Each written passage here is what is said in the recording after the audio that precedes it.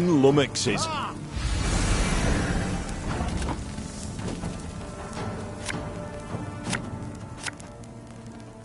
This could hurt.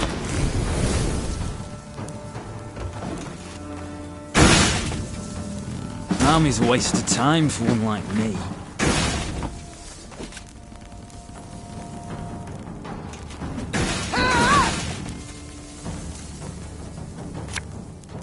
God save the Queen!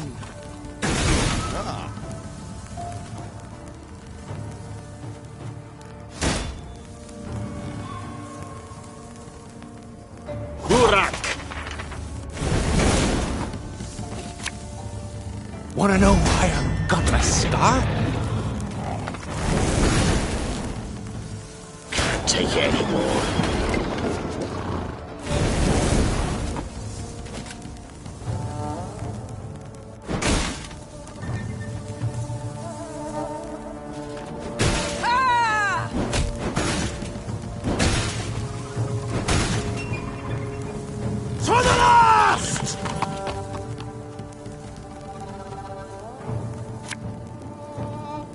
Left, right, left, right.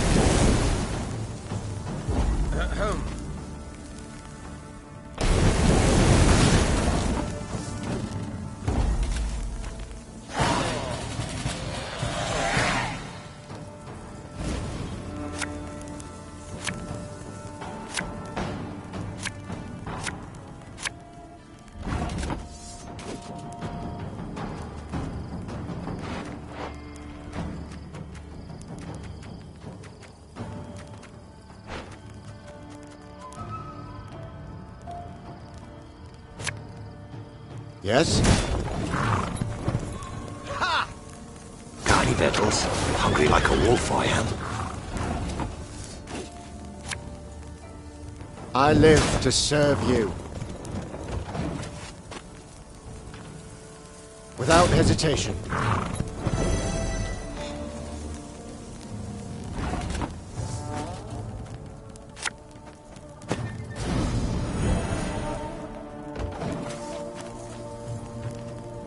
As you command.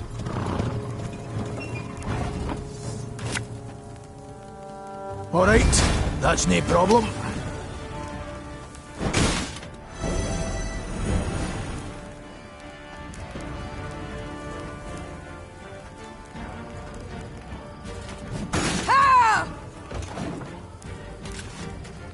Must be an important lesson in this.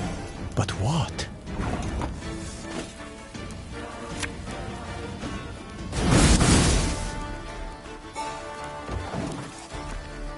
Ha!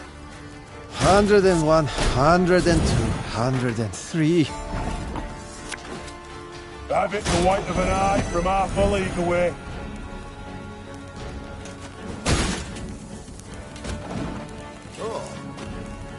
Again and again and again.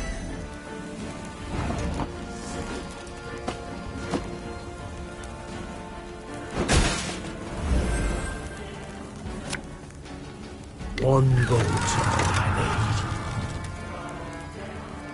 need. Give me a target.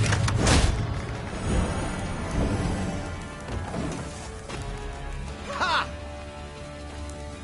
Army's a waste of time for one like me. Nice tedatu. I'd hoped we could solve this some other way. Ah!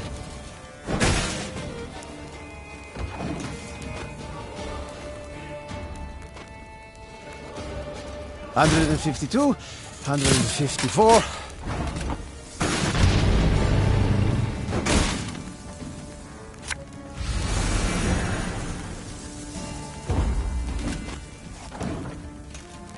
Hail Kerzer!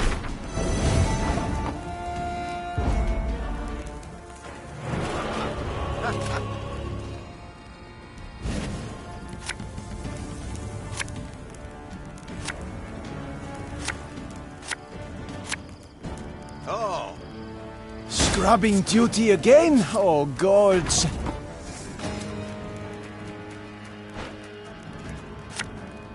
Watch your heads!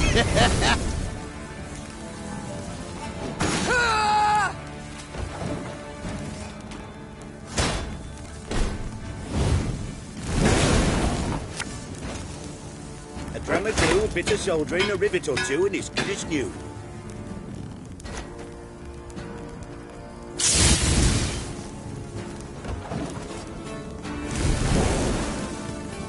Go on, Encader!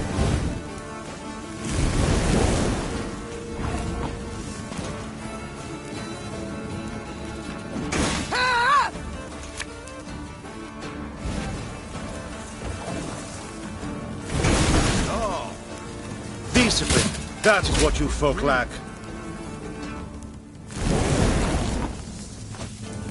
Hey, hey, don't toss that. It's perfectly usable.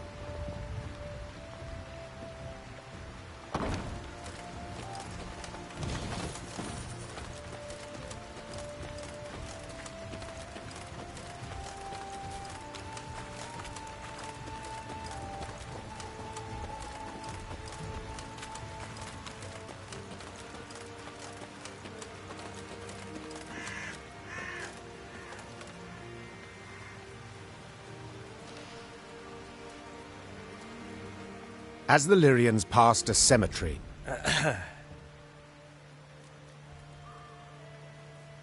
Meve nodded in agreement, then made as if to ride on. Yet Gascon had hardly entered the cemetery when the Queen turned and followed. Gascon quickly realized he was not alone. Oh, Meve. Had I been plotting to do you no good, I'd not have announced I was sneaking off to do it. What do you mean? Come now, Meve, don't play the fool. You don't trust me, so you followed. Probably thought I'd commune with Ep Dahi in some crypt. Nay, better, the conclave of mages. Well, rest assured then. For if I truly had something I wanted to conceal, I dare say you'd not have noticed me slip off.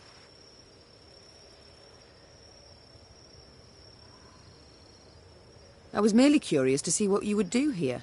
Ah, indeed. It is rather curious what folk do in cemeteries. Play tiddlywinks, perhaps? Or take in the sun? Gascon, I've grown used to you bending the rules of decorum, but now you overstep, sir. You overstep. Oh, will you have me flogged? Hold your tongue, sir, or I shall indeed.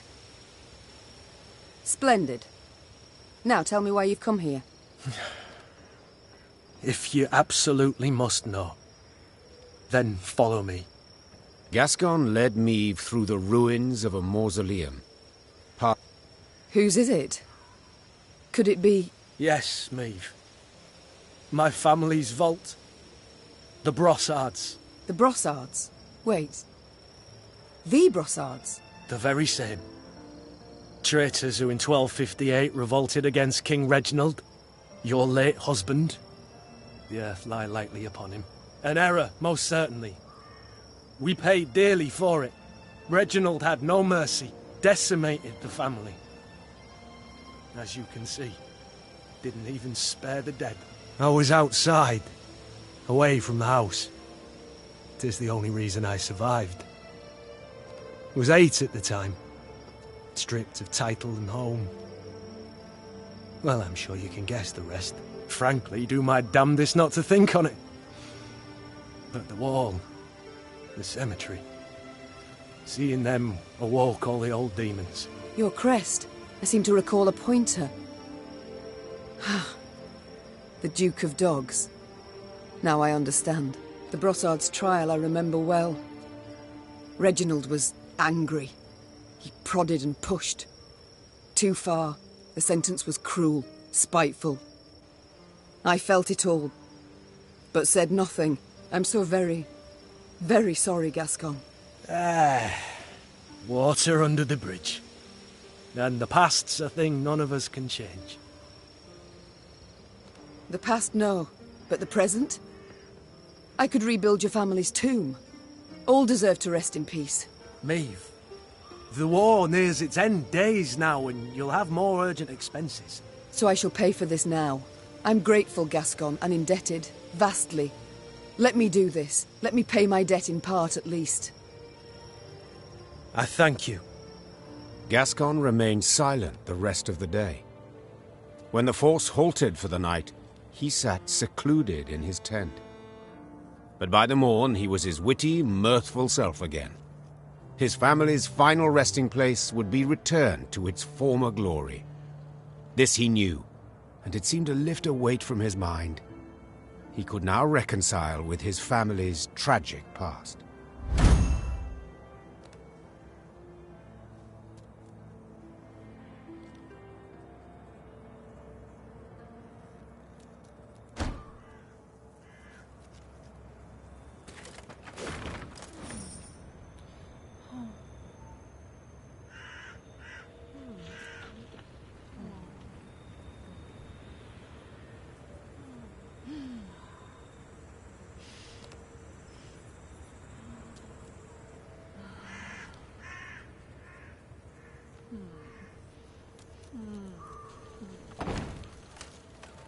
Good Mother, grant him eternal peace.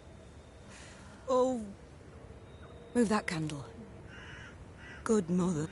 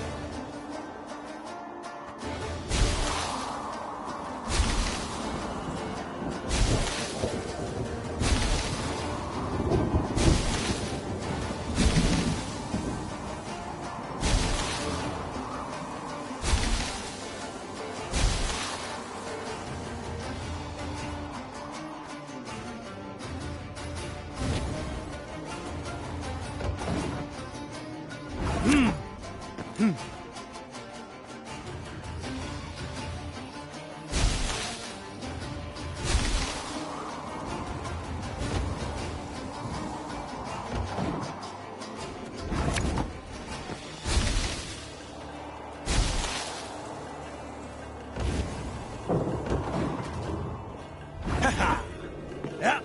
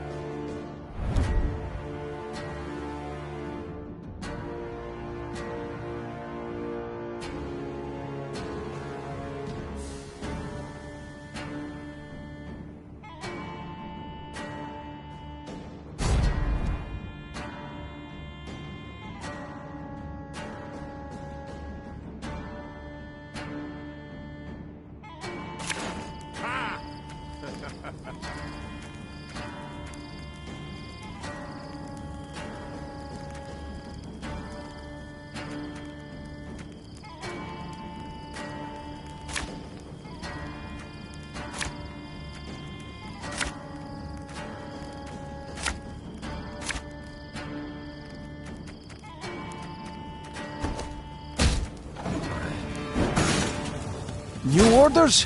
No?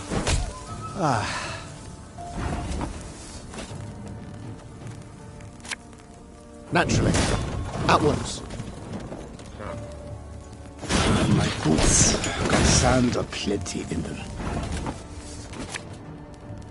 You can try to win them all, but you won't.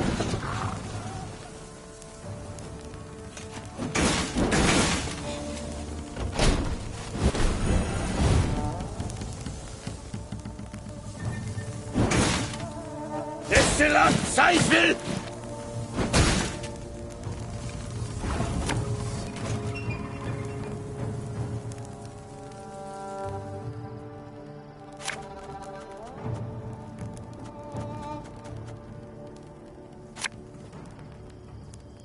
Army's a waste of time for one like me.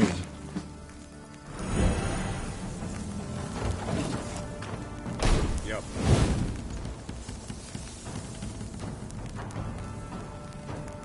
Eddard Fane!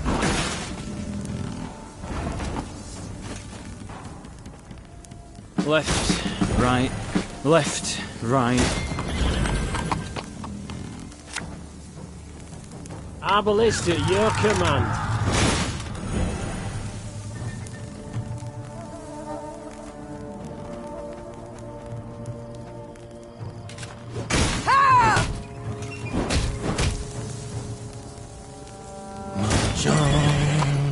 John.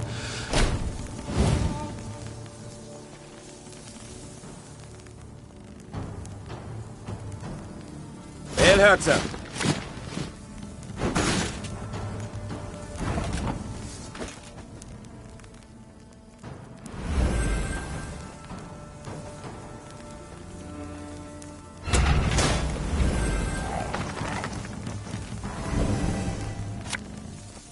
Watch your heads!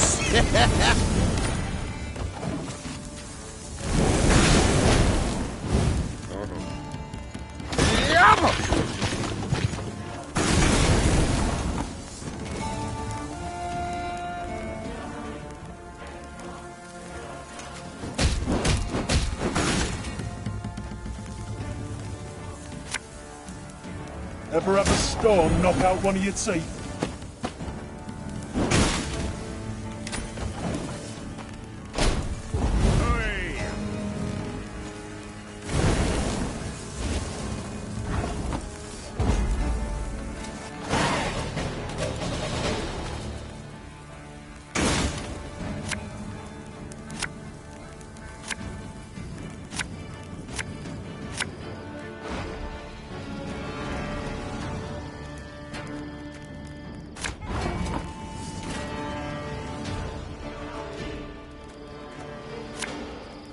Yes? Must be an important lesson in this. But what?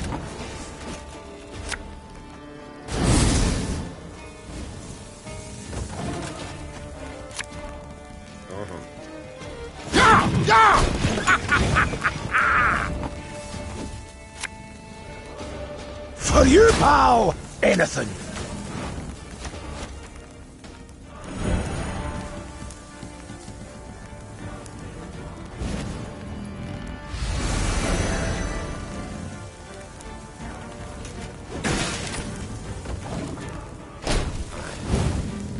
Life is mine now.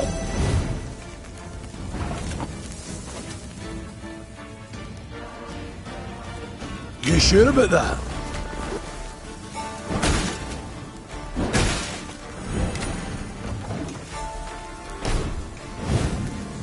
My boots got sand aplenty in them.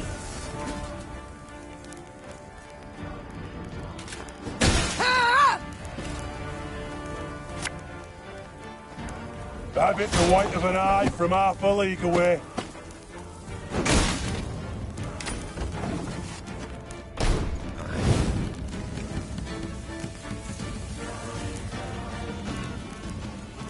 Of course, as you wish, master.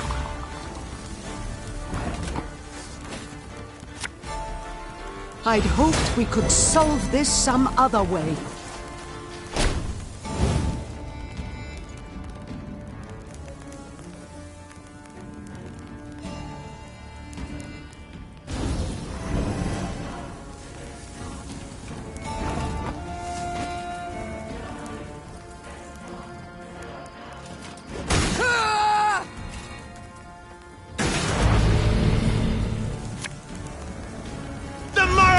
Drink with our forefathers!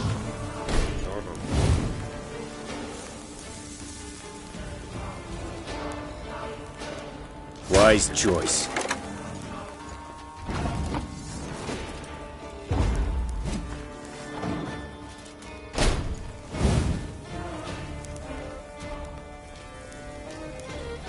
Very glad.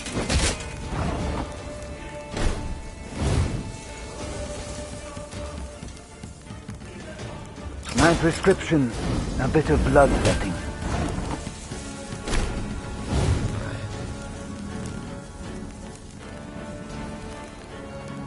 Order!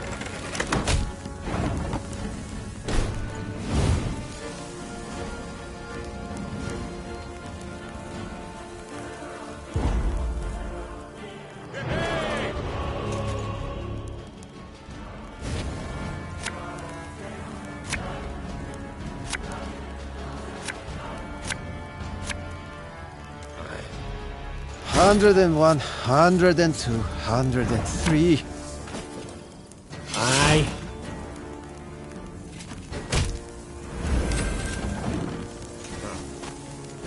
Life is mine now.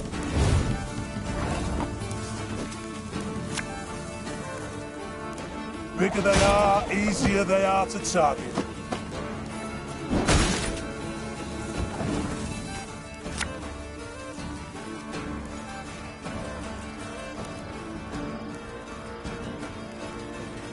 Ruan Kazer!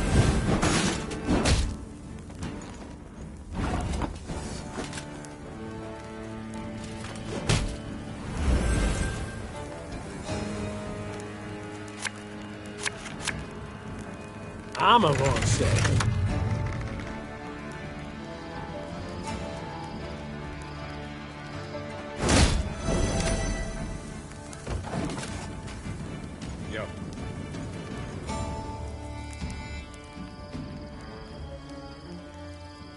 Discipline. That is what you folk lack.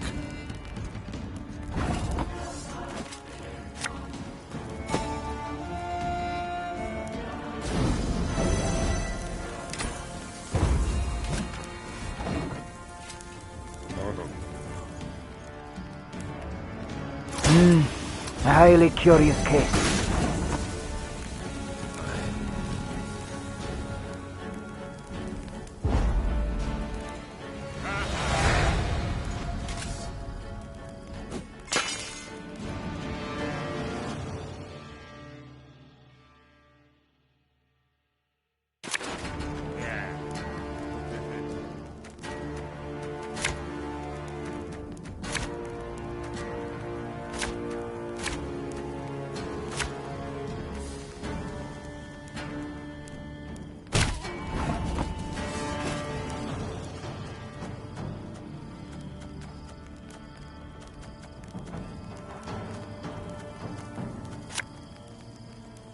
God save the Queen! To the last! Egreutro dum anime est, spes est.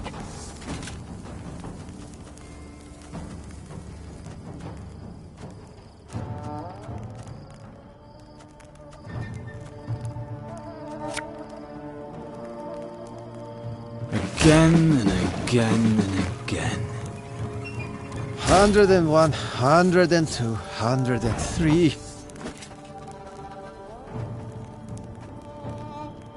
Have it the white of an eye from half a league away.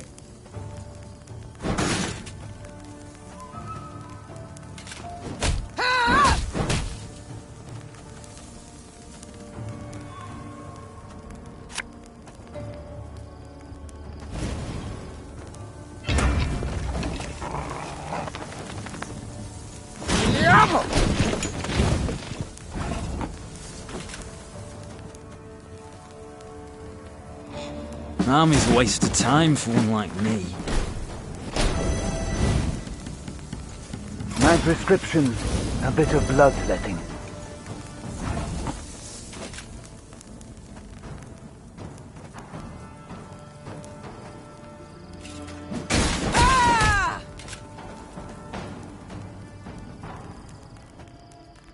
Can't take it anymore. One bolt I need.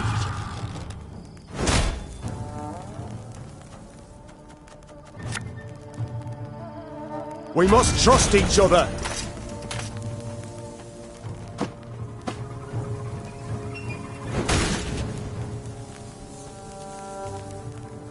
Bigger they are, easier they are to target.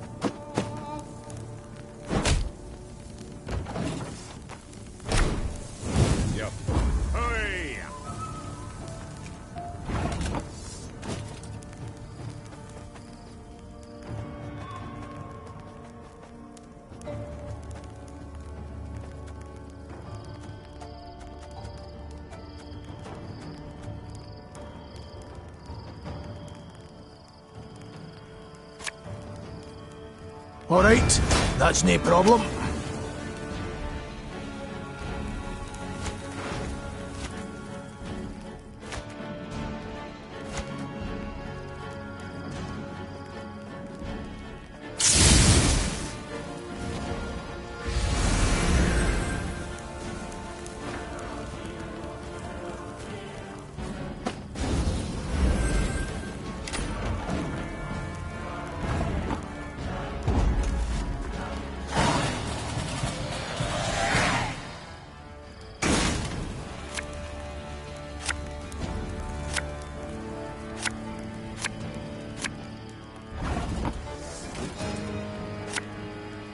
Naturally. At once. 152, 154. Yes? Scrubbing duty again? Oh, gods. Something from nothing? It's exactly what I do.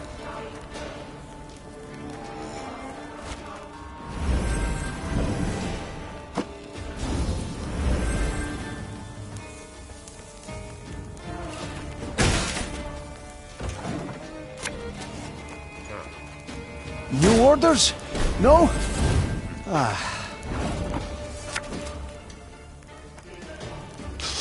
I smell a leak.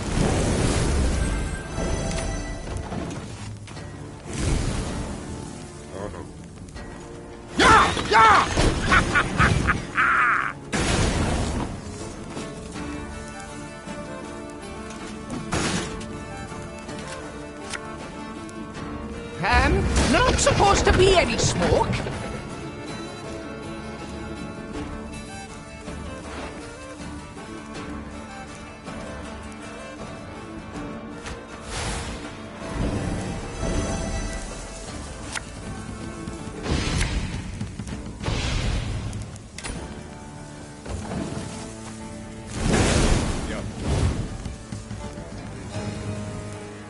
Hellcats out!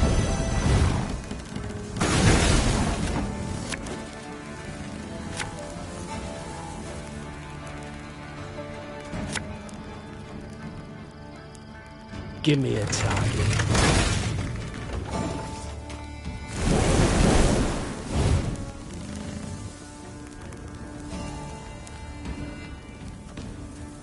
Herzer.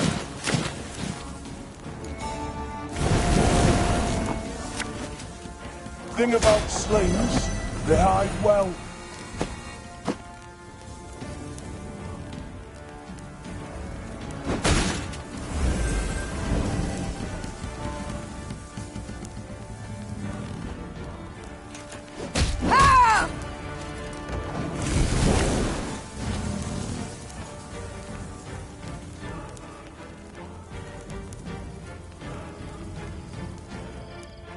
Yes.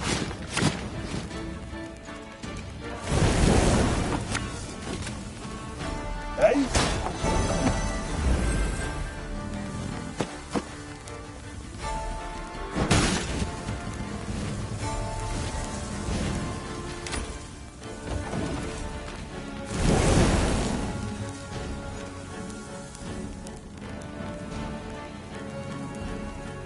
Order!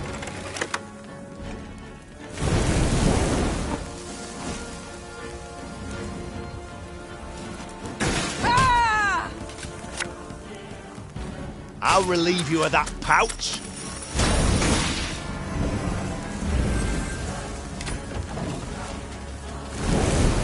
Yep.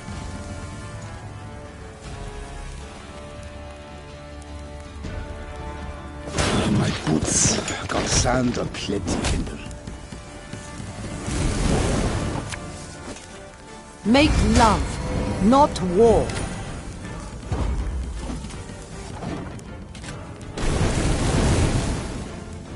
Life is mine now.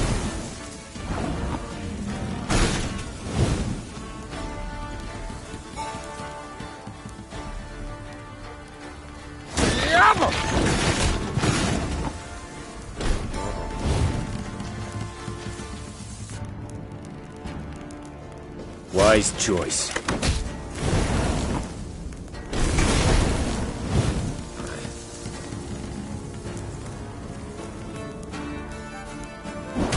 Go on, Enkazel!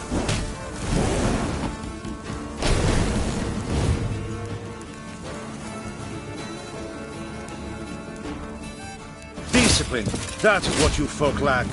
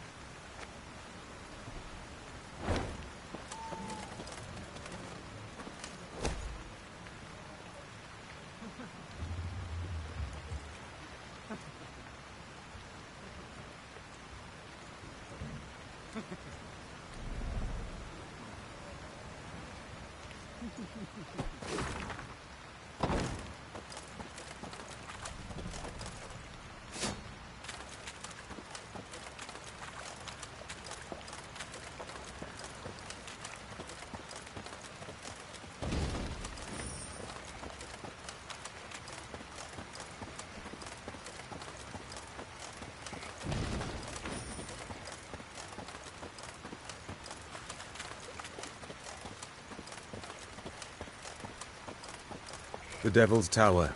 We draw near, your grace. No sign of Willem yet, far as I can see. Unsurprising. Prompt he never was.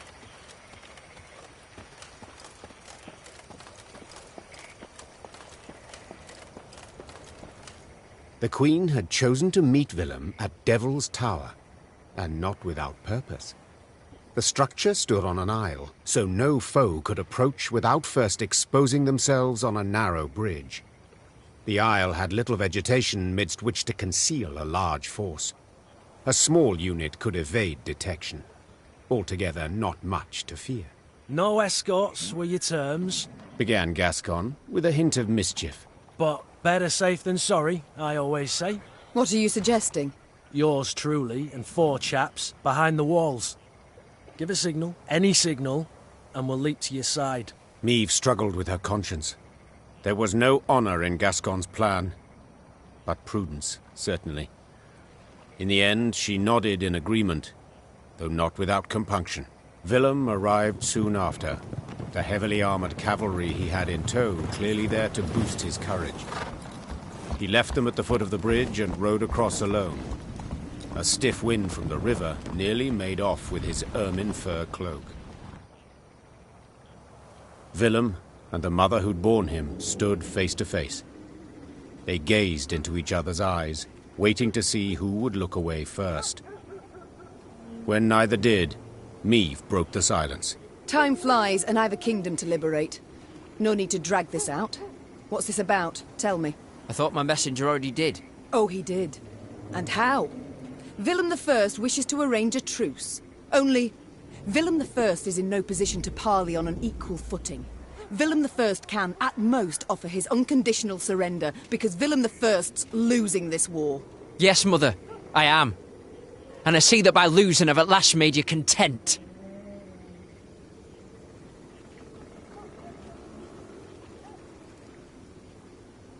Willem, we do not meet as mother and son. We meet only as leaders of 2 armies at war. Can you separate the two? Truly? I must. If only not to lose my mind. I see.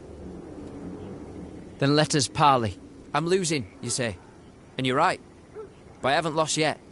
And have no intention to surrender. I am ready, however, to renounce my fealty to the Empire and pledge my forces to you.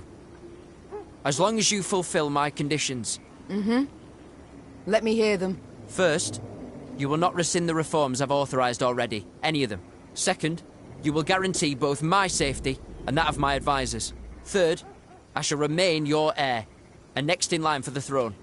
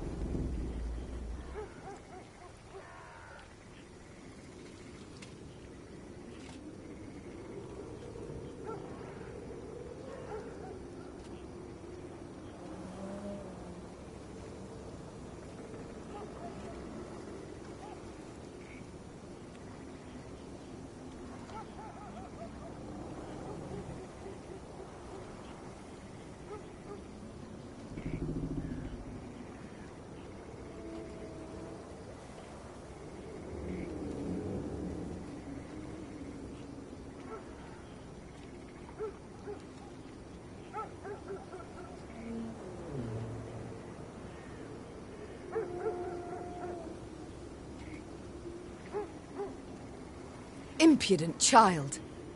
Insolent beyond all measure. Well, I had to try.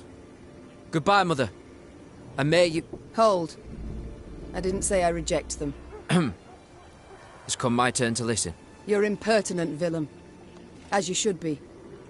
Any future king must be certain of himself and his judgments. Rely on none but himself.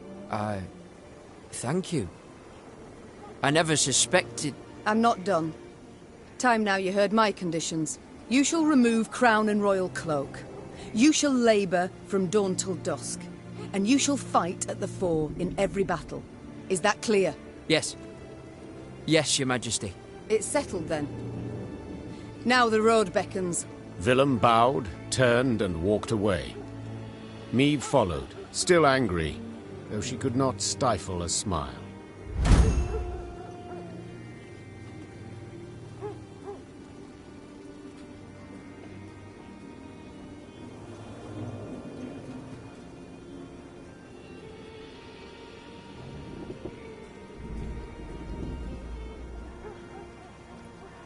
Soon thereafter, Meve's army set out towards Rivia Castle.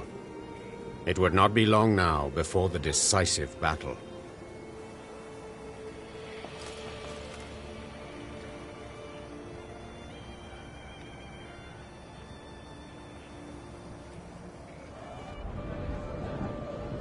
How do you fare, my son?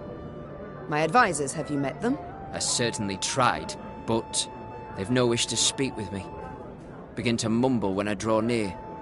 Even the ridiculously reverent Count Rainha. Well, suspicion must still grip their minds. And for good reason, you must admit. Yes. I've got a lot of work ahead of me, that's plain to see. And you shall get to it straight away. As soon as we've spoken.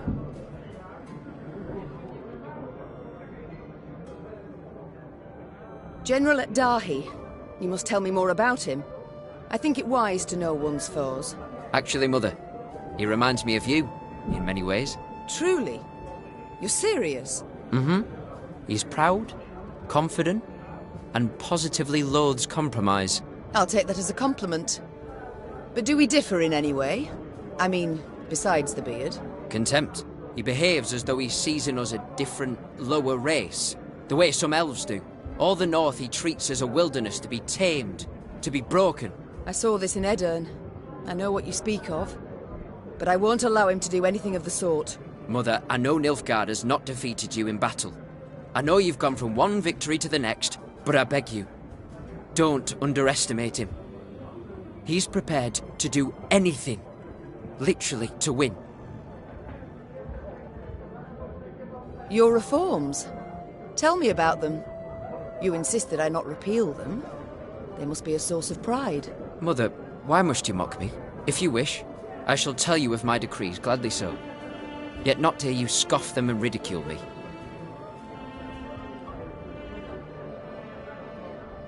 If there's any merit to them, you've naught to fear. Now tell me. I began by clarifying key aspects of the rights of spoil and staple.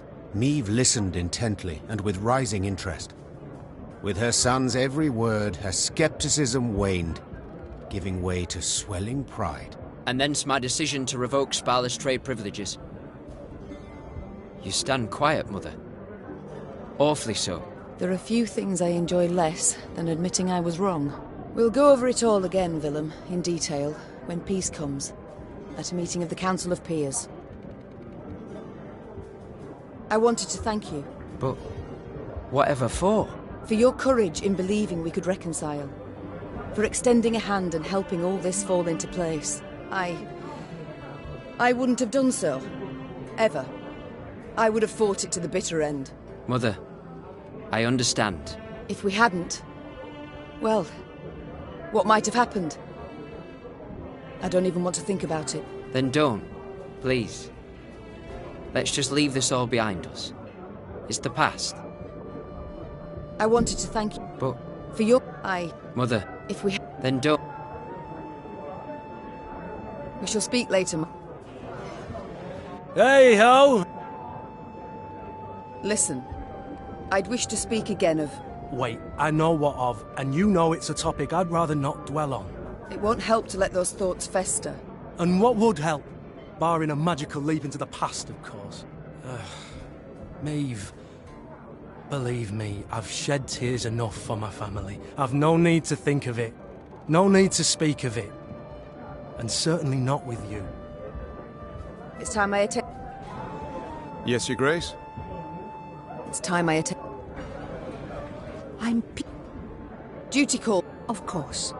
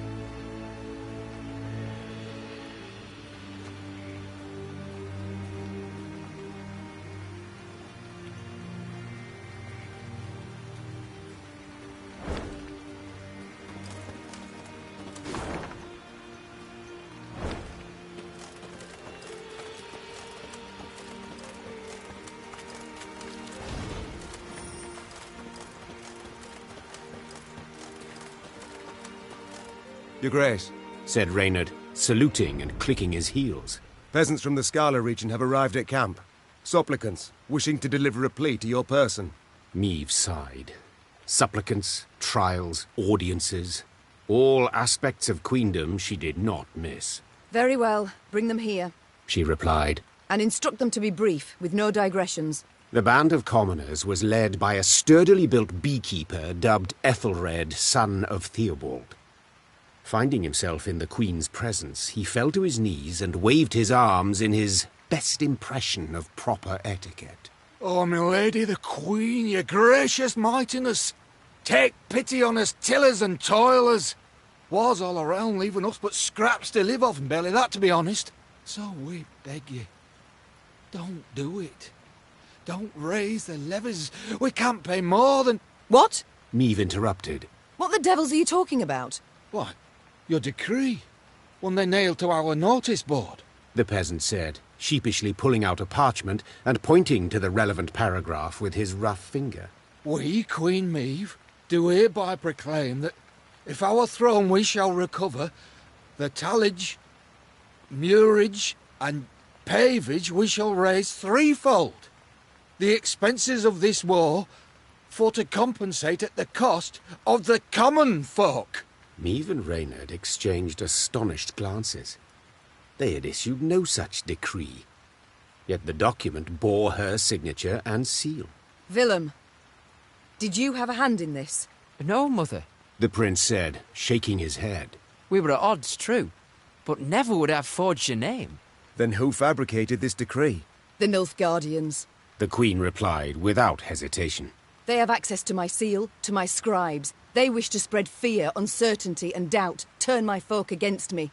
And they are liars without any honour. The Queen tore the falsified document to shreds. Knowing this would solve nothing, she had to find the printers churning out these fakeries and end their run.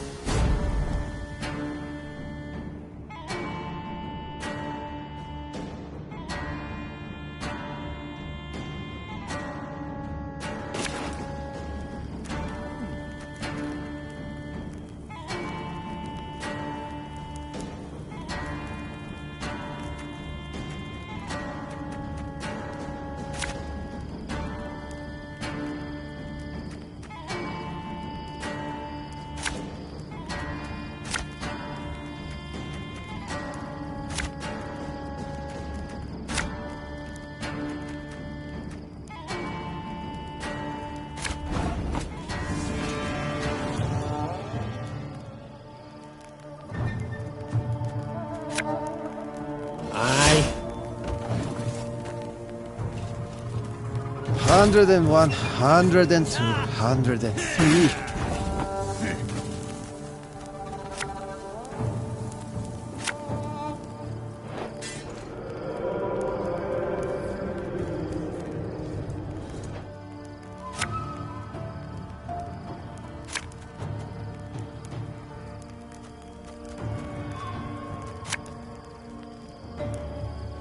Fuck, our arse is moving.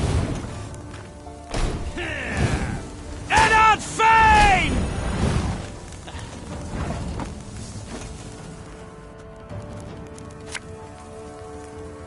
Got any bedrolls? Hungry like a wolf, I am.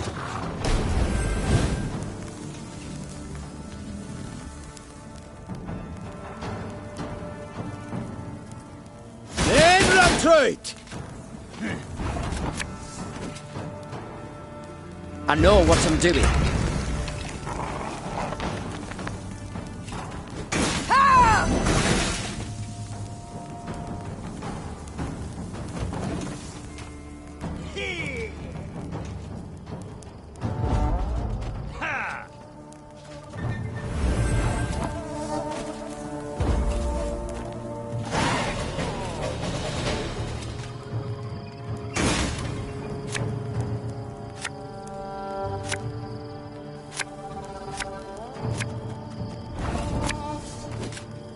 You mad? Don't say that! Yeah. 152, 154. This could hurt.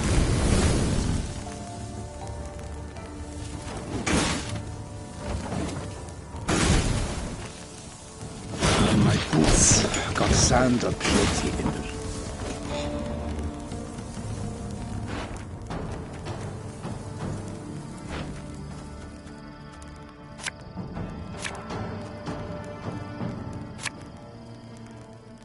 Bigger they are, easier they are to target.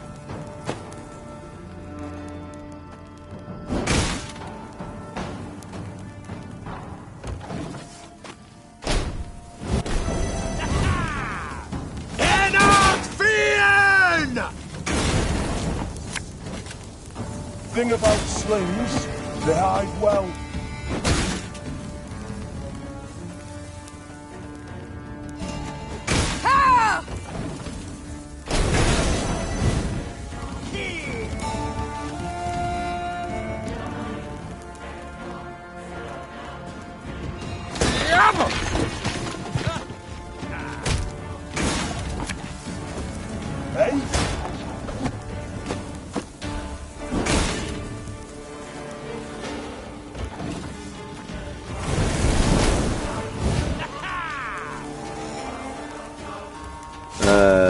Warum?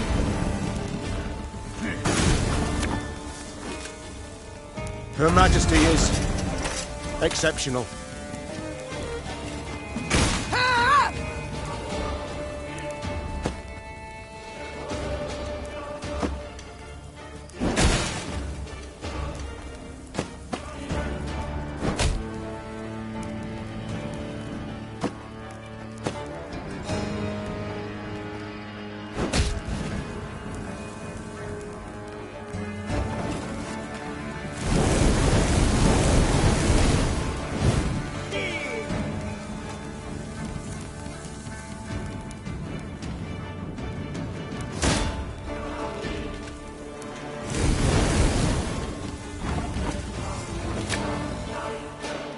You sure about that?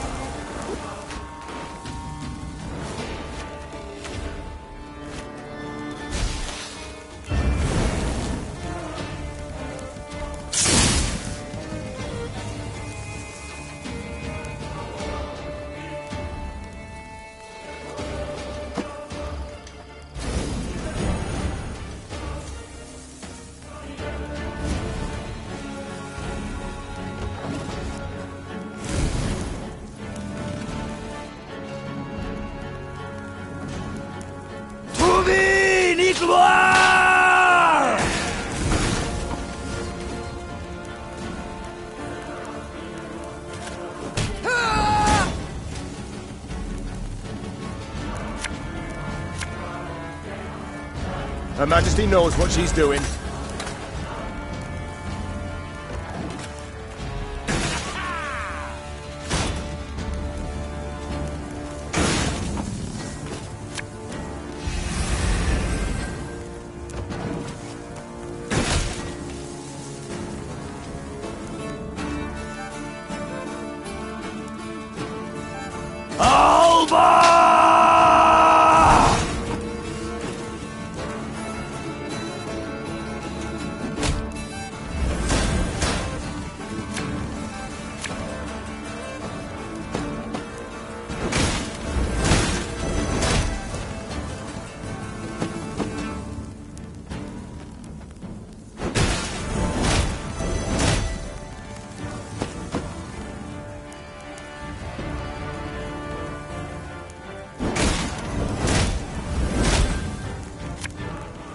Looking to dance, mate?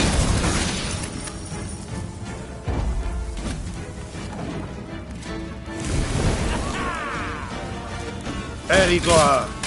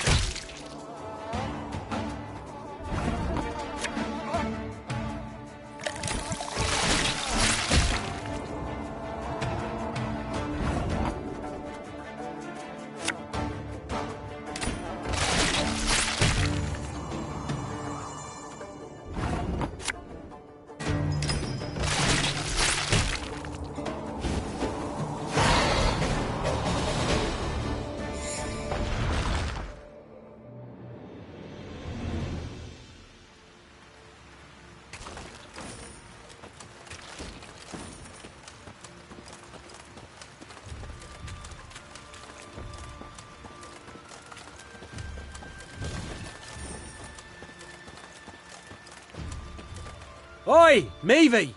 cried Gascon, as usual paying no heed to courtly etiquette. Come here a minute. Would it hurt so terribly to occasionally address me by Your Grace or Your Majesty? I didn't want to be petty, but since you bring it up, you've never once addressed me as the Duke of Dogs. Meve sighed, rolling her eyes. Get on with it. My lads jumped one of the Blackclad's transports. Guess what they were hauling? Gascon handed Meve a pot filled to the brim with a thick, dark fluid. Paint? Close. Printer's ink. Same tone used in those phony decrees. Meve spun on her heel, put a hand to her mouth, and yelled, Reynard! Send scouts to comb the area!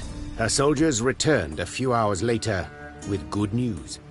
They were able to find a Nilfgaardian printer's workshop hidden in an abandoned barn. It was guarded by a division of elite infantry. Right, so? Gascon thumbed the edge of his blade. Shall we stop the presses? Time for the Nilfgaardians to publish a retraction. Spoke the Queen as she drew her sword. Signed with their own blood. Follow me! The Lyrians did not need to be told twice. Their Queen's honor, her good name, that was a cause well worth fighting for.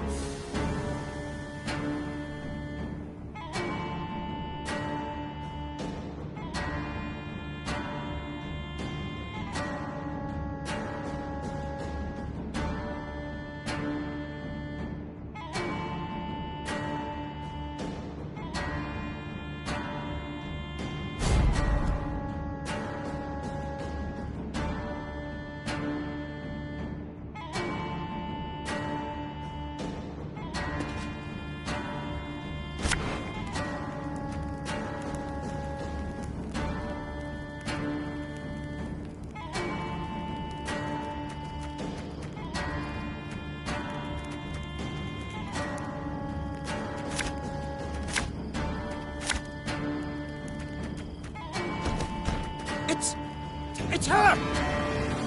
Yes, you fool her! Sound the alarm! Larum!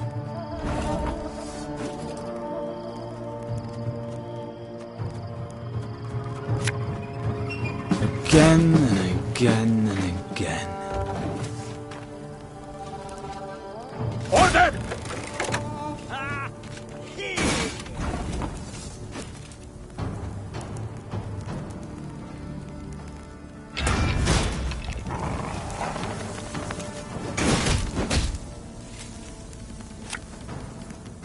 Have it the white of an eye from half a league away. Life is mine now.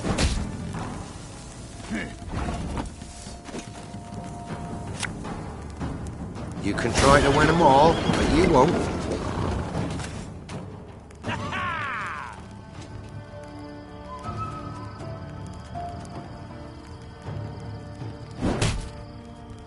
Discipline, that is what you folk lack.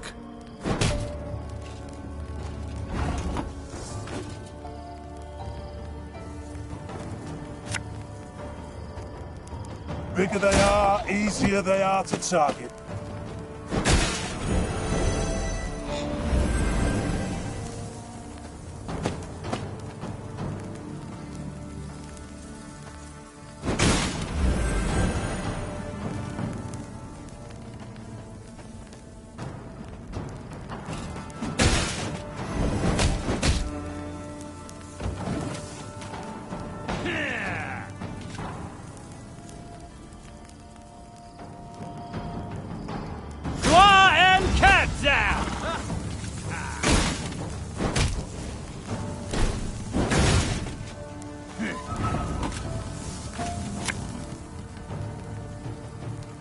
Thing about slings, they hide well.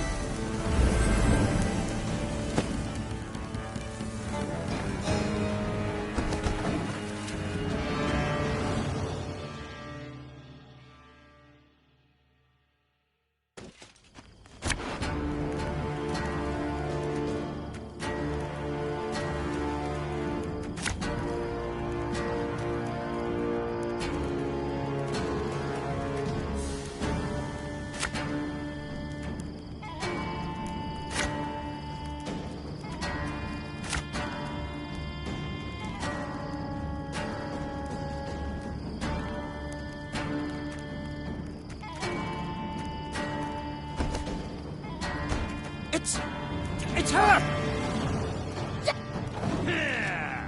Order!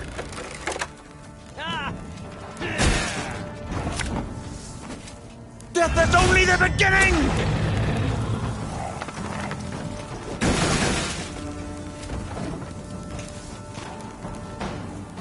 Discipline. That is what you folk lack.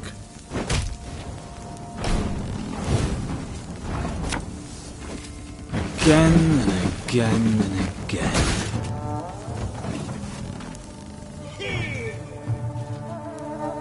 Life is mine now.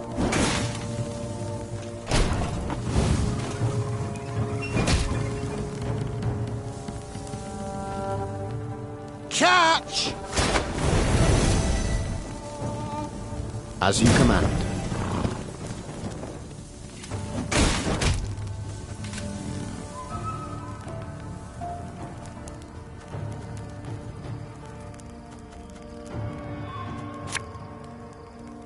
Hey?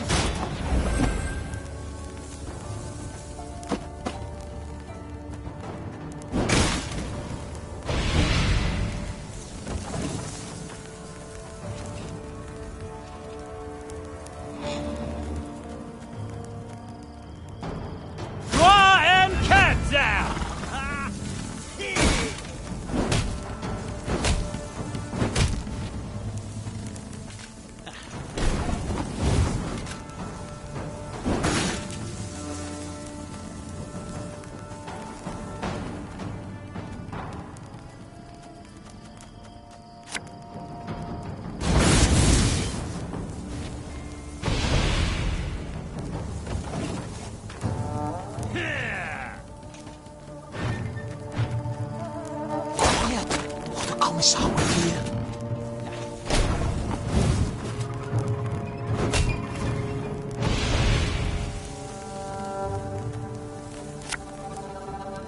Necessity. Invention's mum.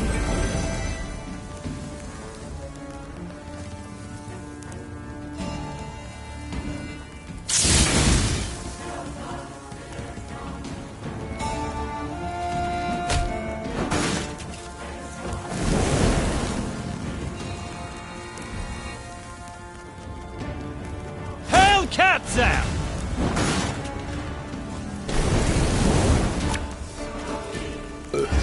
Sorry, turnips back for an encore.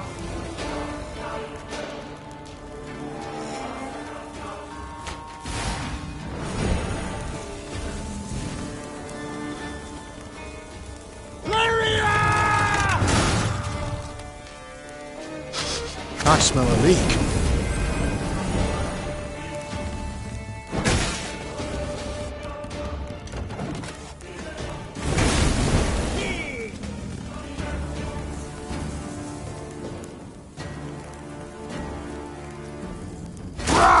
Scheiß! In Trade!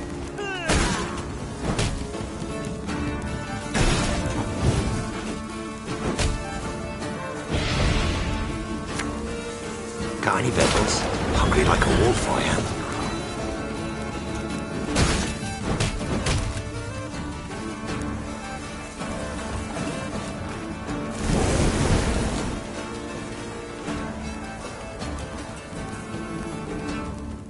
Off to the front yet again.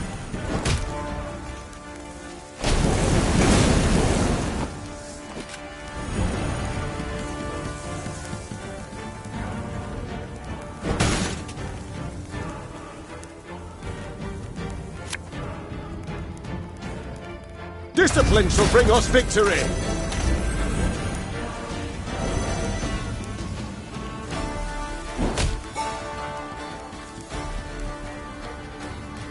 Oh, could murder a pint.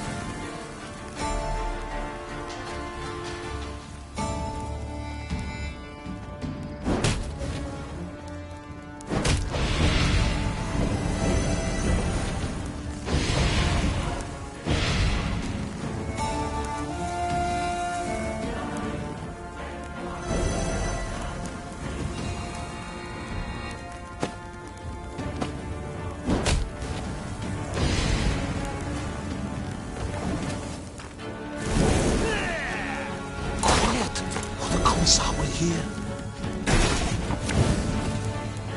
When will you ever learn?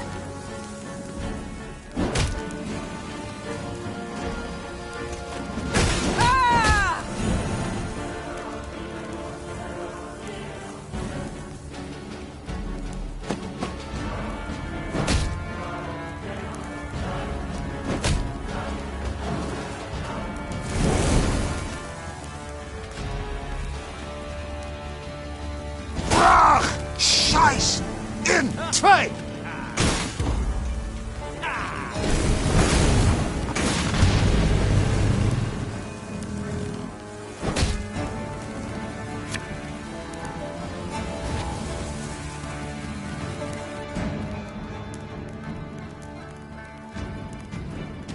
Naturally. At once.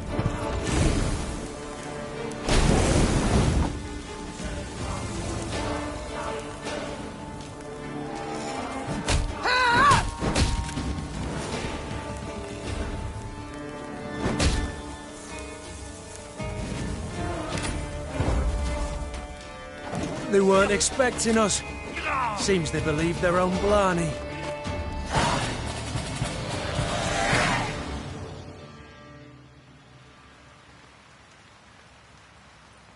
The Nilfgaardians fought fiercely, led by a seasoned covert agent. Seeing he would soon fall into enemy hands, he put a knife to his throat and, in a quick slash, sent blood pouring over paper and still wet ink. Rainha leapt towards him, trying to stanch the red tide. But it was too late, and the spy's secrets perished with his last gargled breath. Meve picked up a freshly printed pamphlet. The document listed her many crimes and misdeeds, the true and the manufactured alike. Above the main body of the text, an etching depicted her, well, in a very unflattering manner. How about a taste of their own medicine? Asked Gascon, piecing blocks of type into a scathingly foul phrase. Me and the lads will scratch out a couplet about Ep Dahi, spread it around the countryside, give the folk a hearty laugh at those tossers' expense. Yes, these presses should be put to good use. The Queen said. But printing lewd jests is not it. We must spread facts. Tell what the Nilfgaardians did in Aldersburg, how they tried to murder me in Mahakam and Angren, what fate lies in store for those they conquer. Gascon grew serious and set the ink-stained type back down. Get to work. Before the sun sets, I wish to hold the first document in my hands. Soon, in every town, village and tavern, there hung a notice detailing Nilfgaard's crimes. The outraged Rivians did what they could to strengthen the Queen's army, some by offering coin, others by joining her ranks.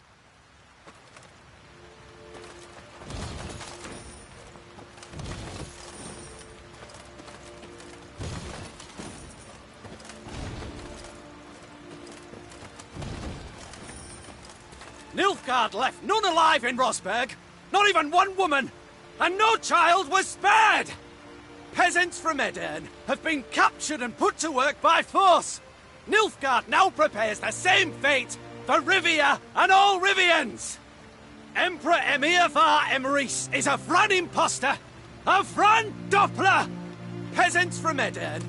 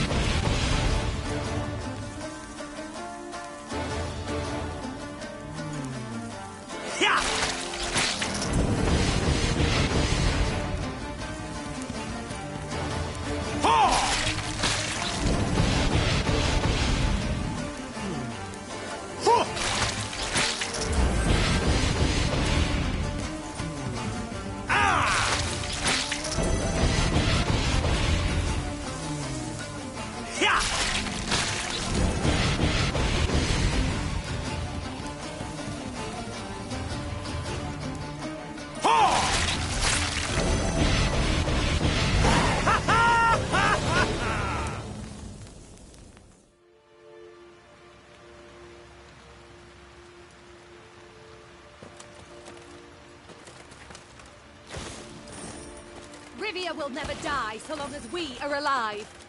Nilfgaard will not spit in our maws.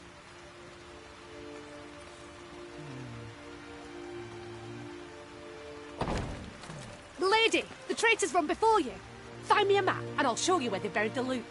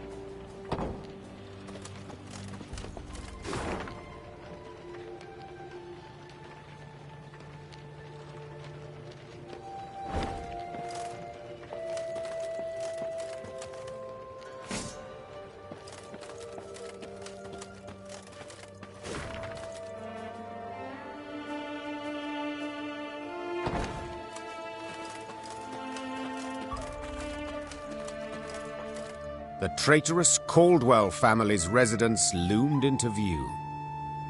Against the horizon, it looked suitably sinister. Yet the manor had changed since Meve last saw it.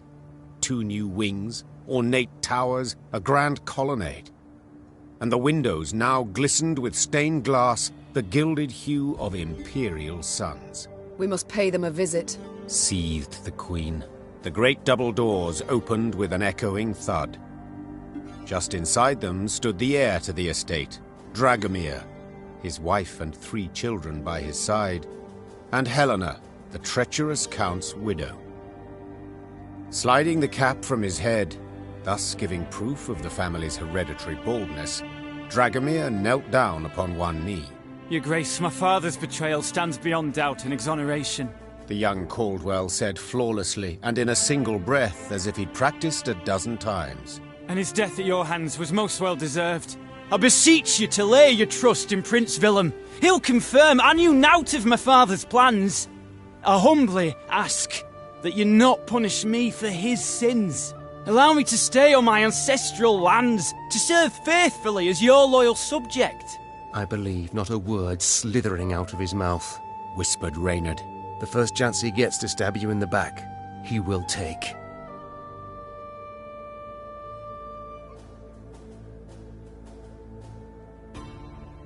Convenient to make this request now, don't you think? Why not earlier? Meve asked, crossing her arms and raising her chin. It would have behooved you to send a messenger, once I'd crossed into Rivia. Preferred to speak to you directly, Your Grace, For you held out hope. Hope that the Blackclads would yet defeat me. You stood on their side till the last. No. The Caldwells I trusted once, but I shan't make that error again. You've one day to pack your chattels and go. Leave my country. Dragomir rose from his knee and shook out the cap he'd crushed in supplication. Only ever as a corpse, Your Majesty. He hissed, his vulnerable demeanor gone in a flash. If you'll not take me for your vassal, you must take me as your foe. Men, to arms! At this sign, armed men rushed from the house while archers appeared atop the roof. Clearly, Dragomir had expected to be refused.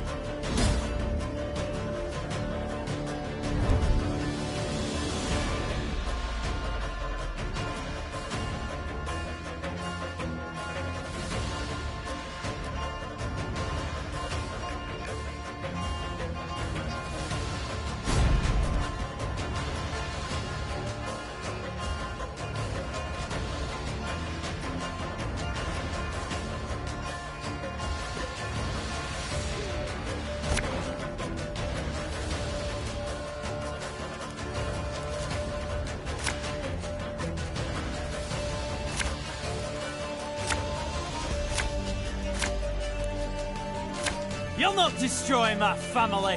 I won't allow it.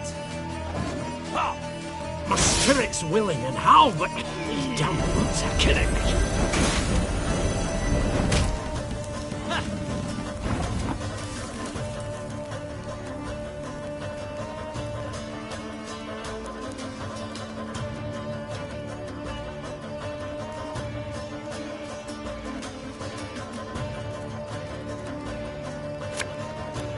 This could hurt. Ah!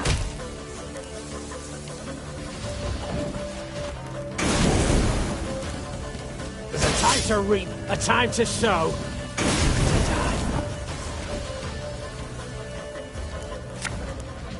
Left, right, left, right.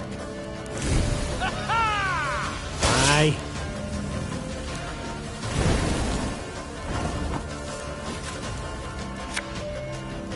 Ever have a storm knock out one of your teeth?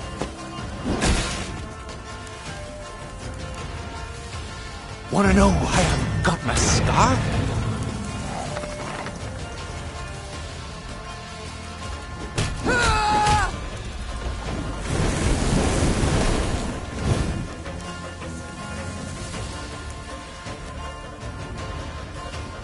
What do you want of me?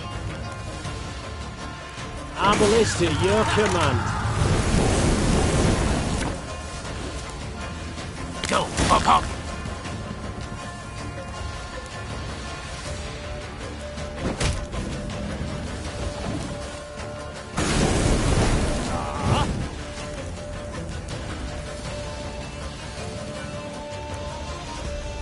sweat like a swine in that jacket. I'm a more sick.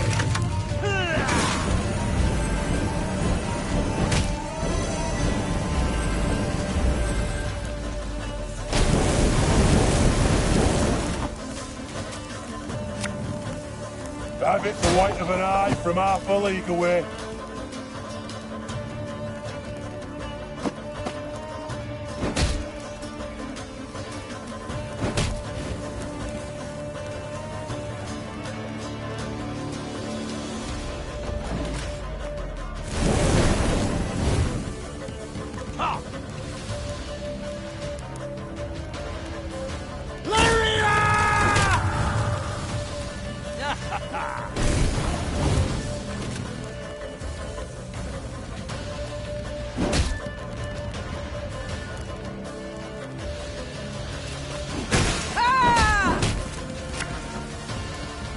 Again and again and again.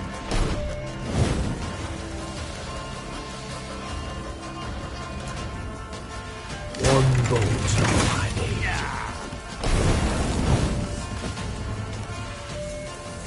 Mahjong, mahjong.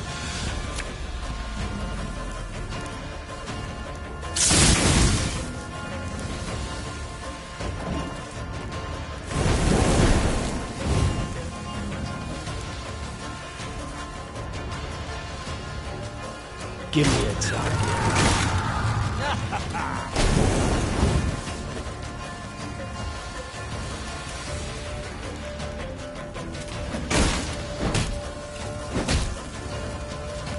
For the Queen! Once a helmet, you've got a pot turned over.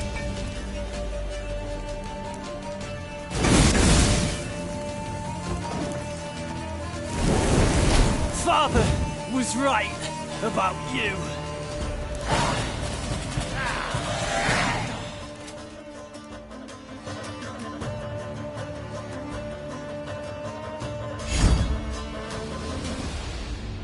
Dragomir lay in the courtyard of his extravagant manor.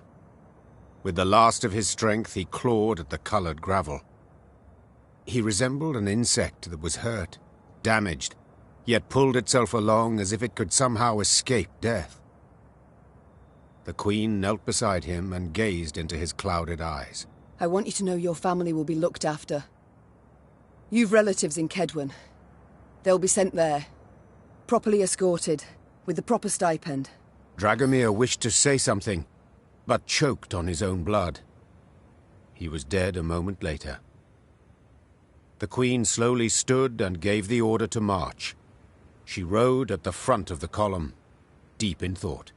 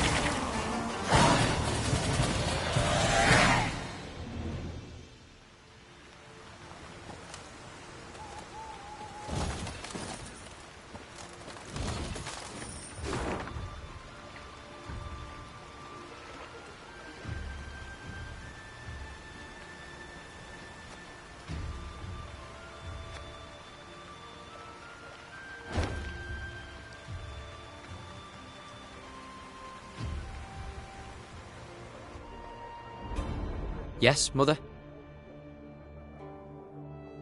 We shall speak...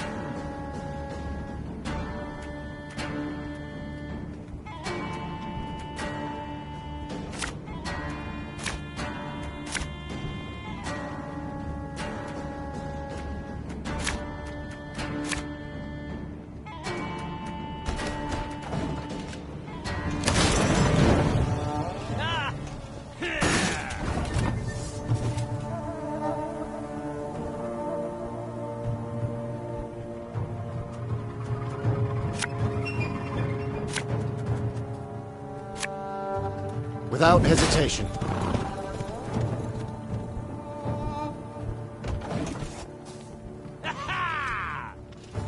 I warned you!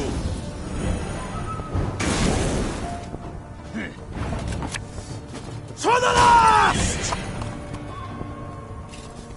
Ha! Yeah!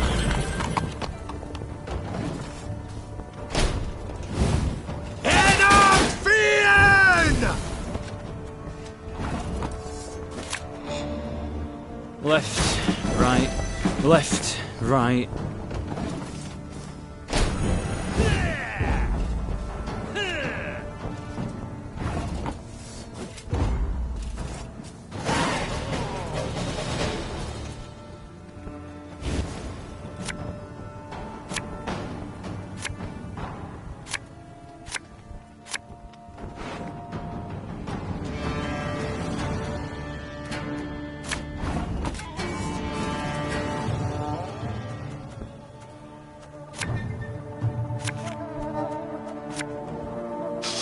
I smell a leak.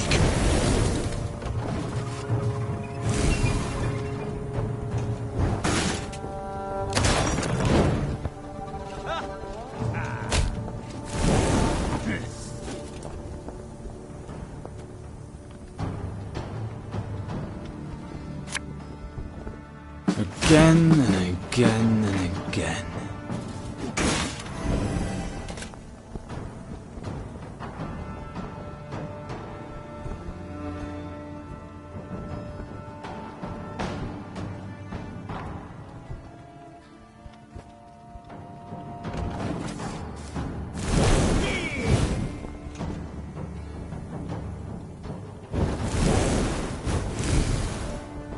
Life is mine now.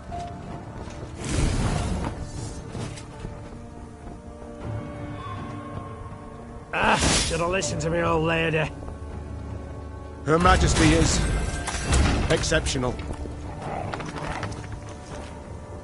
Give me a target.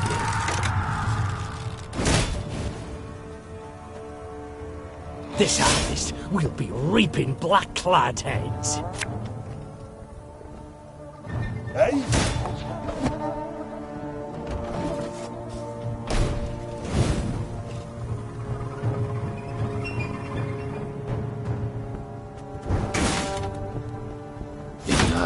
Rainha de Crowfair.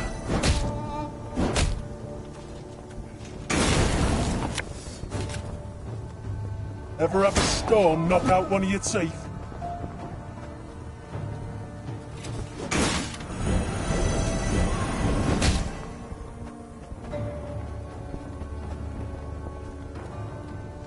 I've hit the white of an eye from half a league away.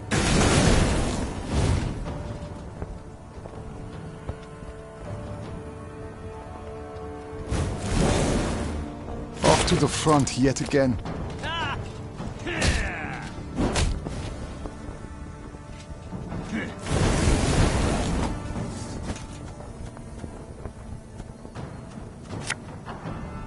Quick and painful this'll be.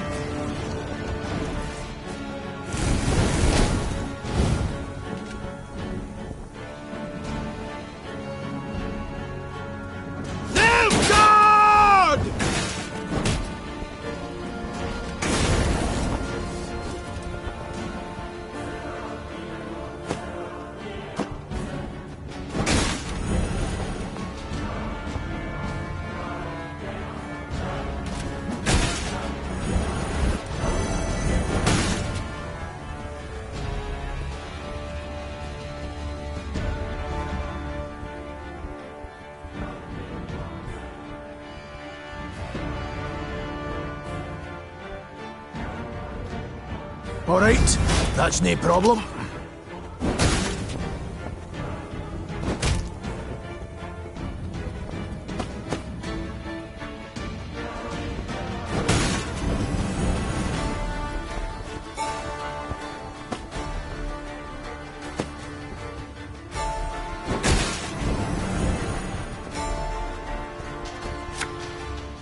Bigger they are, easier they are to target.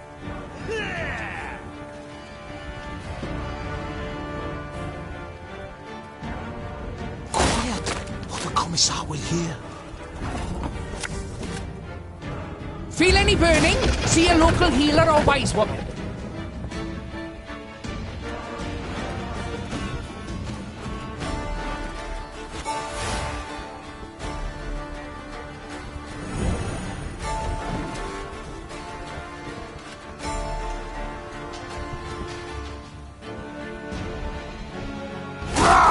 Scheiß in Trade!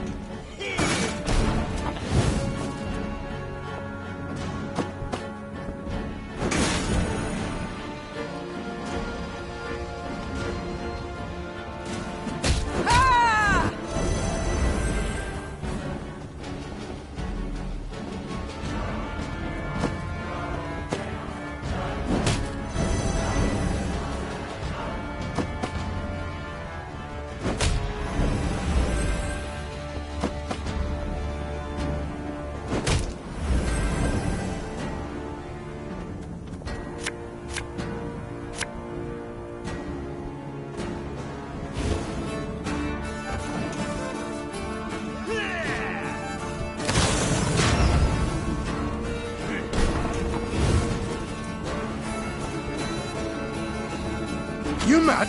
Don't shake that!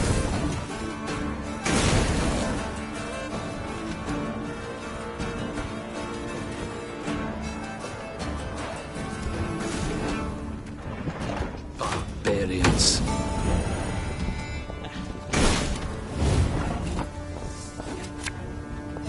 Gotta get our asses moving.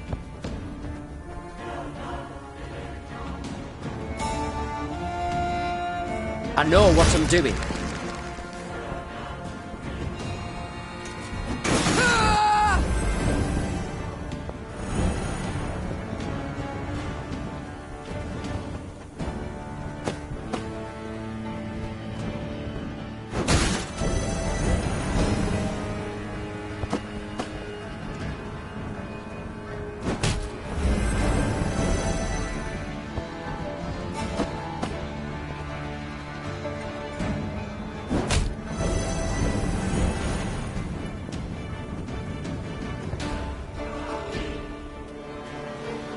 As you command.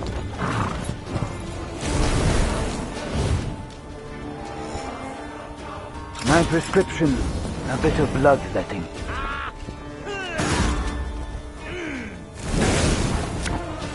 Looking to dance, mate?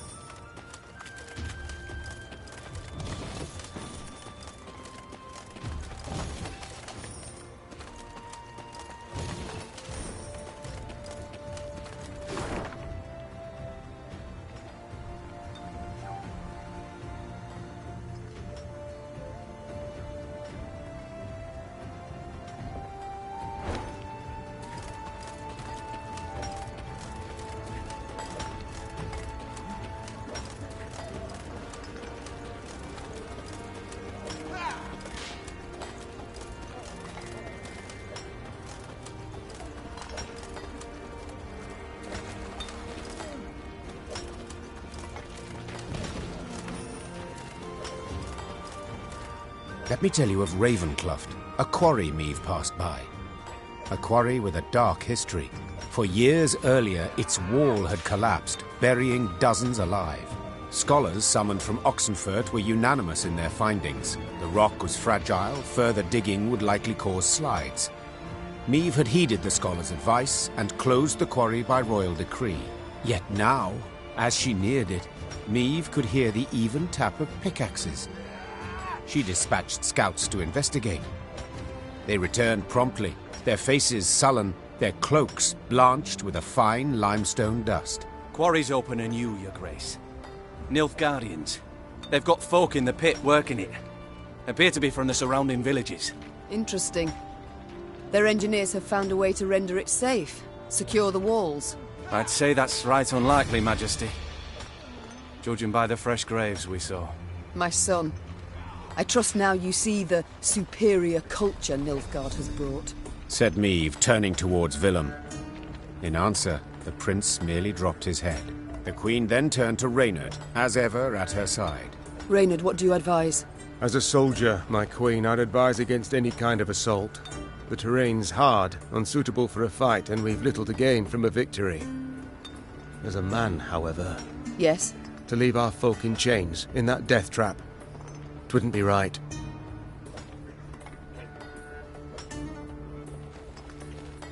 If I were to calculate in heart and mind, keep note of gains and losses... Began Meve. I'd bend the knee to the Imperials, just as Willem did. But bloody arithmetic won't dictate my course. For I do what's just. I do what's right. Follow me! Her troops followed without hesitation, swords in hand, their hearts afire.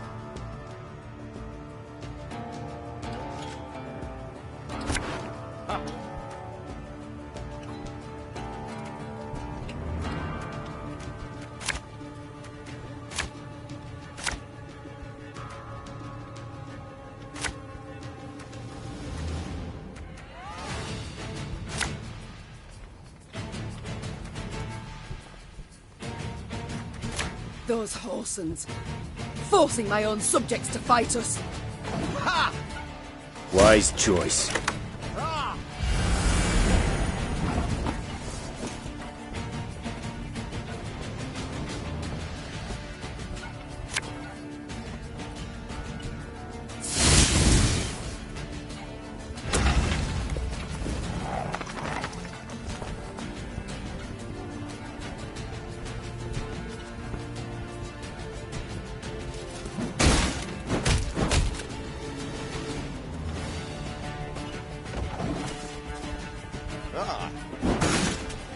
Order!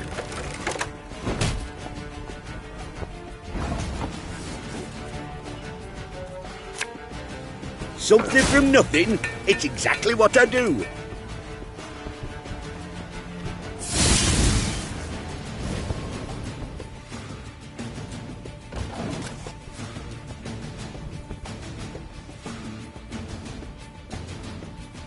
Life is mine now.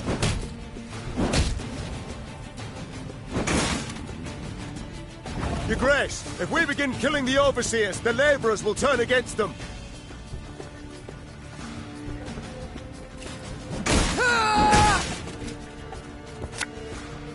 Ever have a storm knock out one of your teeth? The overseers are dead, Your Grace.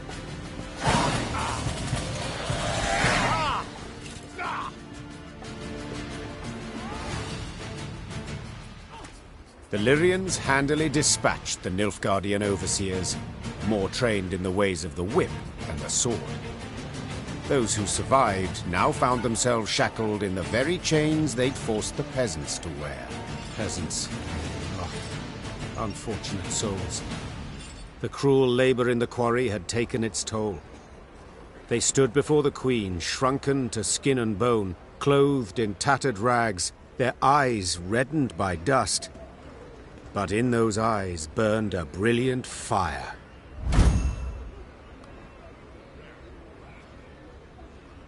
Your Grace, them black-clads treated us like dogs, stripped us of dignity. So we beg you, give us arms, let us march neath your banner. 'Tis a chance at revenge we seek, we want. Reynard leaned towards Meve and spoke in a scarcely audible whisper. Majesty, they've nowt. Not boots, not even foot wraps. To equip the lot, train them, would cost a small fortune.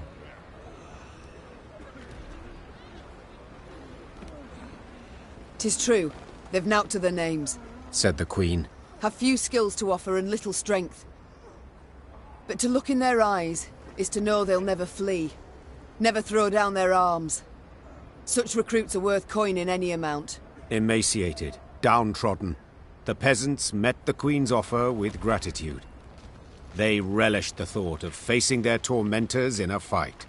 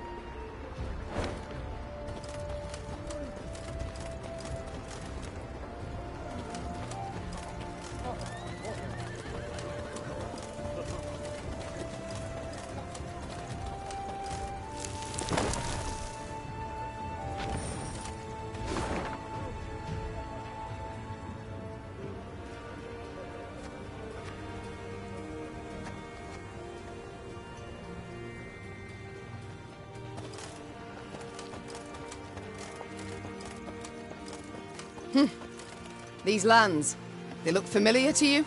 Naturally, Your Grace. They're the venerable Count Caldwell's. War, death, chaos. Everywhere but here. This land's positively pastoral.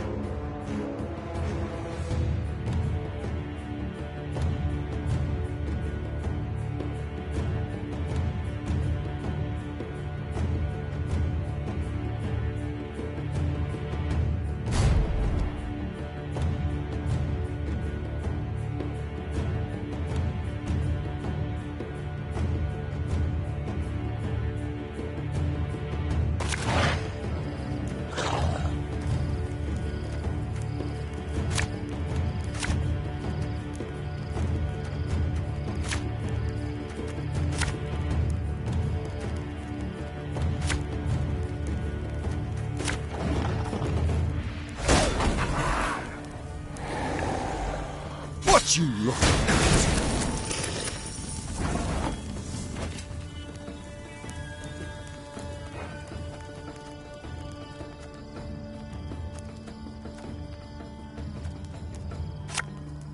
I live to serve you.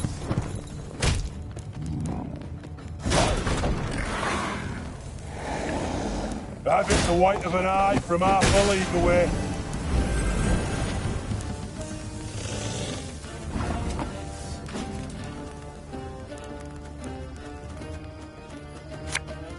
God save the Queen!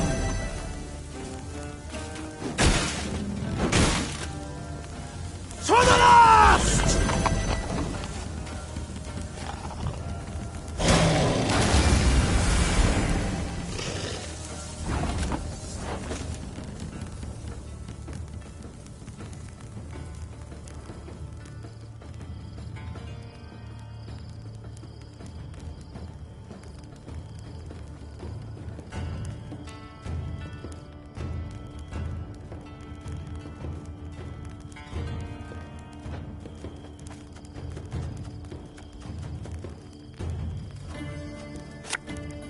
Catch!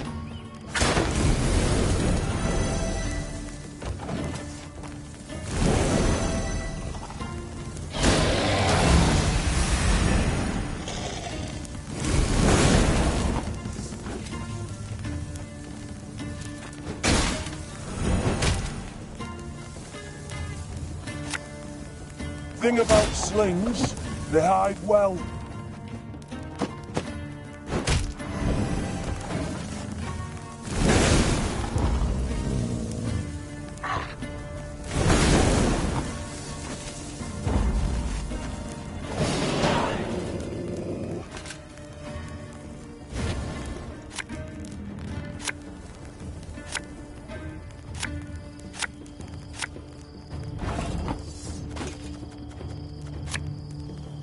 Again and again and again.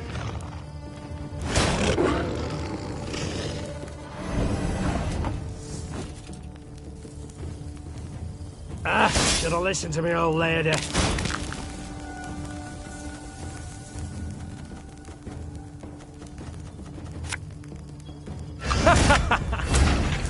Wait, you're serious?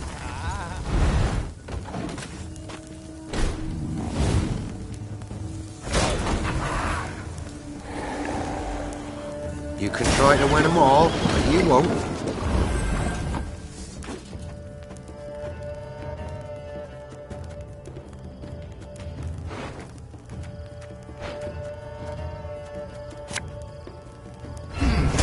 What? Oh, yes, I'm on it.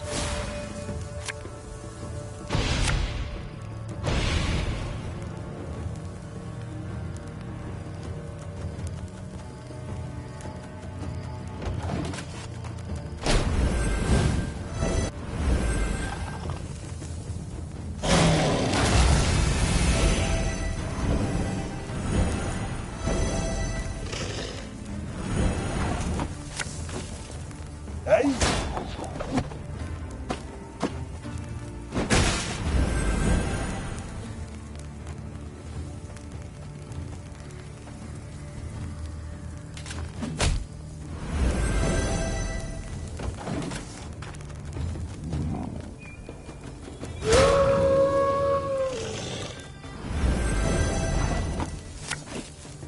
Discipline shall bring us victory! Without hesitation.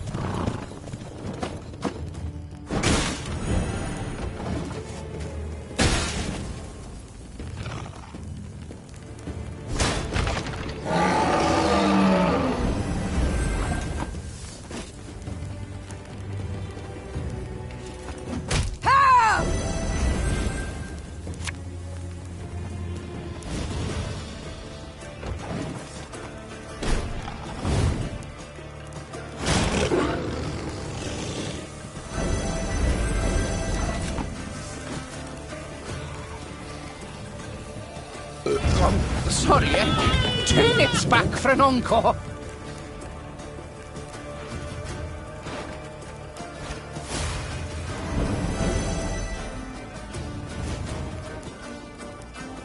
This harvest, we'll be reaping black-clad heads.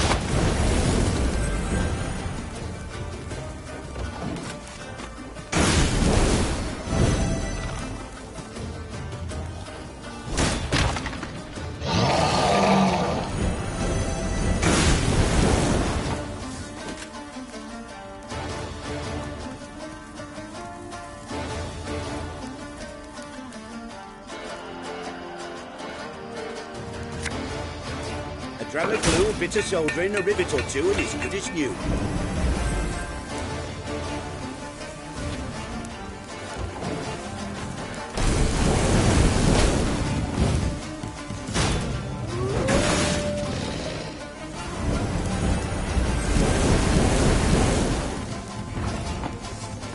I think you'll really like this one.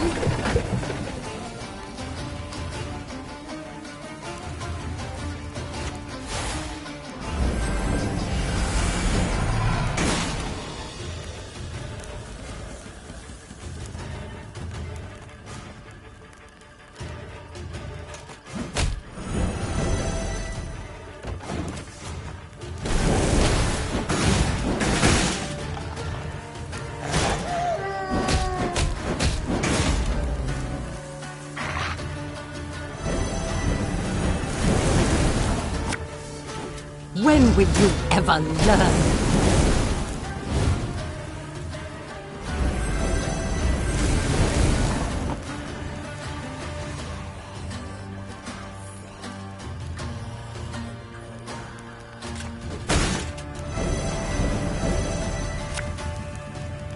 Oh, could murder a pint.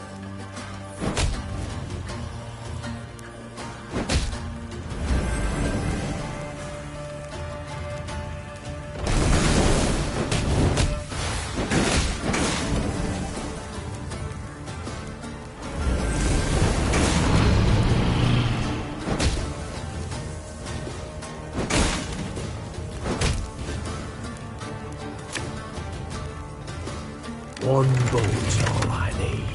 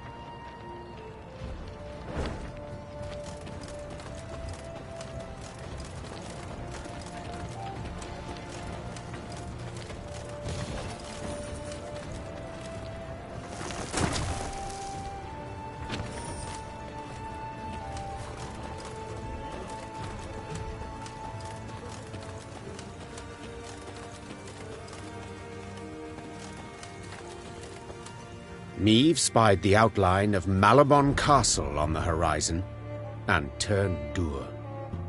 True, no golden suns waved atop its towers, yet that did not mean those within supported her. Malabon belonged to House Obert, long in conflict with Meve's own, and with Meve herself. Behind their ramparts. Do you see them, Reynard? Asked Meve, shaking her head. Countless ballistae, collecting dust, while war rages all around. Perhaps the Oberts will lend us aid, Reynard replied. True, you've been at odds with them in the past, but perhaps now, faced with a common foe. A common foe? Snorted the Queen. You mean Nilfgaard, to whom they opened their gates? Caldwell, whom they supported? They supported me, Mother, Willem said. And I know they share my disappointment with General Epdai's actions. When they see I now stand by your side, they might forget old wrongs. The things I do for the good of my realm. Meve sighed. So be it. Reynard, send a runner to the castle. Tell the Oberts their queen seeks a word.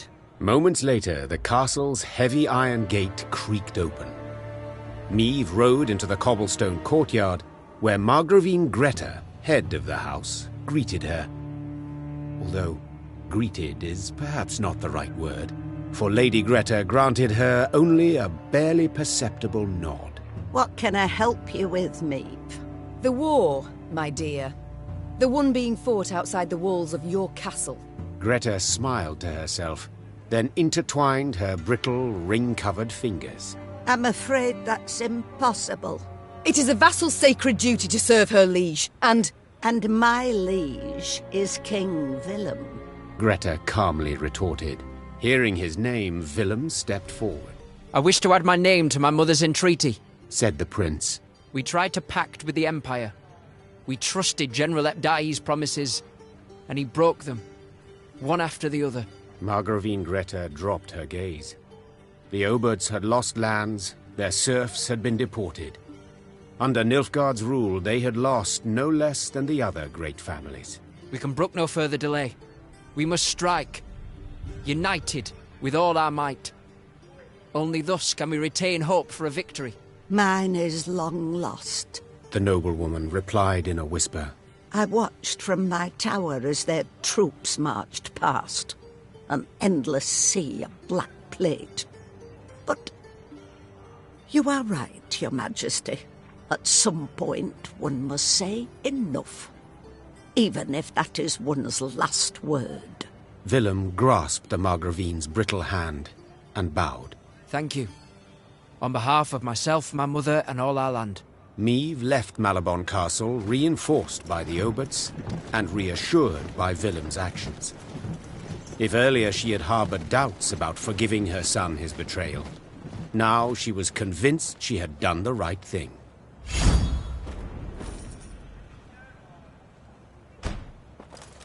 We march with you, Lirian beside Rivian, together at the Blackclads. Prince Willem speaks true.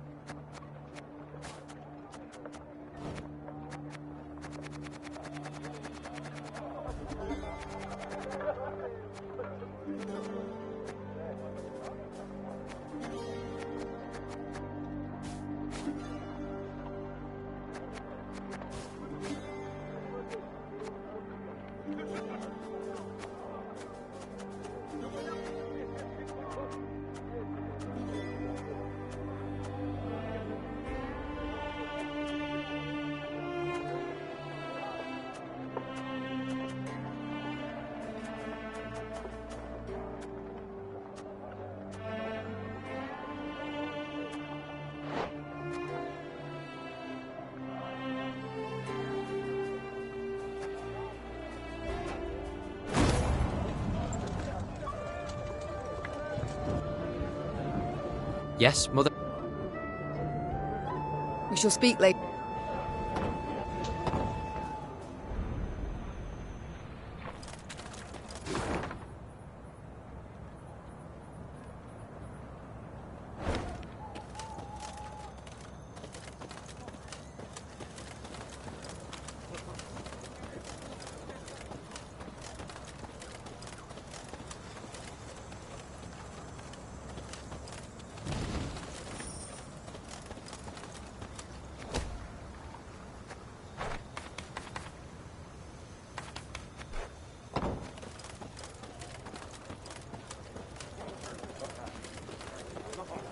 Meve now reached Willowhain, a settlement she knew well, for it lay near Waldenrad, where in peacetime she would go to escape her queenly duties and enjoy the thrill of a hunt. Pheasant, grouse, and partridge in abundance. You will see, said Meve in muted excitement, pivoting in her saddle to face Gascon. Alas, it appeared the war had ravaged even these woods. Where life had stirred and grown tall before, only resinous trunks remained. And the village itself had lost its quaint allure, surrounded now by a double stockade, a golden sun fluttering above it. Bastards couldn't even let the damn trees be. Gascon seethed. A dismal scene. Her once cherished wood, and it weighed heavily on the Queen's spirits. Waldenrad had been a place removed, where she could rest and forget the weight of her crown. Reynard's voice roused Meve from her sad reverie. A Nilfgaardian garrison holds the village, he said. We ought to drive them out, avoid any surprise later from the rear. give the order to attack, but none is to play the hero. We shall breach or topple the stockade together. Senseless to perish so close to home. Reynard nodded. Moments later, the Lyrians rushed forth and attacked.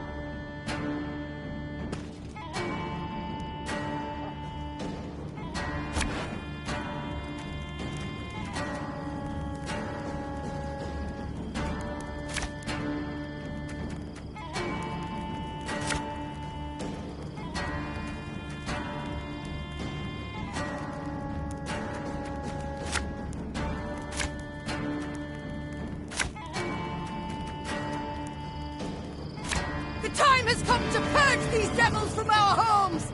Follow me!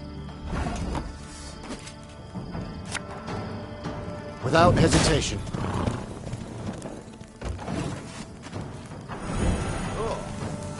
Wise choice.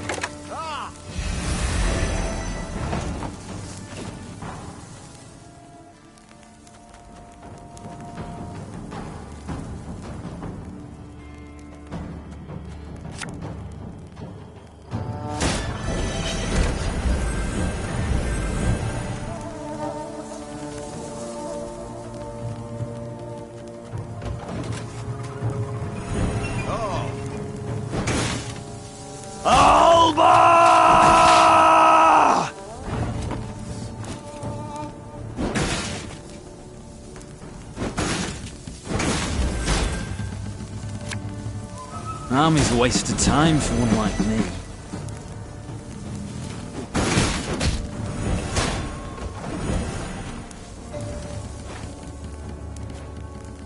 Order!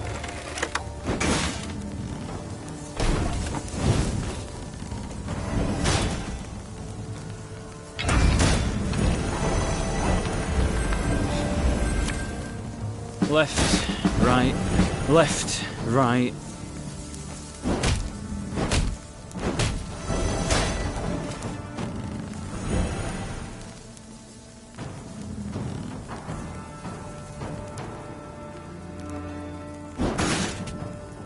Life is mine now.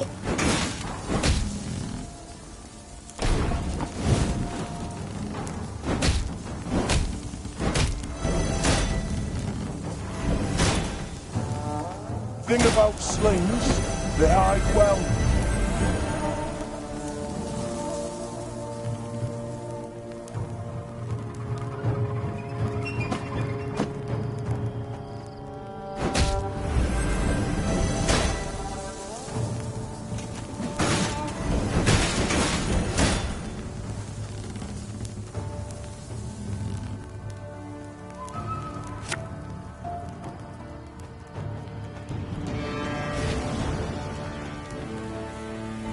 Eh? Ever have a stone knock out one of your teeth?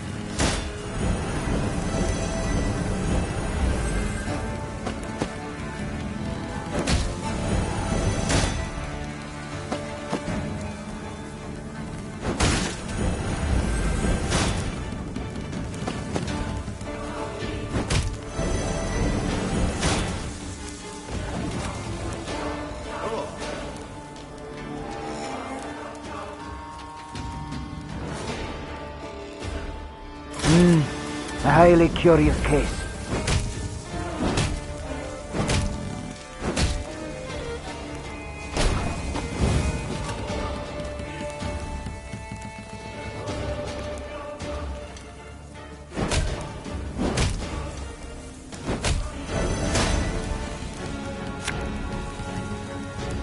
And just when you thought things were about to get dull.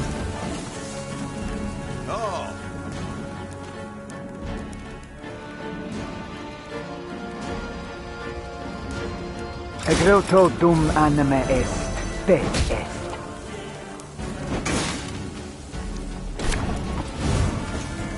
Bigger they are, easier they are to tackle.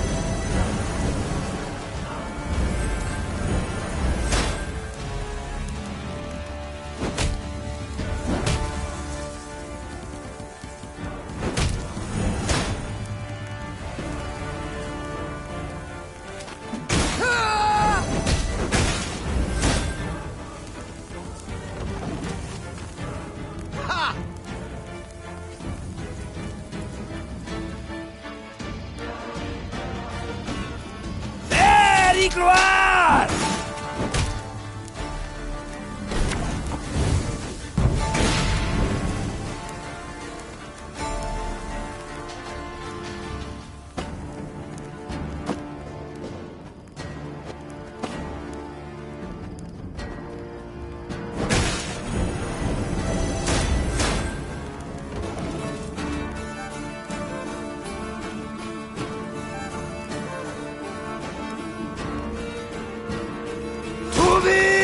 Gloire!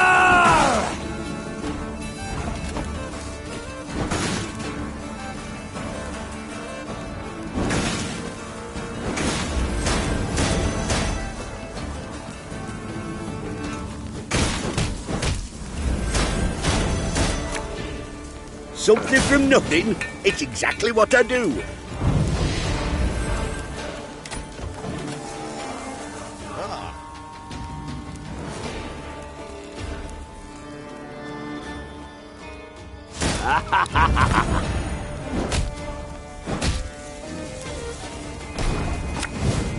Got a death wish?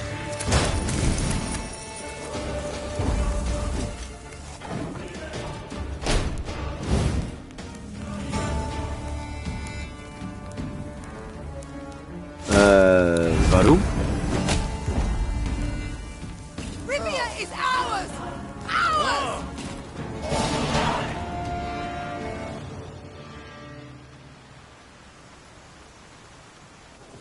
When the battle dust had settled, Meve instructed her soldiers to gather Willowhane's inhabitants. Upon spotting their armed liberators, the common folk cowered in terror.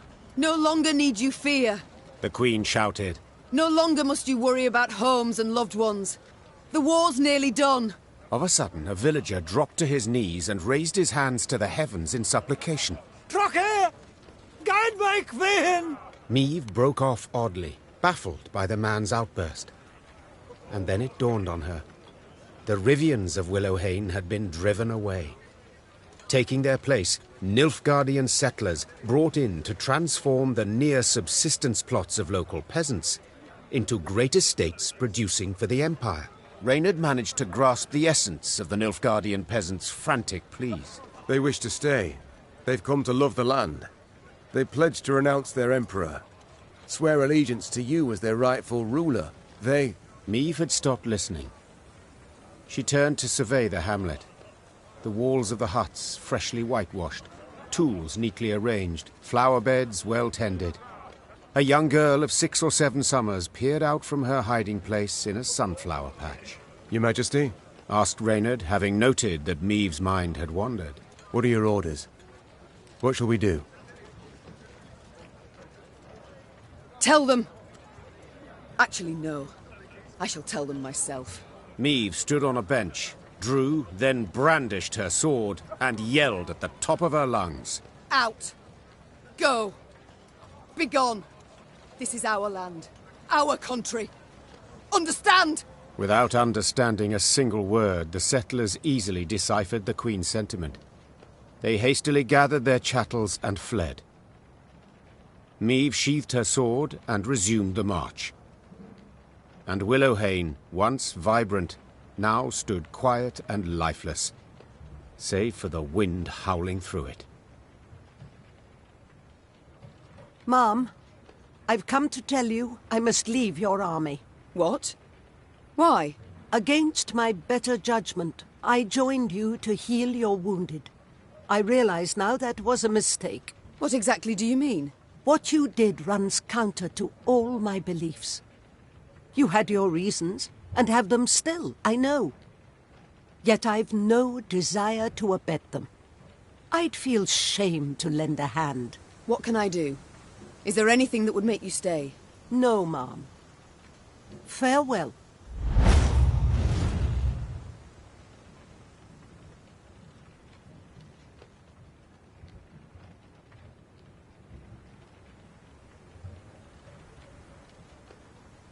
So be it.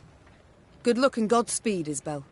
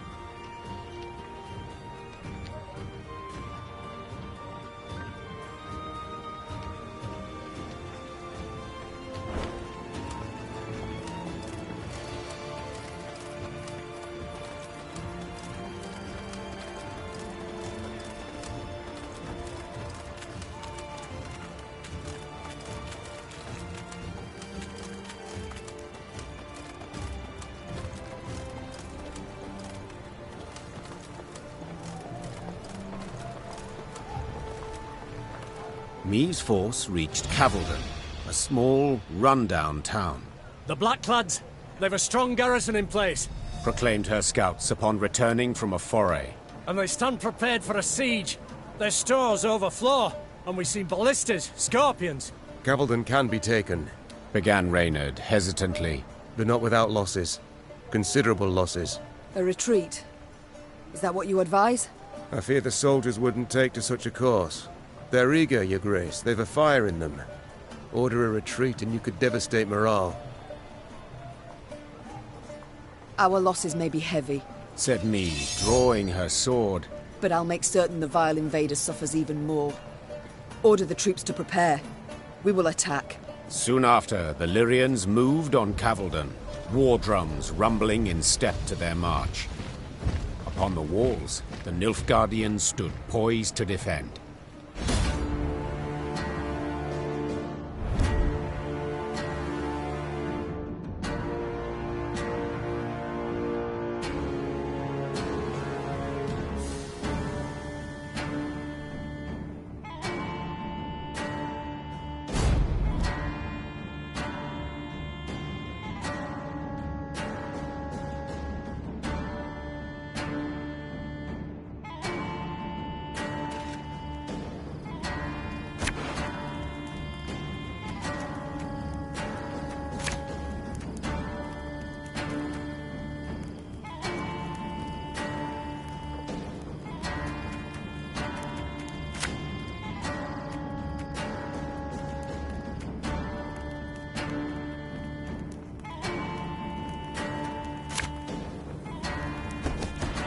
won't leave a single city to these invader scum!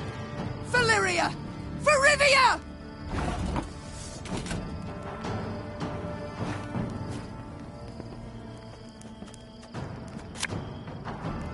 Again and again and again.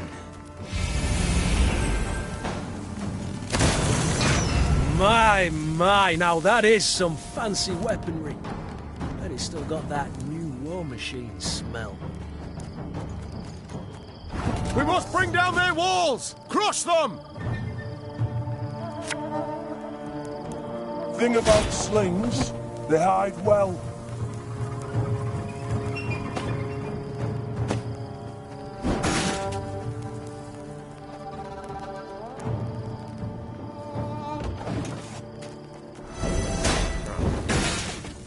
Order!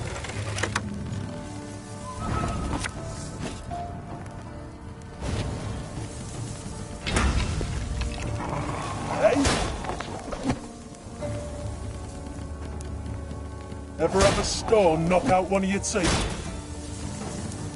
Bigger they are, easier they are to target.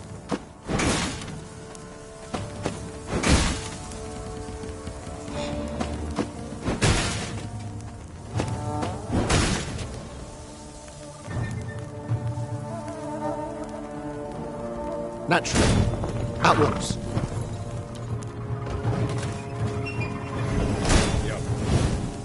Life is mine now.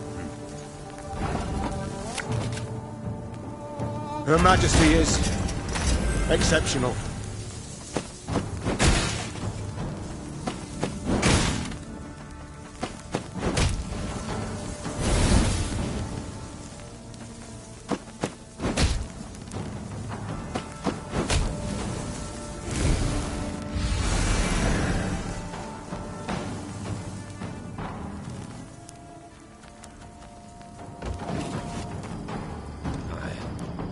Wise choice.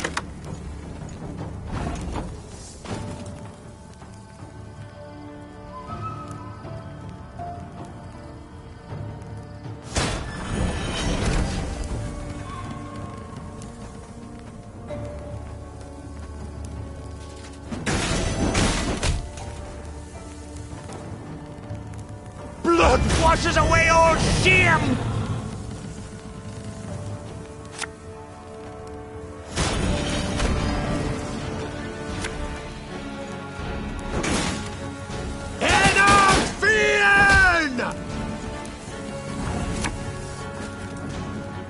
Watch your heads!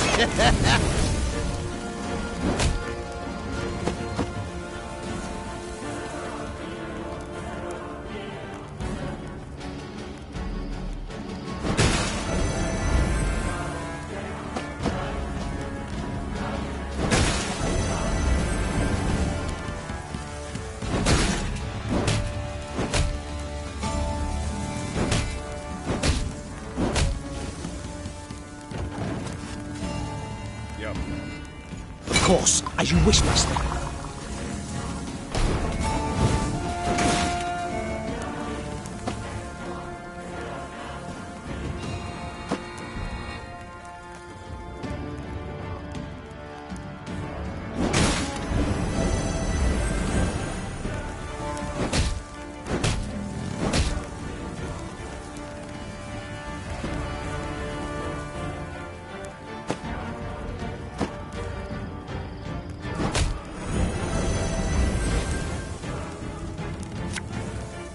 An army's a waste of time for one like me.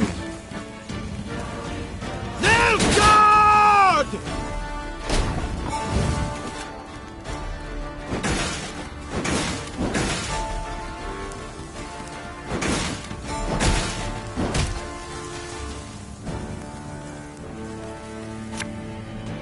Nothing personal, I assure you.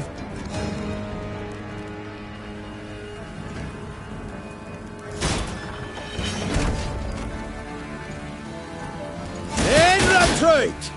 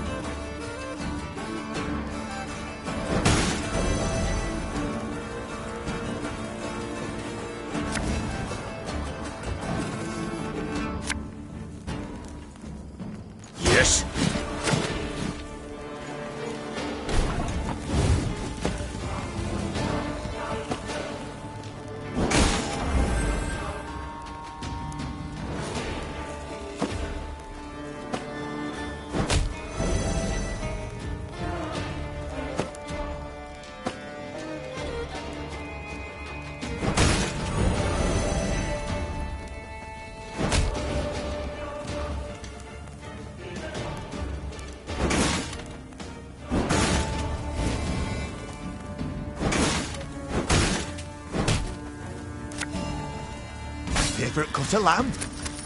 Shank. Egreto dum anime est, spes est.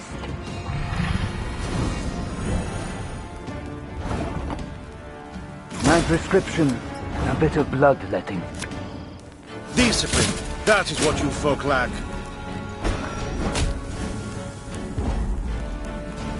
We did it, Your Grace. The city is ours.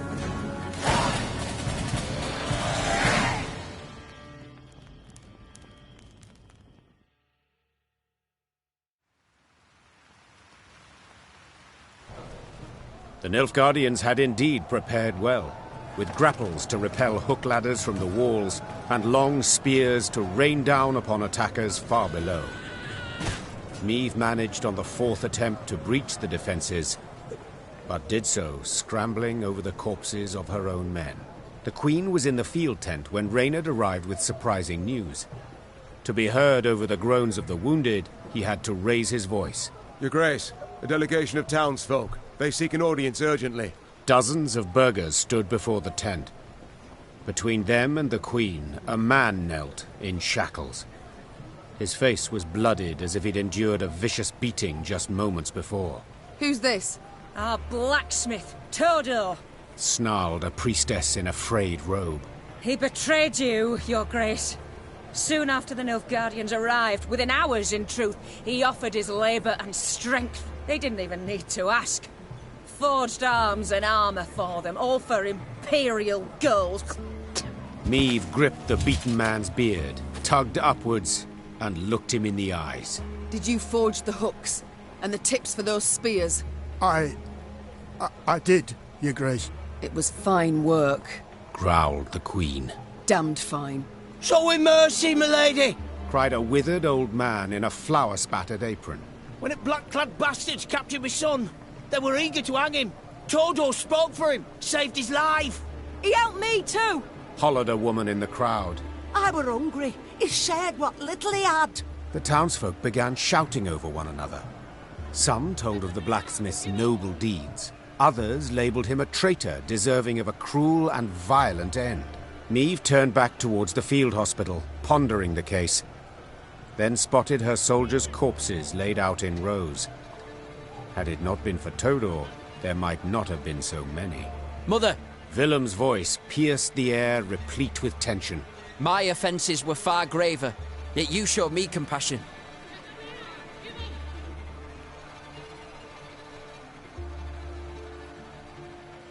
This man forged arms for the Nilfgaardians. 'Tis true, said Meve to the crowd. Yet you, baker, baked the bread they ate. And you, potter, stained the cups from which they drank. Willingly or not, each of you aided the invader. Where does pursuing one's craft end and treason begin? I've no answer to that. So I shan't punish any for doing merely what's theirs to do.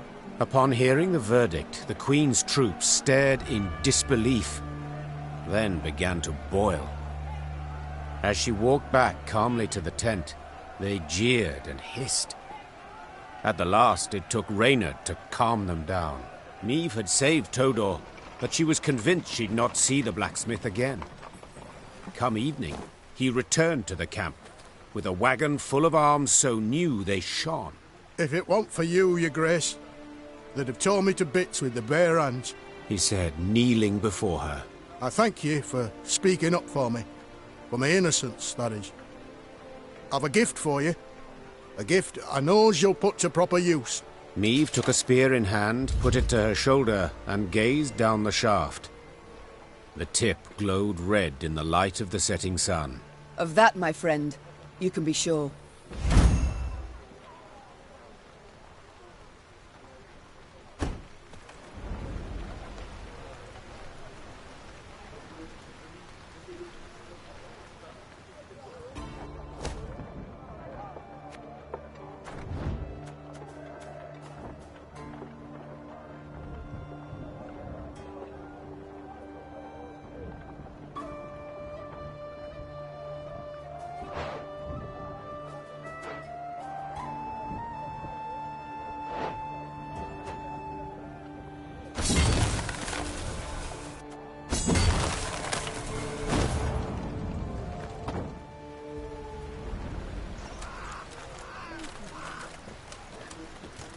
How could you, your majesty?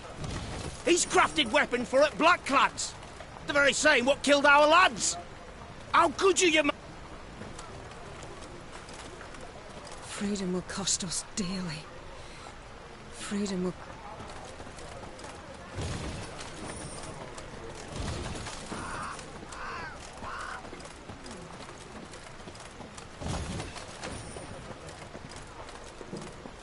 Your Majesty, the hut's untouched.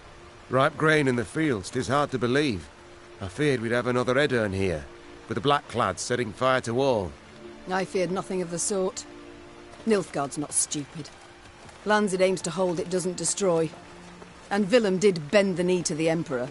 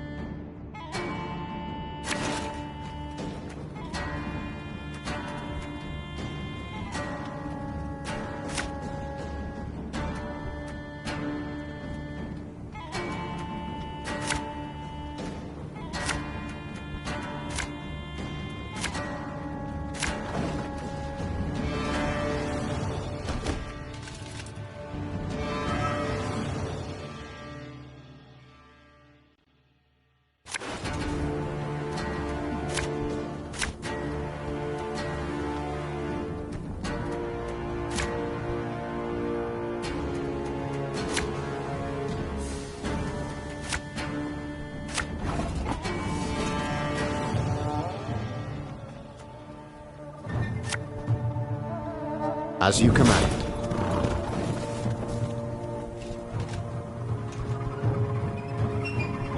Scrubbing duty again? Oh, gods.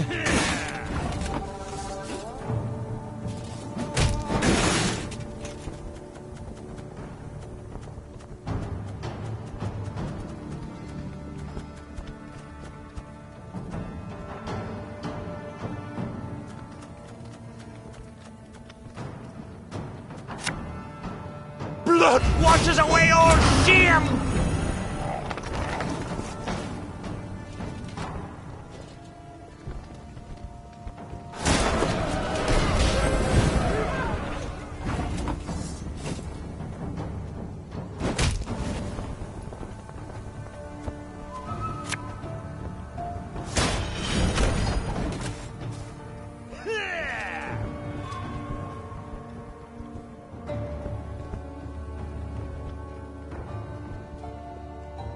Catch him!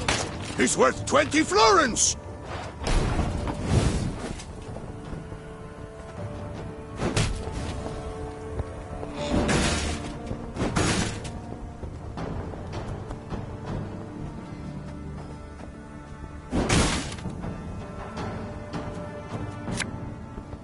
Left, right, left, right.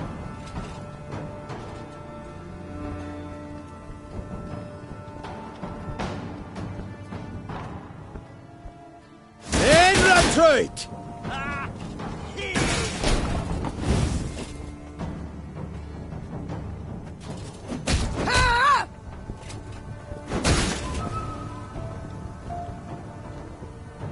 Have her done in a jiffy.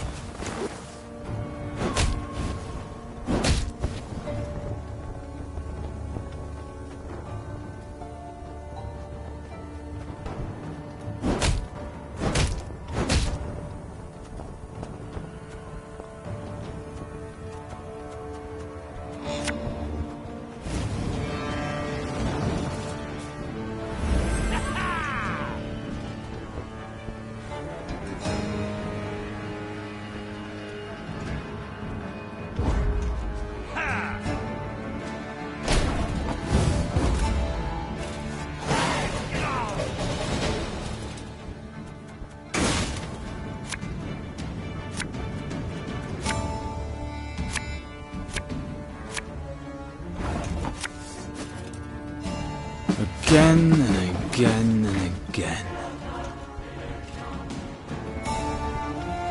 New orders?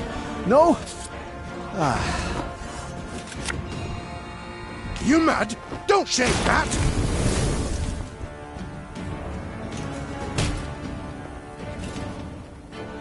Bigger they are, easier they are to target.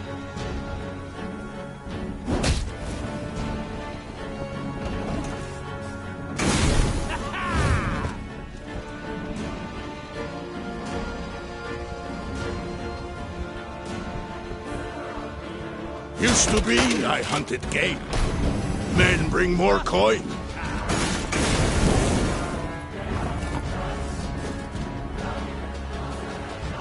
All right, that's no problem.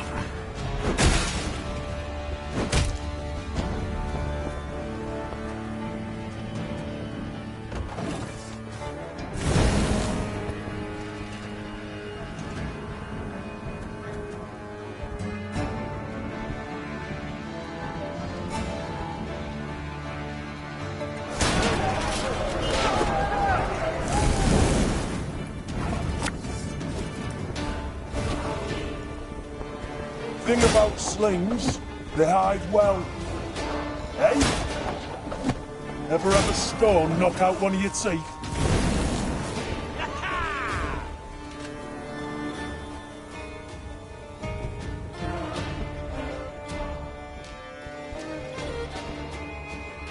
Obedience or the lash! I'll show my mother she's wrong.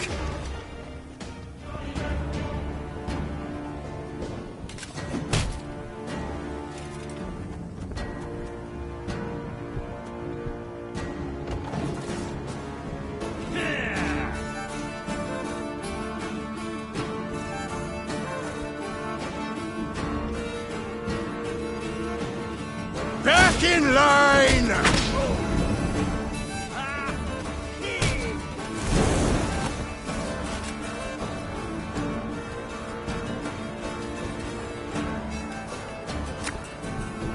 That bit's the white of an eye from half a league away.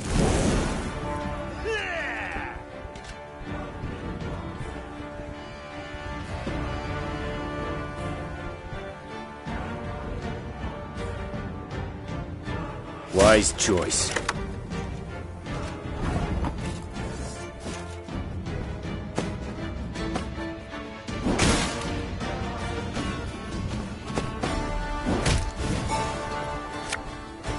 Something from nothing, it's exactly what I do.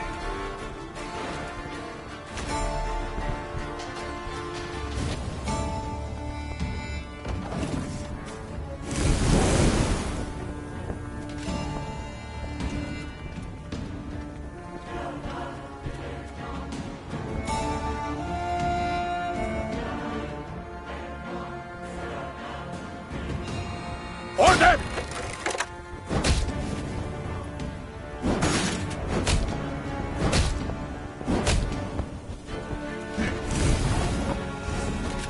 This could hurt.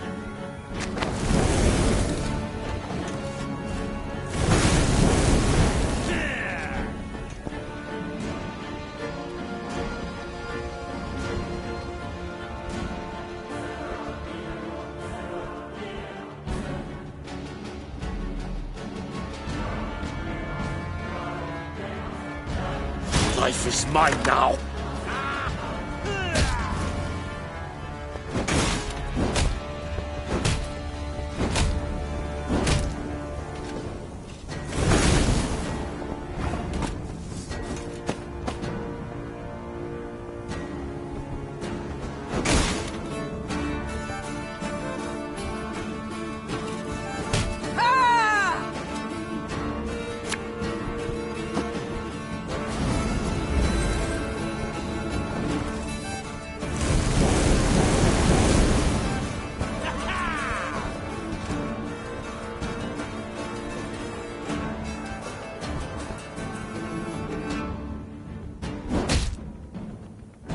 Rainha, source of the best goods.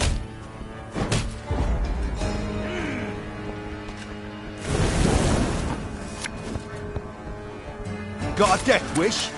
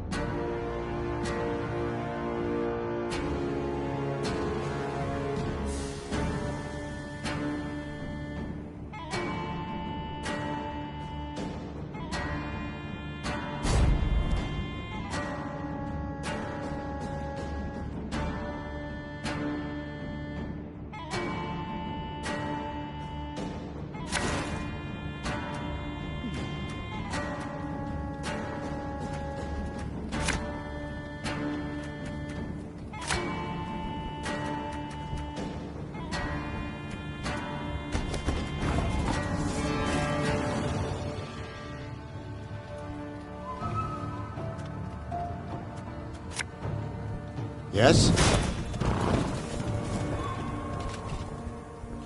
Quiet, or the Commissar will hear. For the Queen!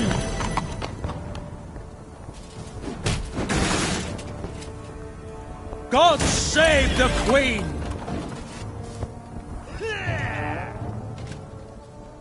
Wise choice.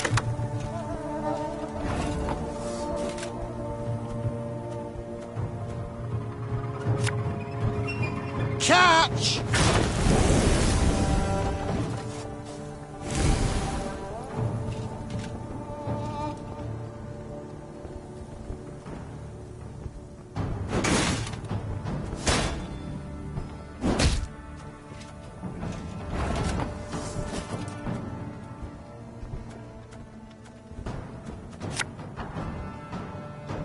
Shh!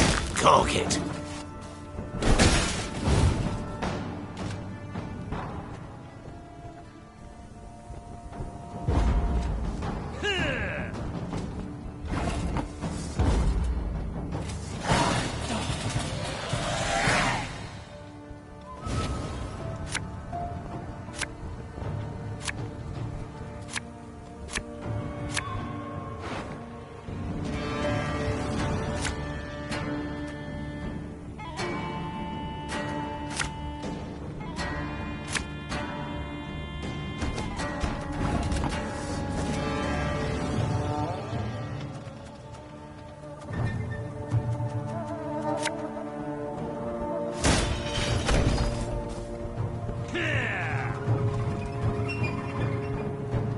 be an important lesson in this.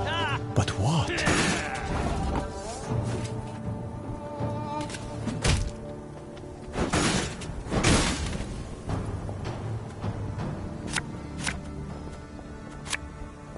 Thing about slings, they hide well.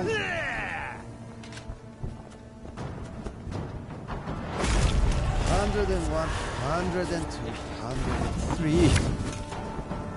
Blood washes away all shame!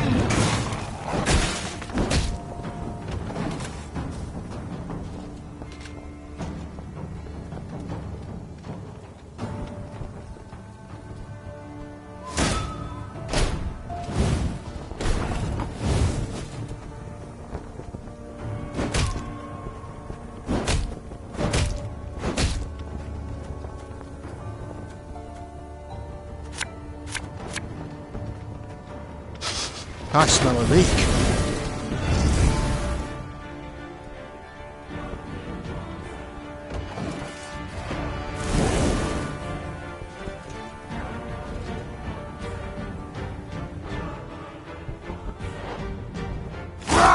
Scheiß! In zwei!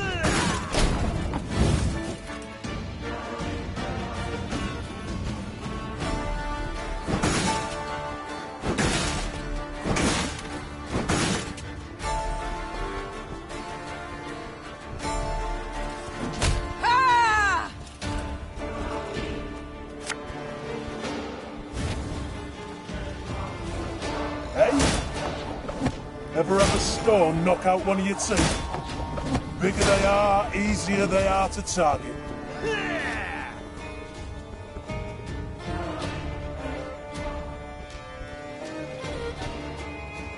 That was not in the spell books.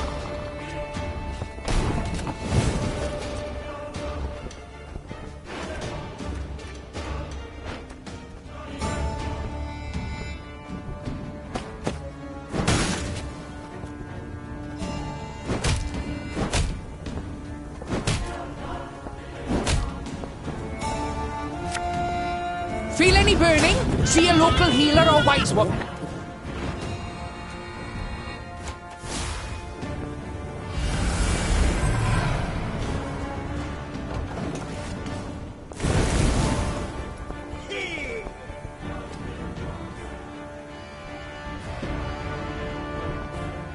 Order!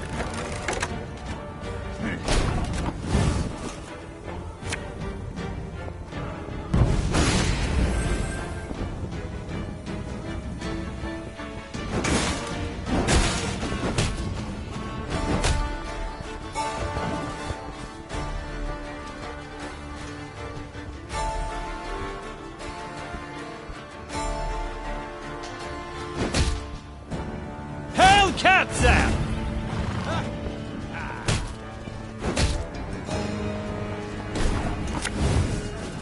For you, pal! Anything!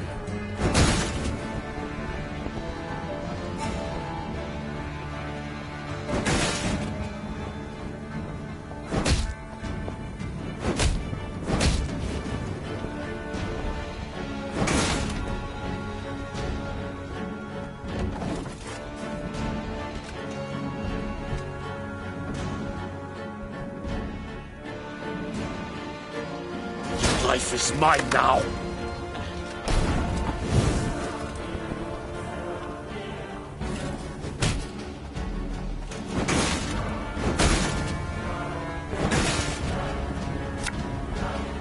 Hey, don't toss that. It's perfectly usable.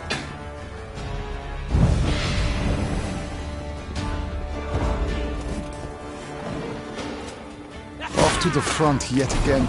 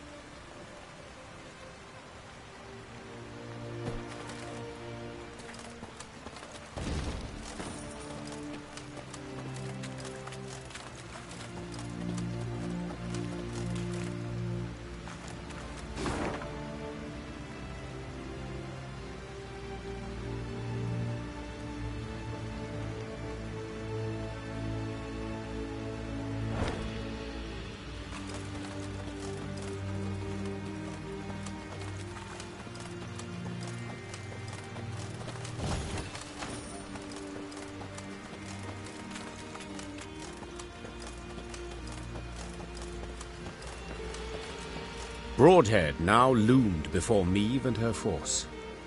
Once famous for its glowing forges and clanking manufactories, the city now stood silent. Why, you might ask? Because Mahakam. Decades past, it had opened its gates to human merchants and dwarven arms, exquisitely crafted and not nearly as dear as those made by man. The caravans had simply stopped coming to Broadhead. When its black-clad garrison spotted the Lyrians approaching, they'd hastily fled, left the city's gates open wide. Yet, they did not leave empty-handed. Their convoy comprising at least a dozen wagons loaded ostensibly to the hilt. With what might they have fled? With something damn heavy, replied Gascon, squinting his eyes. Look at this. 2 horses to pull each wagon, and the wheels cut deep into the road.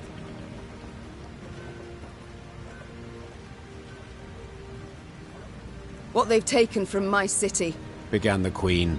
They've taken from me, and I will have it back. Follow me! Meve spurred her horse and galloped off in pursuit of the fleeing caravan. When the Blackclads realized they had no hope of escape, they planted pikes and feet, bracing for the assault.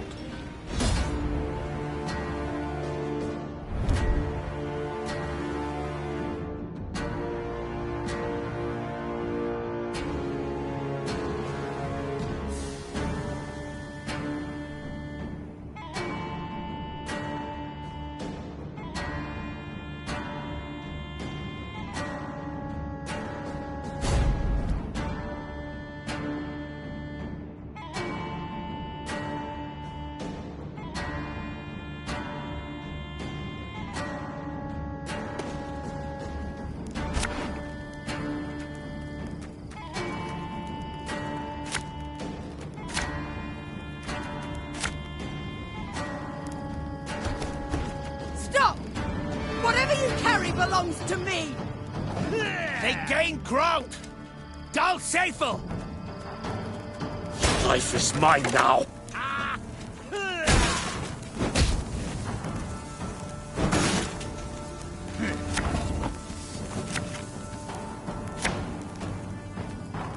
Yes?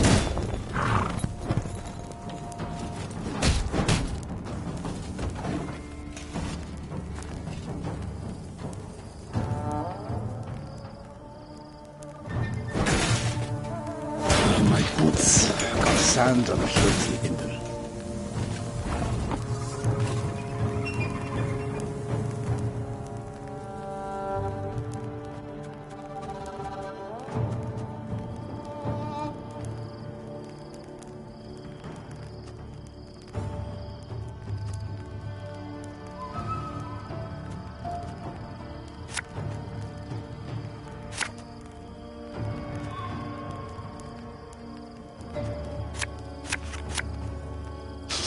I smell a leak.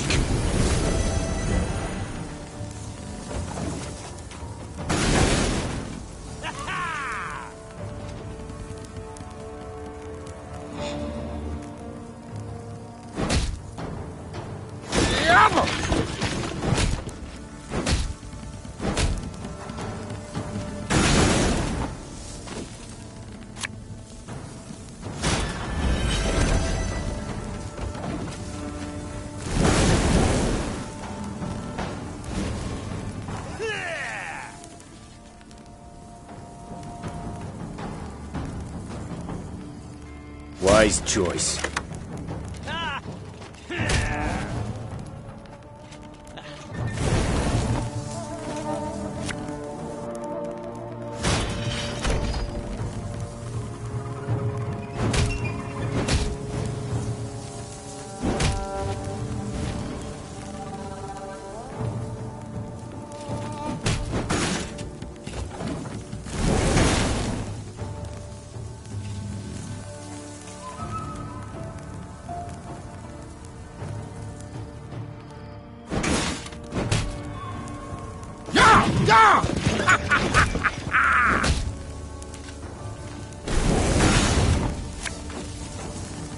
Have it the white of an eye from half a league away.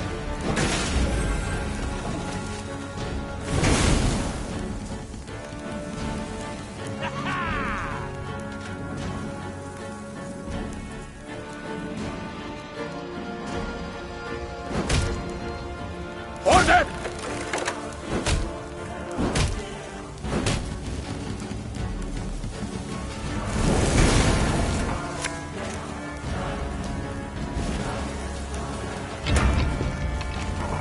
Bigger they are, easier they are to target. Eh? Ever have a stone knock out one of your teeth?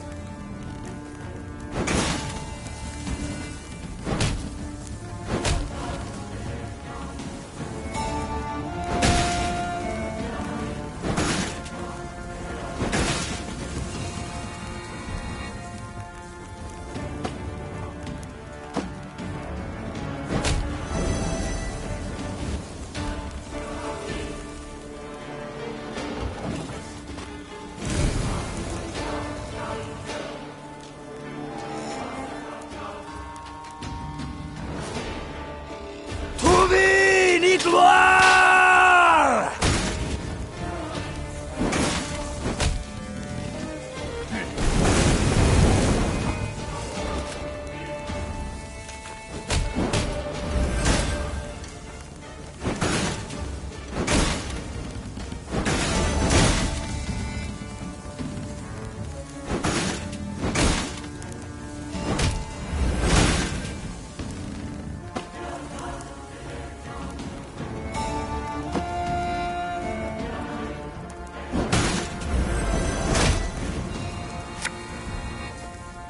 I'll relieve you of that pouch.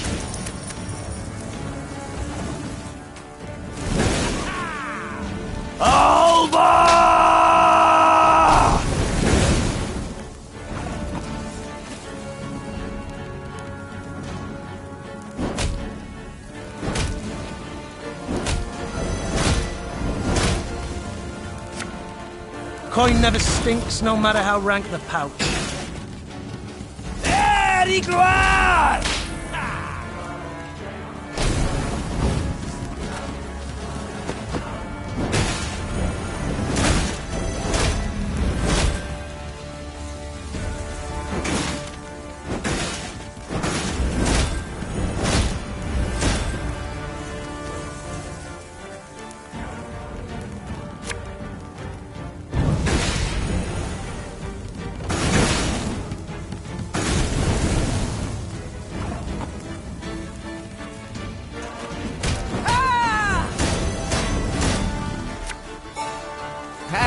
Not supposed to be any smoke.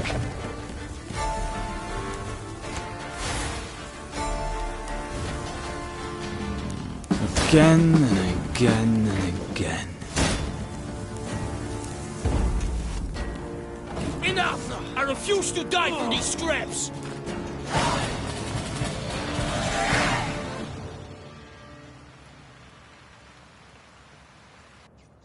Meve personally, and none too gently, shackled the Nilfgaardian commander, a young nobleman with a precisely trimmed moustache. Like many noble Imperials, he spoke fluent common. The wagons. What's in them, Captain? Scrap, Your Majesty. The Imperial promptly replied. Noting the Queen's confusion, he elaborated. To be melted down and recast into arrowheads and spear tips. Our engineers originally planned to use the foundries in Broadhead, yet these proved too primitive. We were ordered to remove the scrap, take it elsewhere. Any pride from the victory vanished in an instant, and Meve swelled with anger, but also with shame. The shame came from realizing that to the invader her realm was naught more than a weak, underdeveloped backwater. Meve slammed the chest she'd opened shut. Blast it! Back to Broadhead. Let's ride. Crumbling walls, shattered windows, rotted wood. Broadhead was bleak, a dull shadow of its former self. As the Lyrians entered, the somber townsfolk glared at the arrivals and uttered not a word. That is, until they saw Willem and began to hiss and growl. Meve resolved to address the crowd. Folk of Broadhead, you're free at last. The Nilfgaardian occupation is done. Aye, and a new one starts now. Are you madman? Don't you recognize our banners? The Lyrian army stands before you. Oh, I recognize banners. Served neath them as a sergeant 15 long years. And then I came back to my own town. Know what I found? Hardship and squalor, your grace. All had gone to shite. On account of damn dwarves. Been flooding Rivia with their metal goods for years now. Us smiths don't so much as light their pipes in their foundries no more. You call yourselves the Lyrian army. Colours and banners confirm it. Well, what about your arms? Weren't forged in us fires, but in Mahakams. By us worst foes. Hell, I even see some at knobheads in your ranks. And right behind, Prince Willem, who bent a knee to blackclads not long past. So what freedom's it you're giving us, your grace? Freedom to beg in common, not in Nilfgaard's mongrel tongue, beg. What do you want about, man? There's no levy on goods from Mahakam. But without it, us workshops don't stand a chance. And ye, your grace, you wear their armour, bear their arms, and bring bearded bastards to our doorstep. The dwarves are faithful allies. They help us because... Because they've got something to gain. Simple as that. Enough. Silence. Consider yourself lucky you've a merciful queen. I'd have had your head off by now. Move along. Before Meve could leave the market square, Barnabas politely interjected. Frankly speaking, there's a bit of truth to what the man says. I'm perfectly aware of that. But what do you want? I don't mean to toot my own horn, but perhaps I might be of some help. Do tell how. I'm all ears. Everything your folk make here, the dwarves of Mahakam make twice as fast and twice as well. You must find a so-called niche, an innovation. And it just so happens innovations are your speciality. At the risk of being immodest, exactly. Besides, it might serve the cause of peace to show the folk here, non-humans, are not all bad, that they can help. Not just steal human jobs and piss in their milk. I'll consider it, Barnabas. I shall think and let you know. The time came to leave Broadhead, so Meve summoned her advisors, eager to hear their counsel. They put forth ideas, many of merit, but the Queen would decide the city's future.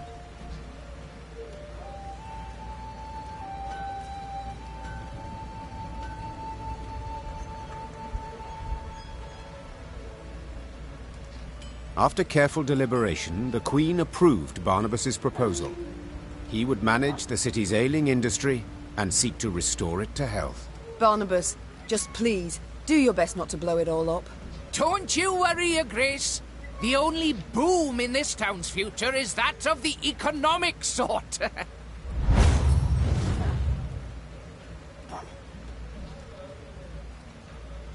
At first, the Rivian townsfolk were skeptical of the Queen's decision, but Barnabas's schemes bore immediate fruit. Soon, the foundries and manufactories were bustling with life. Before long, Meve herself received new goods produced there. Now, I'm no ally of gnomes or any freaks, but this Barnabas bloke, he's not a bad apple. Now, I'm no ally...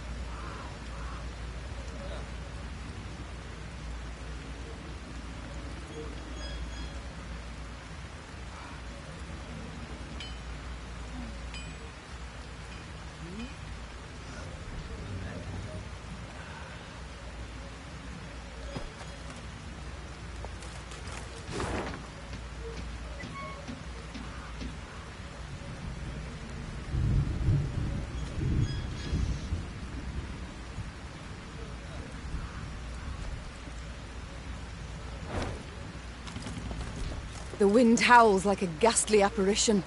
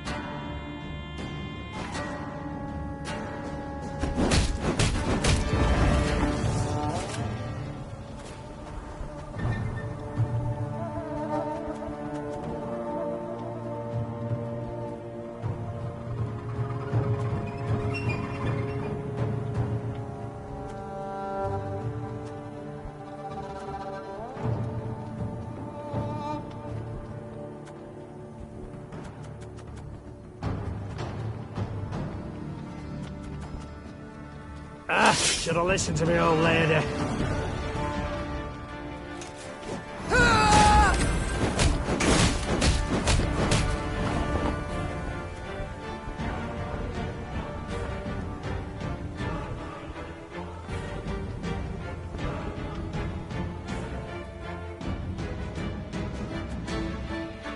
The mist's gonna pass me those lovely earrings, or do I tear 'em off myself?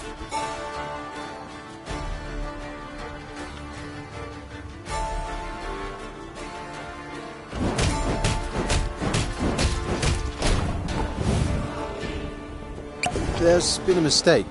I'm no mage.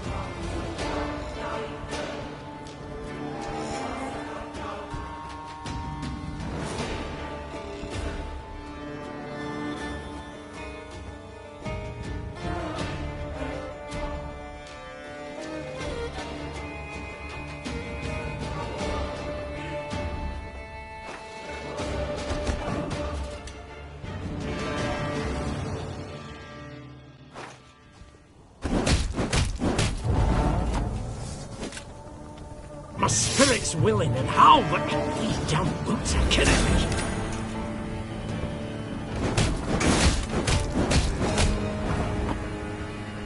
The mist's gonna pass me those lovely earrings, or do I tear 'em off myself?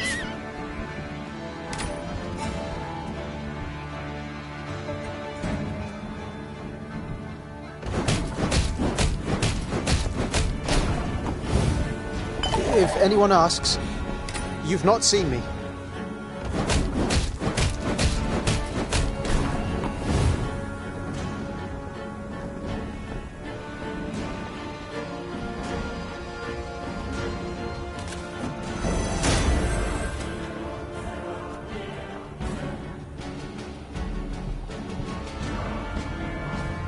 Not going into the fray already, are we?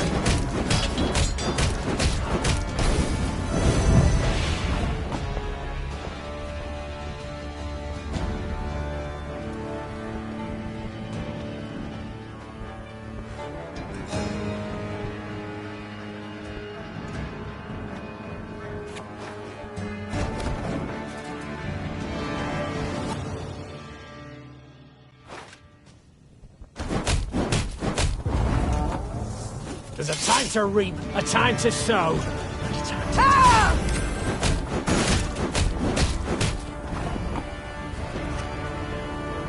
See if he's hid any coin in his pockets, or his own. Greetings. What is it?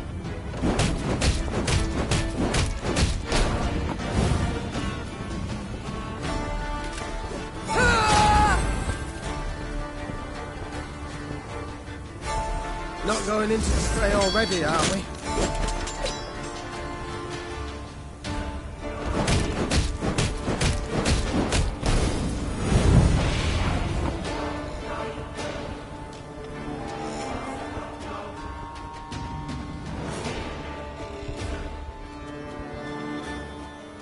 If anyone asks, you've not seen me.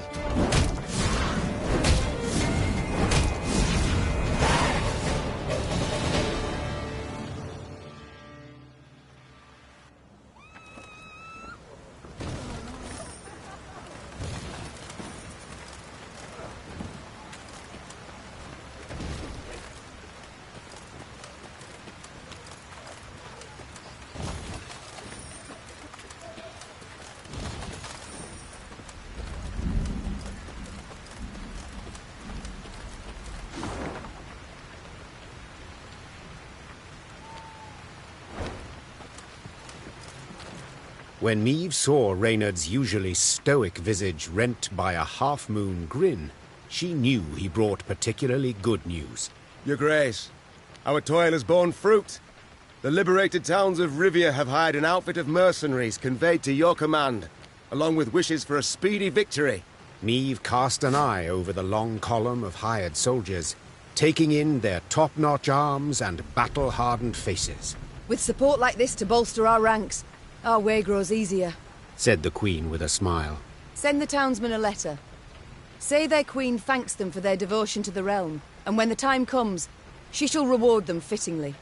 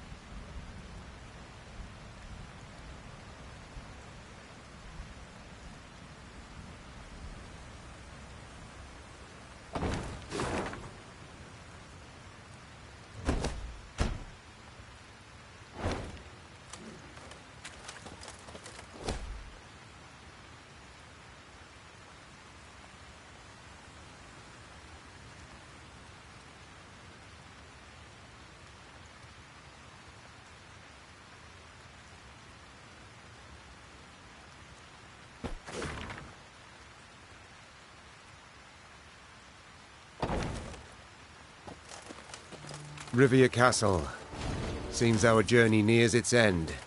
That end could yet prove tragic. We've daunting tasks ahead. Pride. It's all I ever felt pondering those walls. Yet now, to behold them from below, I truly do wish we hadn't built them so tall.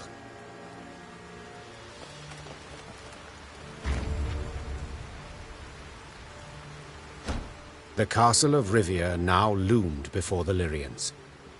Water surrounded it on 3 sides, and dual defensive walls studded with podgy turrets completed its perimeter. It was famously difficult to take, and had changed hands only once. A few months before, when traitors opened its gates to the Nilfgaardians. Foreign banners waved upon the walls. The Golden Sun and General Epdahi's crest on Rivia's walls. The walls of home. There was somber silence among the troops, the glee and pride of many triumphs suddenly gone. For each knew if the Queen ordered an assault, most would lie dead by sunrise. Your Majesty, began Reynard in a reassuring tone. We needn't strike quickly. We've time on our side. To prepare would be wise. 2 months, I wager. Perfectly enough. We stop supplies from getting through. They'll capitulate, I've little doubt. Or at worst, be too weak to defend the fortress. Reynard's reasoning was sound. There was no need for urgency. Meve had the upper hand for the first time in this war.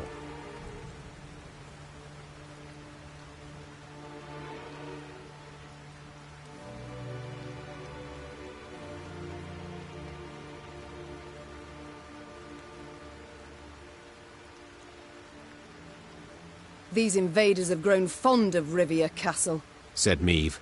So let them stay and rot. Reynard, erect road barricades and guard posts between city and citadel. Gascon, seize all boats, barges, anything that floats. Stop anything from entering from the lake. Move! Soon Rivia Castle stood isolated from the world outside its walls. All roads leading to it were blocked, impassable. Fishing boats, a cordon, embraced the fortress on Loch Escalot. The lanterns on their bows glowed like fireflies in summer. Then, an emissary from the castle brought a message for the Queen. General Epdahi wished to meet, face to face, and half the way between the citadel and the Lyrian camp. Well, well, some general, smirked Gascon. We've barely snapped the trap shut, yet he's already shaking in his knickers. Be on your guard, Mother, said Willem. Epdahi I know better than anyone here. The man always has a trick up his sleeve. We've a few of our own. Sleeves and tricks. But I thank you for the warning and concern. Meve proceeded to the meeting point without delay. A lone rider soon appeared on the horizon. He came adorned in rich black robes, their golden trim shimmering in stray sunbeams.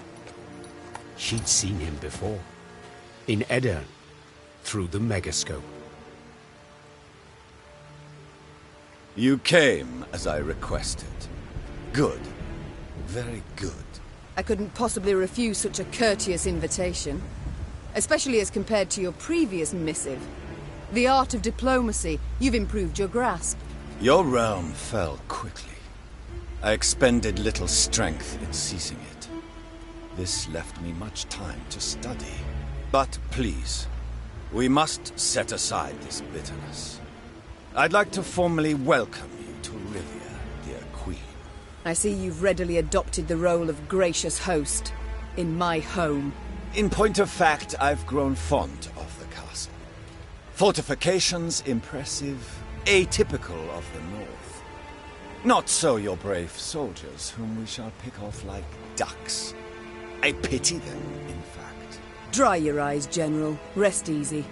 I've no plans for a quick assault. I shall first wait to hear the rumbling in your bellies. Remarkable. You truly believe you can win this war? I've not been in the north long, but have discovered something all the same. You don't grasp complex ideas. You know Nilfgaard is large, but your minds don't fathom its enormity. You see, for every army you defeat, another will come to take its place. One larger and better equipped than the one before. Even now, as we so pleasantly chat, Army Group East is en route to lift your siege, due to arrive tomorrow. And do you know what will happen when they do? They will crush you against your own castle's walls, like the maddening flea you are.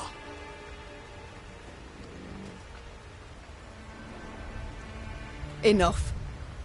I'll not be insulted, General, nor intimidated. Then I wish you a splendid night, Majesty. Get some rest. You'll need it tomorrow. Indeed I will. For with raised visor, I shall be at the fore. Unlike you. In my home, in the civilized world, a general commands his force. He does not rush and thrash about like some rabid hound. You're not at home, General. You're in the north, in my home. But you're right, I will rest. While you should pray to all your gods that we don't meet amidst the fray. Without awaiting a response from General F. Dahi, Meve pivoted and turned toward camp. Her pace was quick, despite a heavy heart.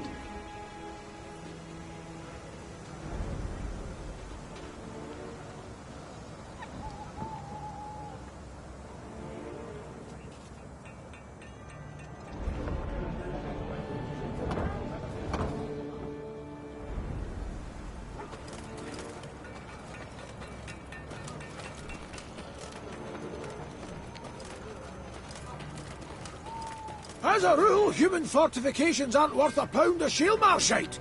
But this fort sure turned out all right for you. Blowing hell! Got no chance against these walls. Tricks to stay positive, isn't it, Your Majesty?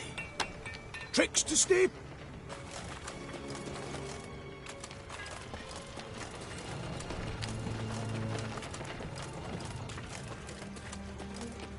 Gonna be one hell of a night! Ah! Ah! Ah!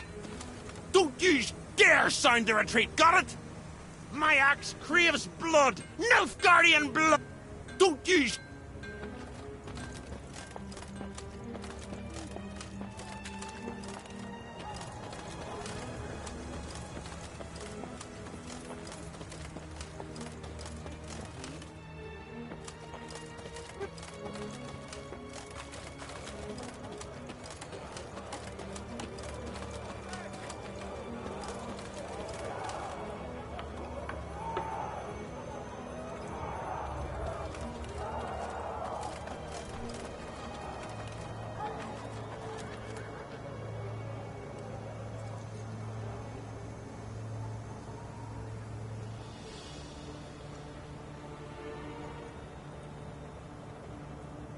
Meve's closest advisors already awaited her in the command tent. In a few brief words, the Queen gave a report of the meeting, only with great effort masking the quavering in her voice. An army, an immense one, approaches from the west. If we meet in open battle, we stand not a chance. Damn it! Why did no one warn me? Our scouts were discovered. Captured. It must be that. Yes, it didn't seem right. Our way so clear, so untroubled. We must flee? Not at all heroic, I admit, but sure as hell better than being trampled into the dirt. Easily said, but for a problem. Our force is chiefly infantry. The army that draws near includes cavalry, several regiments. We cannot hope to escape them. We cannot hope to hide. What do you advise? We've two options. Capitulate. Out of the question. Or take the castle. Tonight. Suppose for a moment it's possible. Tell me how and at what cost. Are we to scale a mountain of comrades' corpses to reach the top of the wall? I know we're at war and many die. But to command our troops to take that citadel is to condemn them to certain death. Rivia's walls are unassailable, I fully agree. But there's more than one way to take any fort, and this fort too. I think I like where this is going. I know this citadel like no one else. I know its one potential weakness. The boat landing. Wait. That narrowest of piers between the two turrets? The one where the fishermen would land? The same. As I'm sure you recall, Your Grace, at that narrow pier's end stands a narrow door leading straight into the fortress. A small detachment could approach unnoticed, overwhelm any sentries, and get inside. What then? They would need to pass through the fort to the winch in the guardhouse. Open the gate for the rest of the force. That is... suicide! Perhaps. But as options go, we have it alone. And I'm to choose to send folk there. Most certainly to die. You needn't choose anyone, for I volunteer. And will take only those willing to do the very same. Bloody wretched plan. And you've a better one, do you? Of course. I'll go instead. Beg your pardon? I don't. Face it, Rainha, you couldn't sneak past a corpse. Sound like a bloody tambourine in that armour, apart from which, you're Meve's right hand. So you ought to be by her side when the fighting starts. Firstly, Rainha, I'm grateful. Well done, my friend. Thank you, Your Grace. But truth be told, I did indeed hear you walking to the tent from the other side of camp. And yes, you know Rivia Castle better than anyone else. But the assault must transpire silently. Gascon will lead the force. Understood, Your Grace. Cheers, Meve. I'll try not to disappoint. You won't, I'm sure. God speed you on your way, and please, try your damnedest not to die. Gascon hand-picked his men, those most adept with daggers, not swords. Noiselessly, they glided through the dark toward the castle, the light of its lanterns blurred by the evening mist. Meve watched anxiously as the boats glided away, her heart pounding in her ears. All depended on this mission. The fate of her realms, perhaps all the North, the lives of her troops, and her own. Now there was naught she could do but wait. Good luck, she whispered, gazing at the fortress walls, cloaked by the dark that seemed to surround all now.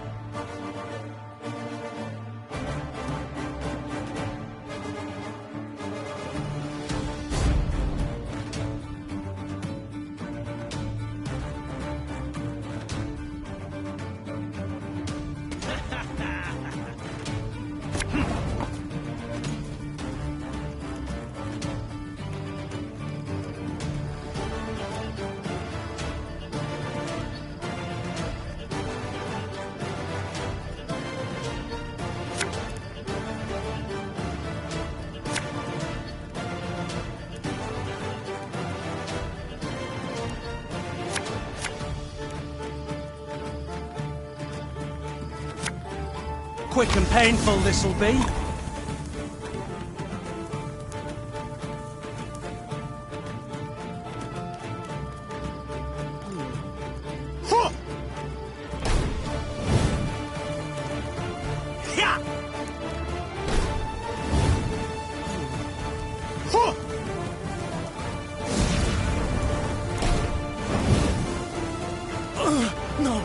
No, it can't be, not yet. Not now.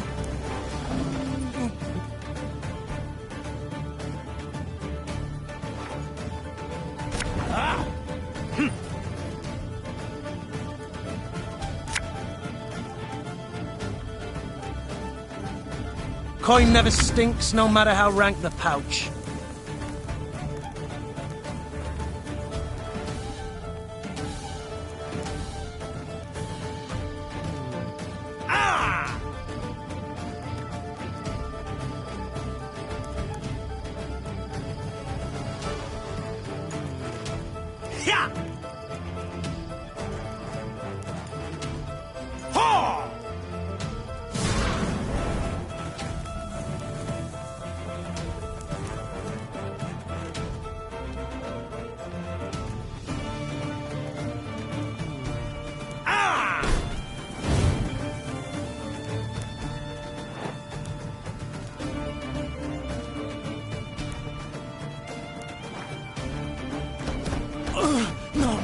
No, it can't be, not yet. Not now.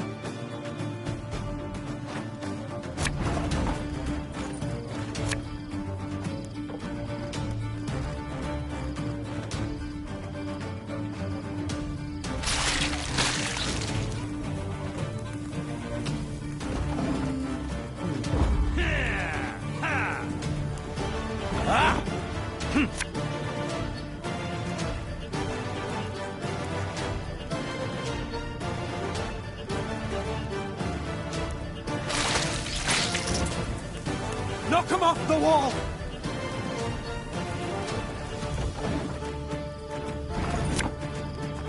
Nothing personal, I assure you. Ha! Ha! Ah!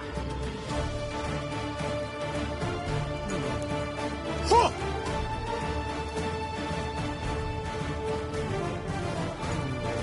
Ah! You see to the winch! We'll hold them off!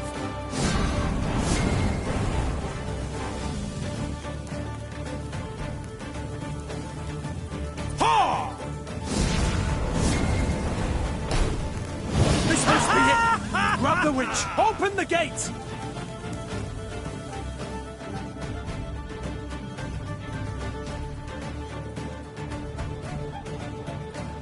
The Lyrians prepared for battle, their silence absolute, in darkness, illuminated only by the pale light of the moon. Meve was restless. She paced nervously in a circular pattern, awaiting the signal they'd agreed upon. Blast, it's taking long. Much, much too long. Finally, a torch's faint glow appeared atop the towering walls. It disappeared, then glowed again, and one more time around. Meve leapt in the air, and as she did so, barely stifled a cry of utter joy. They made it. It worked. Willem, it's time. Sound the horns. Attack! Moments later, Lyrians in the hundreds burst from the trees. The Nilfgaardian defenders loaded their catapults and ballistae. They did so slowly, convinced the castle walls remained impenetrable. Then they heard chains, grinding and clinking, and the sound sent shivers down their spines.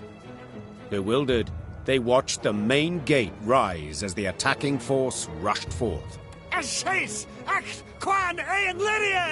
General Epdahi dispatched an elite unit to take back the winch at once. Yet he saw this was in vain and all was lost when Meve rode into the castle courtyard. Meve had begun the day known as a great warrior. Yet by night's end, legend was the cloak she wore. Her shield stopped powerful blow after blow as her blade found gaps in her foe's black armor. At first, Nilfgaardians scoured the fray in search of the Queen, hoping to prove great heroes. Soon, she was their chief scourge, and they began to flee before her blade that sung their death. Ratroid! Ratroid! What was this extraordinary vigor that surged through Meve? Naturally, she wished to liberate her castle and realm, drive off the invaders, defeat the arrogant General Epdahi. But in that moment, above all else, she longed to fight her way through to the guardhouse and bring Gascon's party relief. Follow me! Move! Move! As she stepped through the door into the tower, the silence told Meve she'd arrived too late. Gascon's men lay slaughtered in pools of their own blood. The man himself slumped over the winch's crank. 3 arrows in his chest rose and fell with his each ragged breath. Meve tore off her cloak and pressed it against him, desperate to stem the bleeding. Help's on the way. Don't you even think of dying. You know... wheezed Gascon, a slight smirk on his lips. I always enjoyed doing things just to spite you. Medics on the stairs in the guardhouse, steps away, heard a long, blood-curdling wail. They entered the room to find the Queen kneeling, pounding the wall with her fists, her eyes flooded with tears. Gascon lay motionless beside her, covered by her cloak. The Queen rose, her fists clenched, her shoulders rigid, her knuckles white. Her face betrayed no sorrow, no despair, just rage, hot as a forge, immeasurable.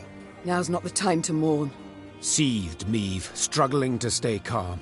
Now's the time for war, for slaughter, revenge. With victory today, we'll recover our home, return to our kin and set our blades aside at last. Yet until victory is ours, they must drink. Drink greedily of Nilfgaardian blood! The Lyrians were at the brink, near their breaking point. They'd followed Meve for thousands of miles, over snow-clad peaks, through forbidding swamps. They'd fought, survived countless battles at her side. And though their gazes were now weary, she knew they'd follow her into fire. Your Grace, the Blackclads, they've holed themselves up in the upper keep. We went to breach the wall, alas to no avail. Meve nodded, twirled her sword, then leapt upon a mount.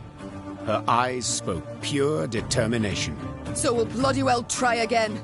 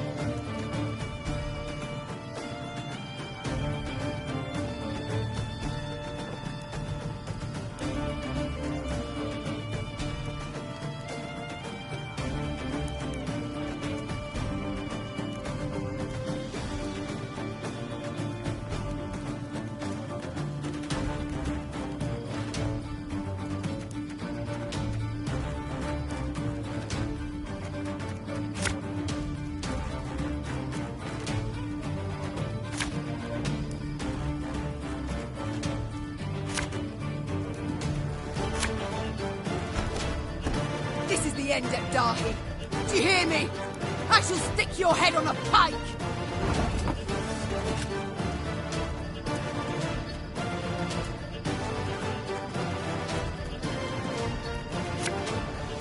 Without hesitation.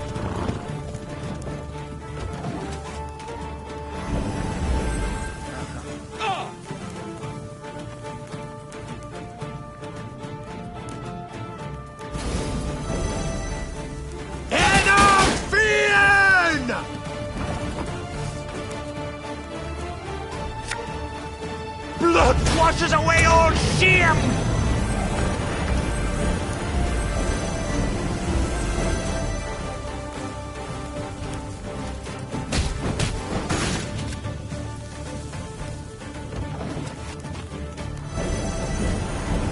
I must thank you.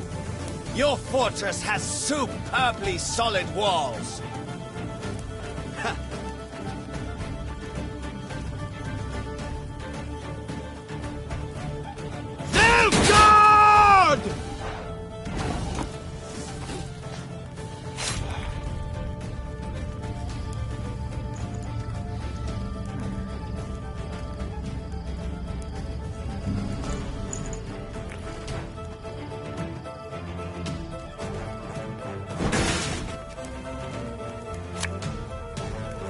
Left, right, left, right.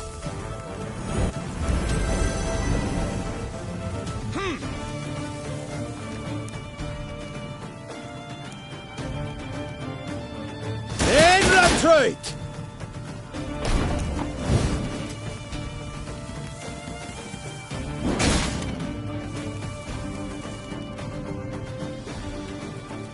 I'll relieve you of that pouch.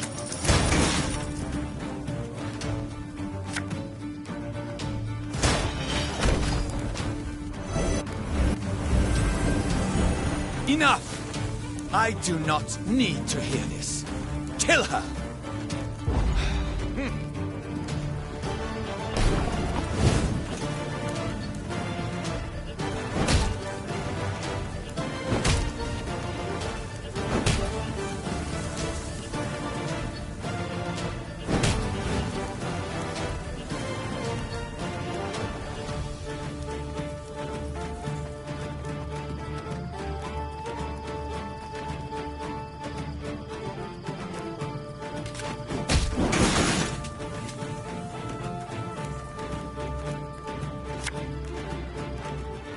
Again and again and again.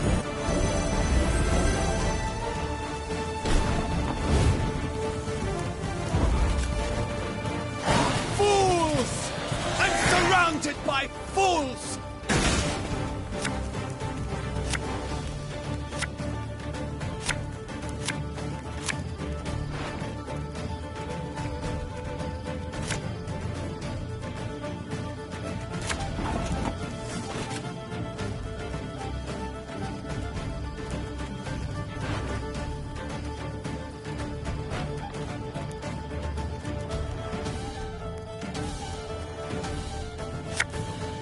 For the Queen!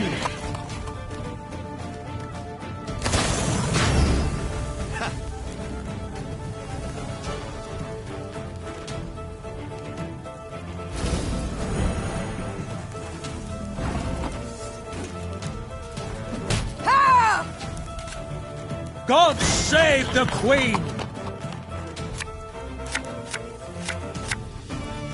Catch!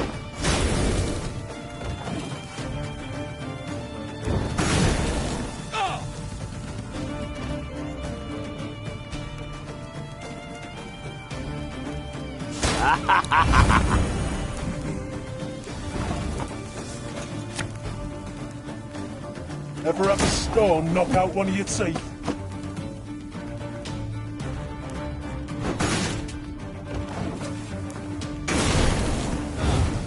Claw and cat down!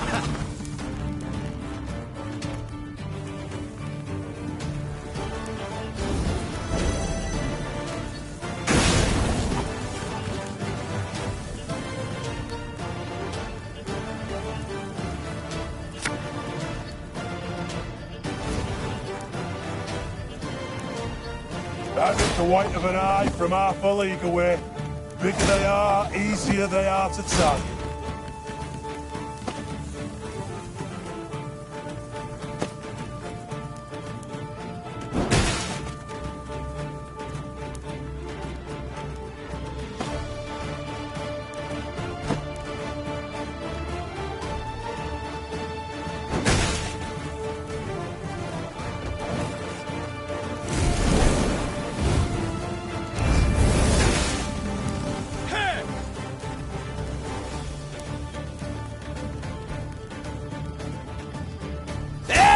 Gloire!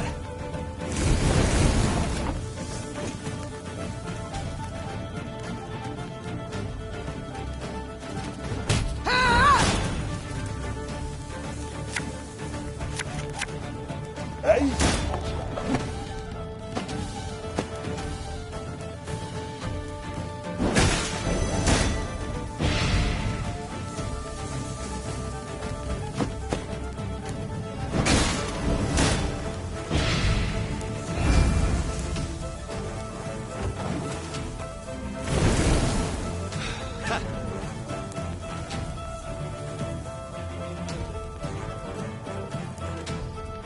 Archers, let it be night.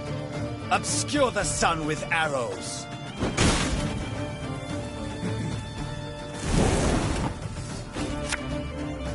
We must trust each other.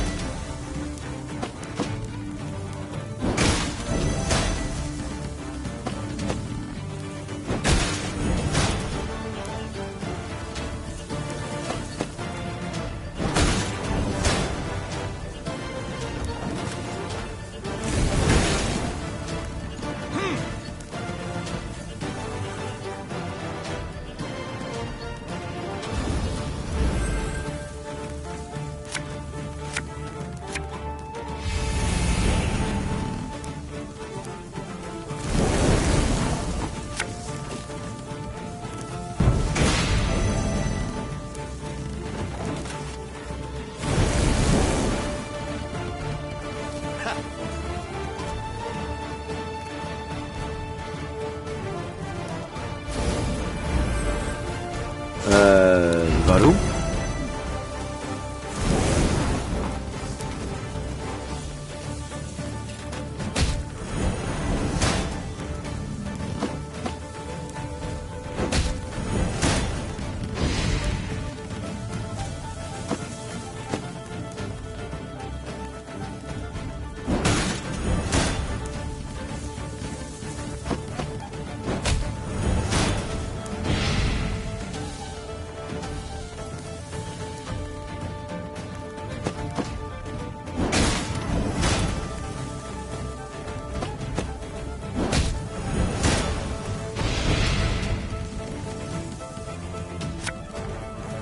Drag glue, a bit of soldering, a rivet or two, and it's good as new.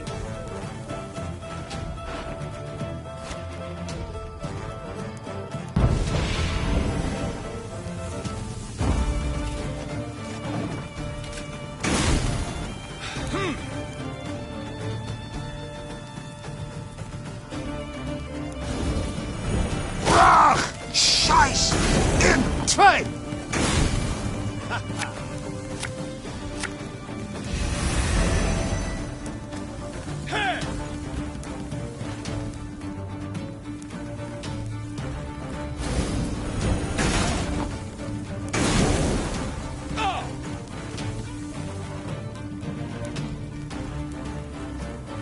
Off to the front yet again.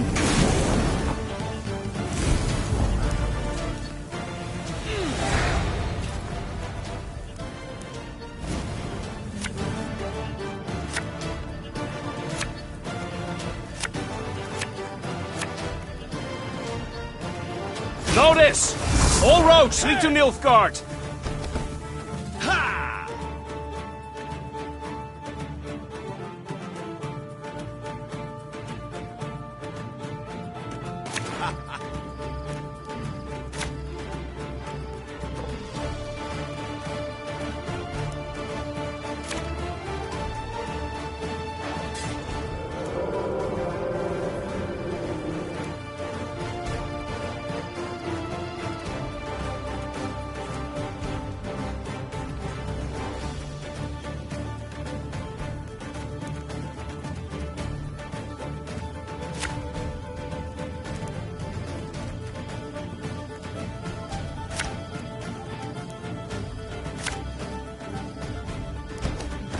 This is the end, Ebdahi.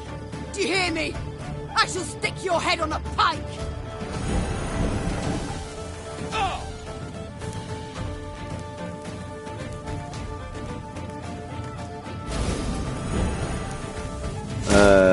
Warum?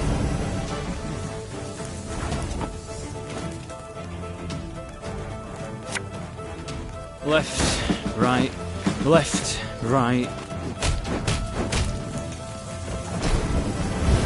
I must.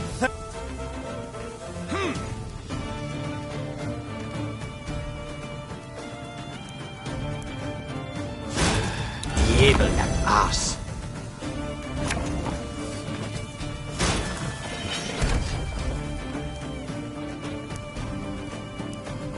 To the last!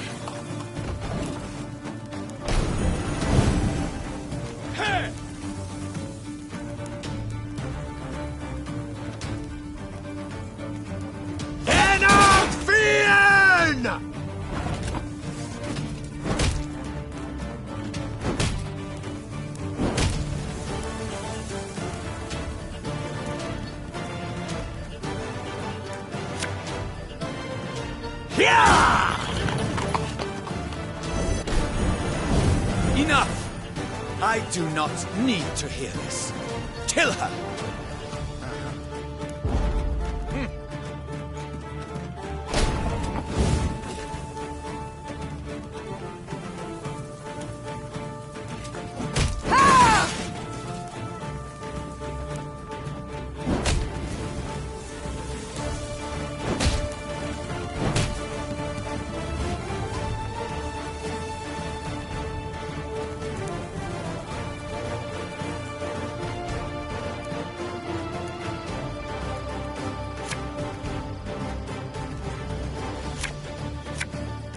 All right, that's no problem.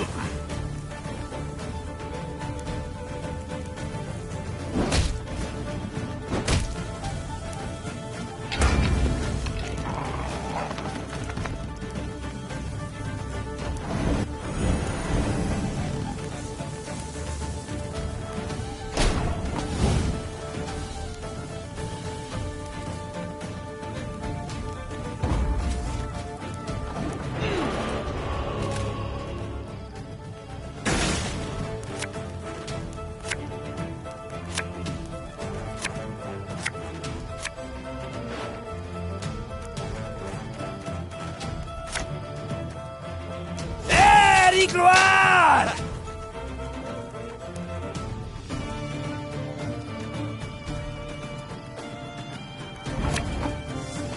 Again and again and again. Nilfgaard!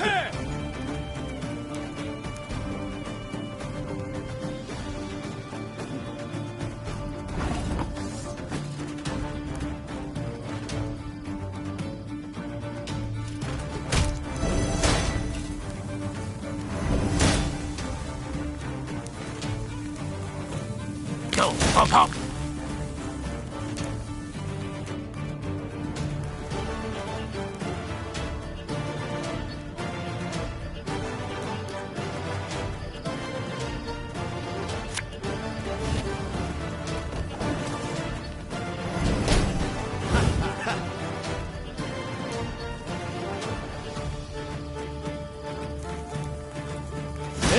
Retreat!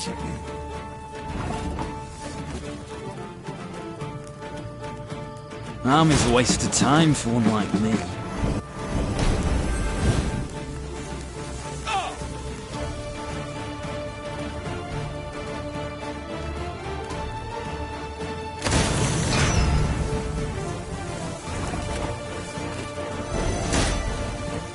Thing about slings, they hide well.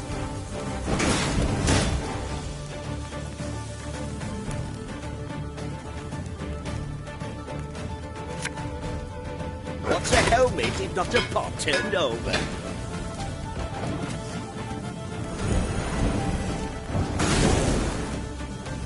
I warned you.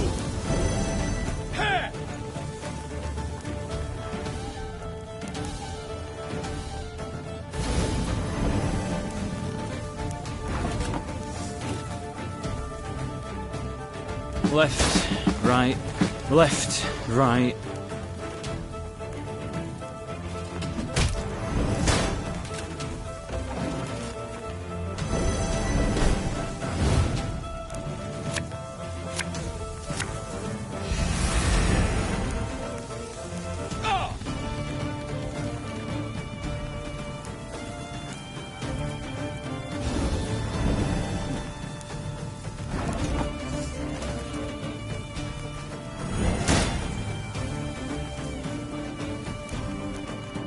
As you command.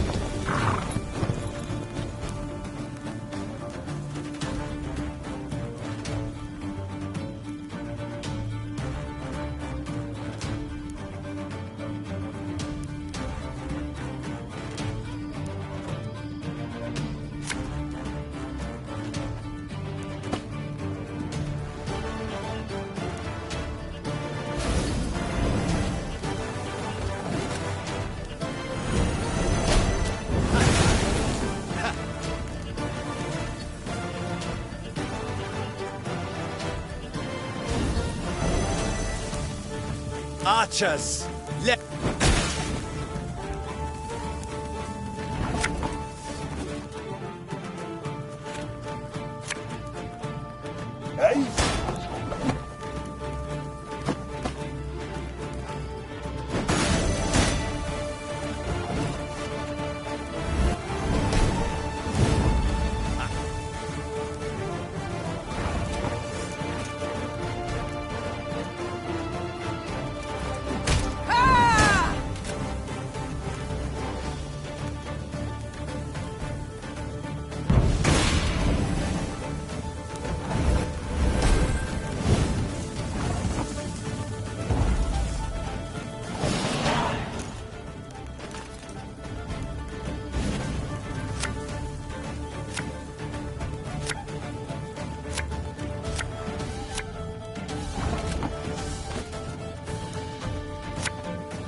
Blood washes away all shame!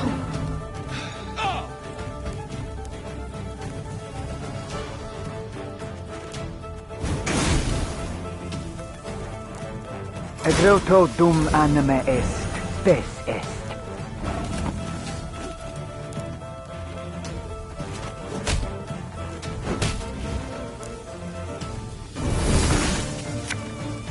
Can't take it anymore.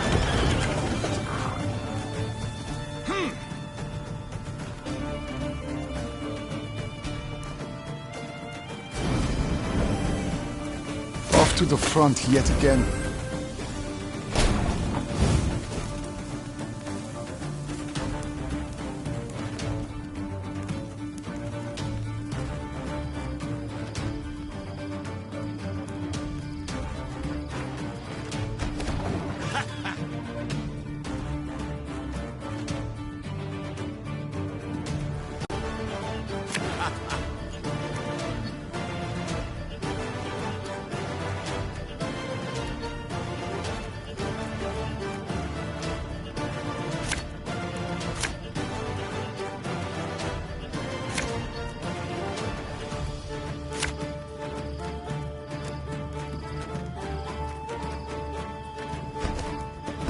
This is the end.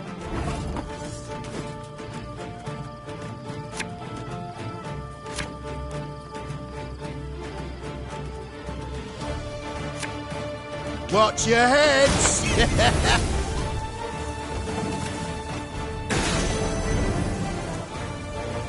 In retreat!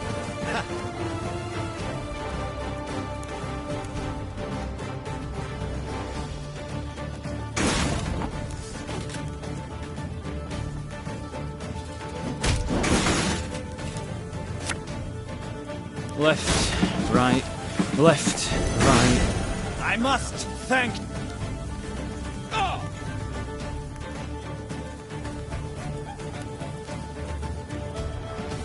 Enough fear! All right, that's no problem.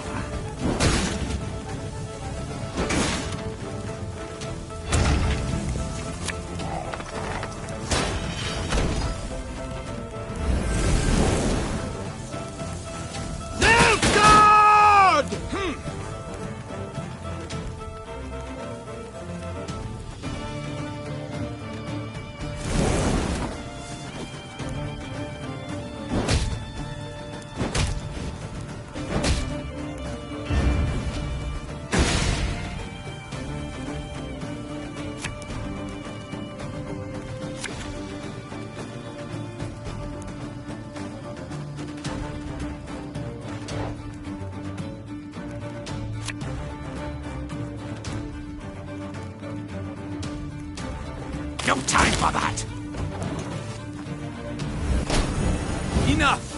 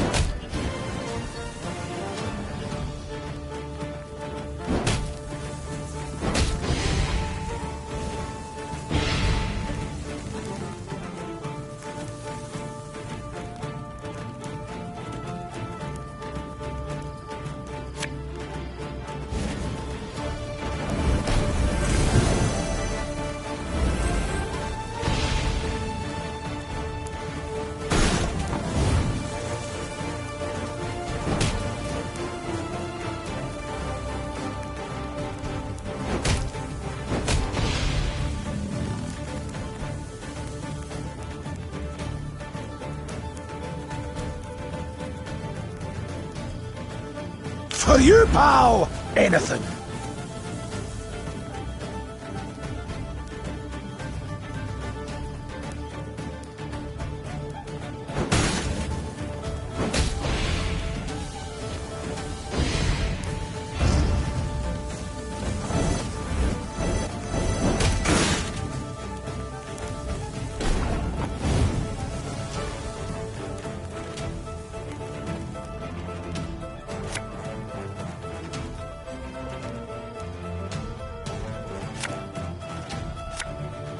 Necessity! Invention's mum.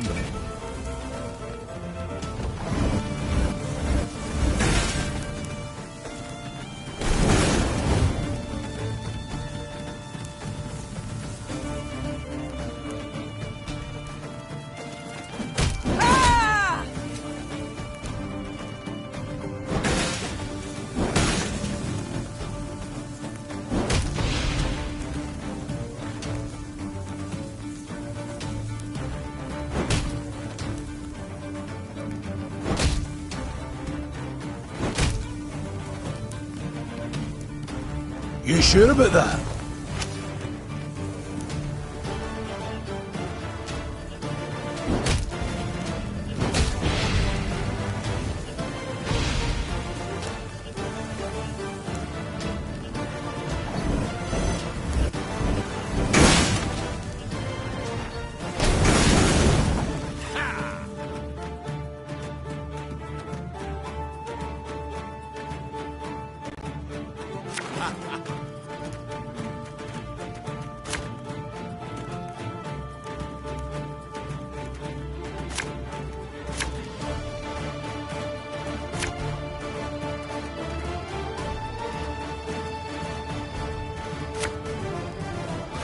This is the end of... Wanna know why I got my scar?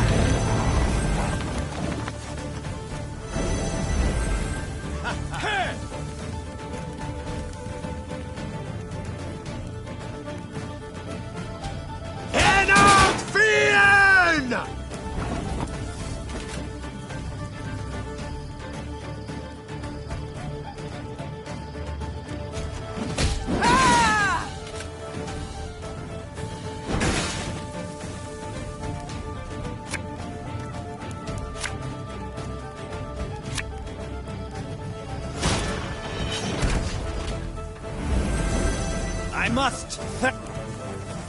Oh.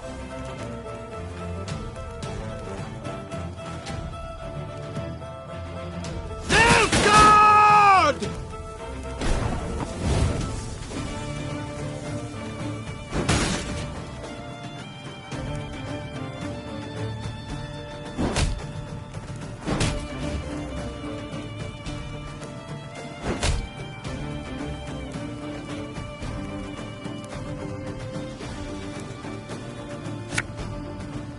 Left, right, left, right.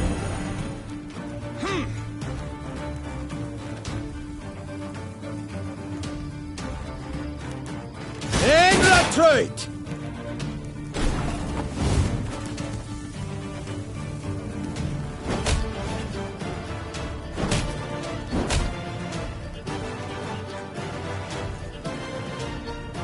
That hit the white of an eye from half a league away.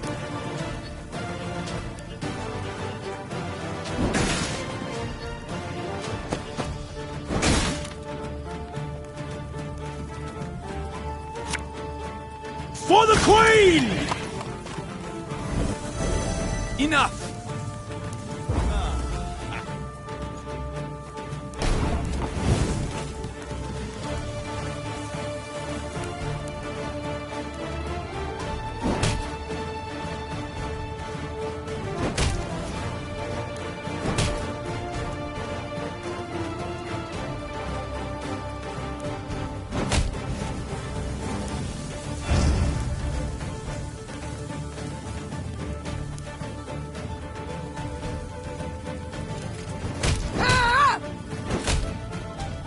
God save the Queen!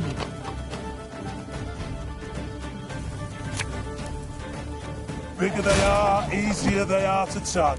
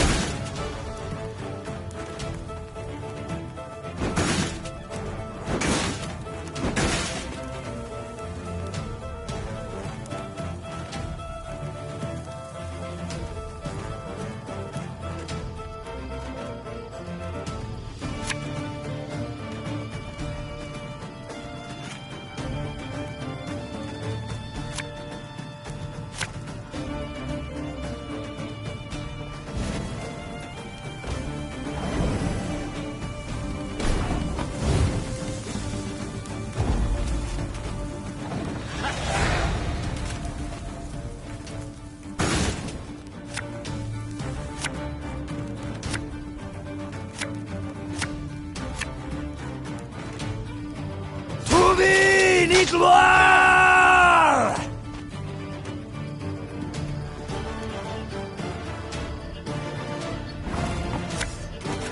I live to serve you.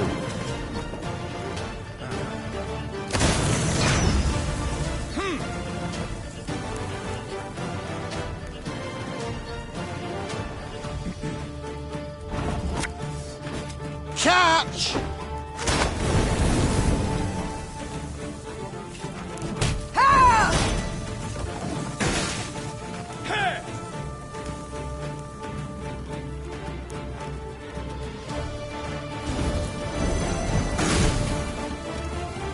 I warned you.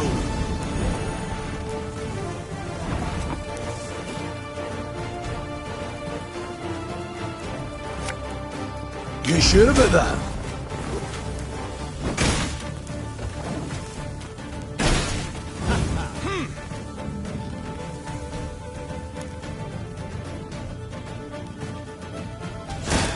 Diable them ass.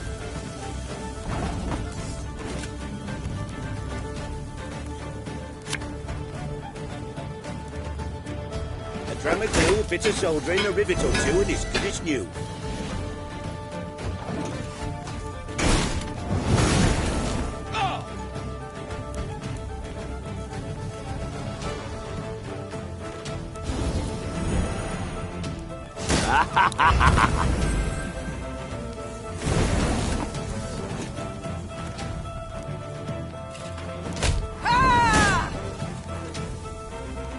Oh, could murder a pint.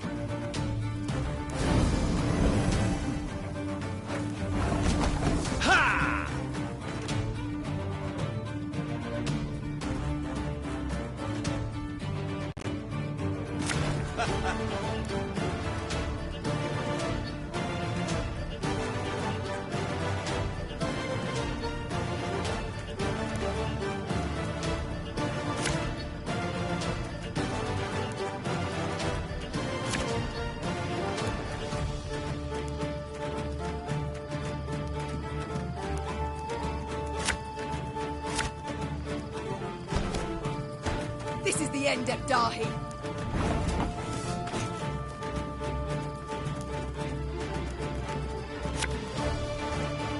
Catch!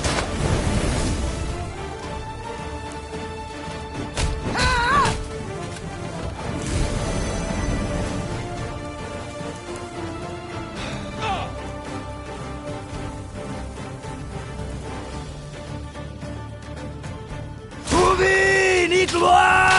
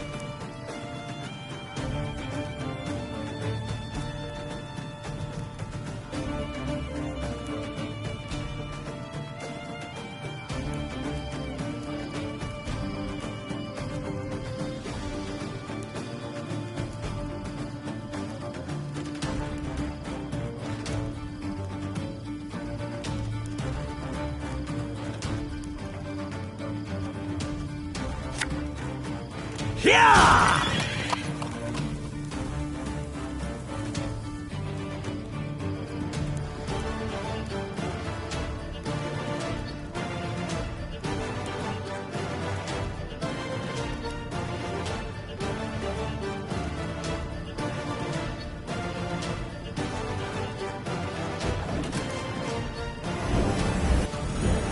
I must!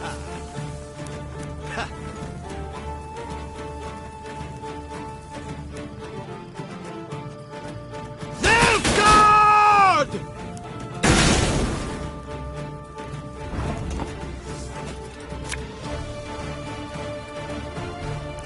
Go, hop, hop!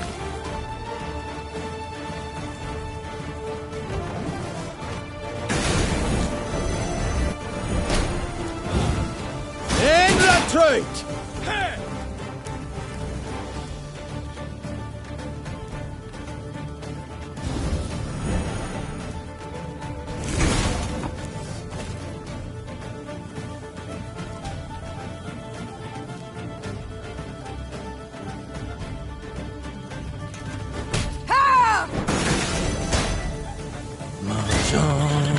Mahjong.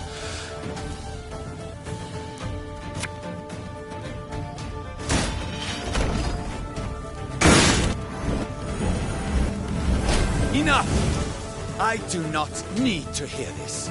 Kill her! Fiend!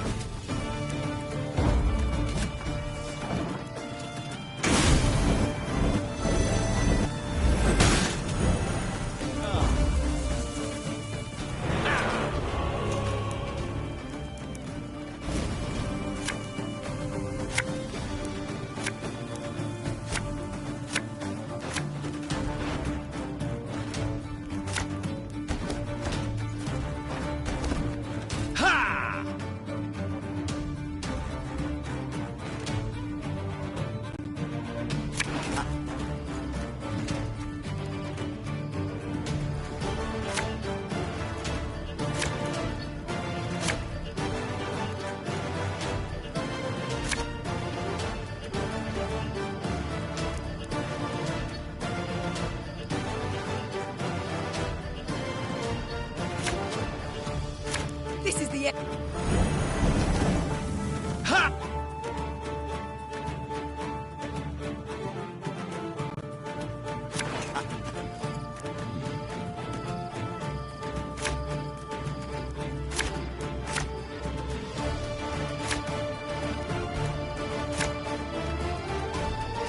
This is the end of Dahi. Do you hear me? I shall stick your head on a pike.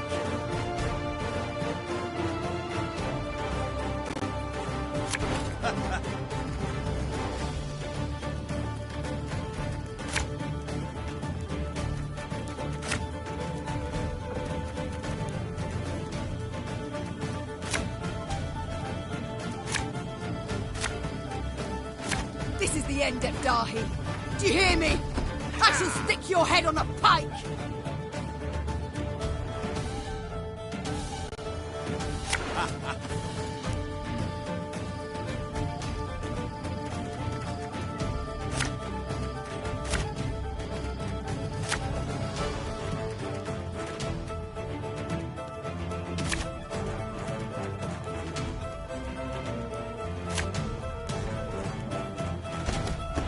This is the end of Dahi.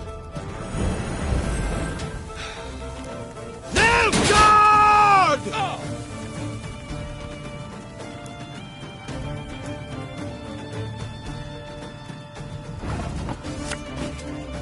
Watch your heads!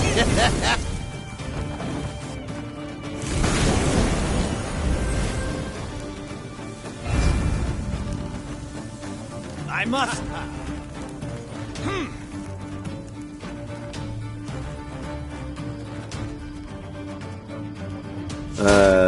Warum?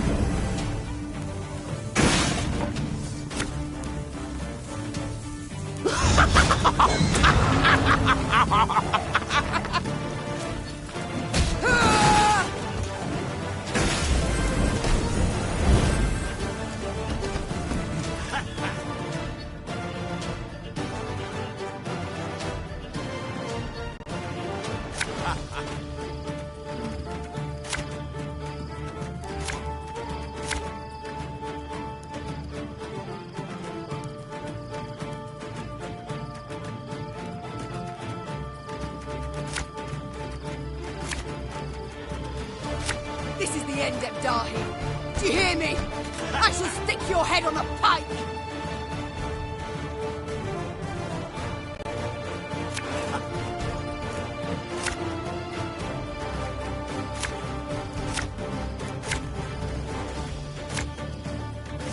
This is the end, Dahi. Do you hear me? I shall stick your head on a pike!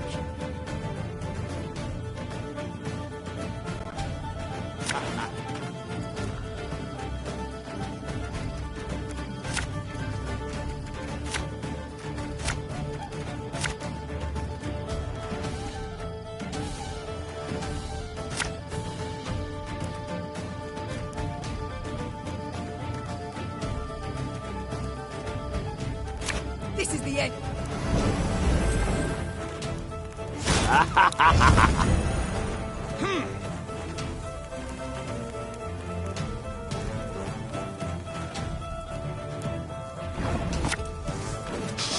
I smell a leak. I must. Warum?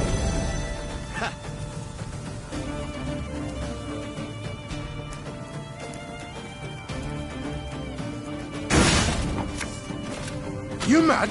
Don't shake that!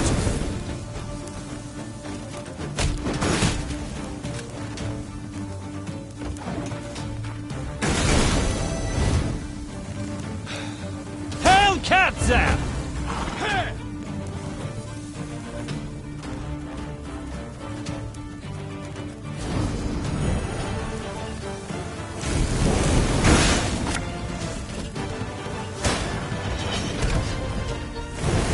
Enough! I do not need to hear this. Kill her!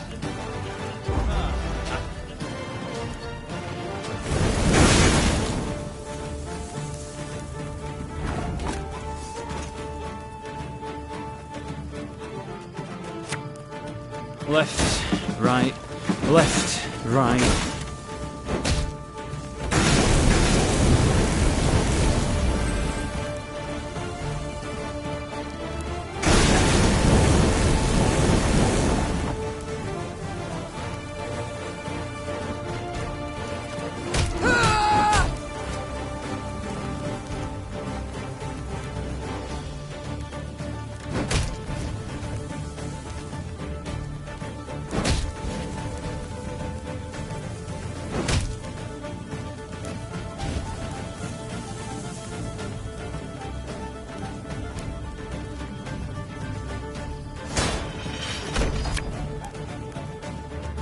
Favourite cut of lamb?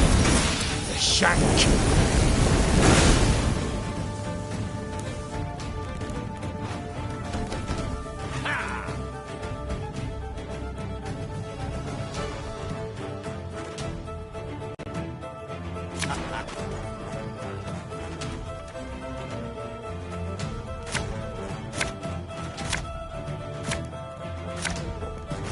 This is the end.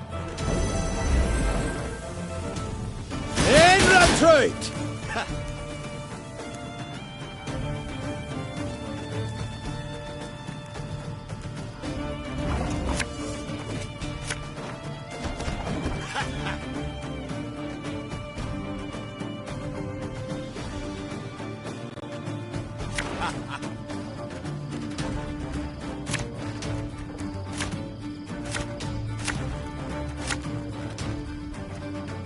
This is the end, Dahi. Do you hear me? I shall stick your head on a pike!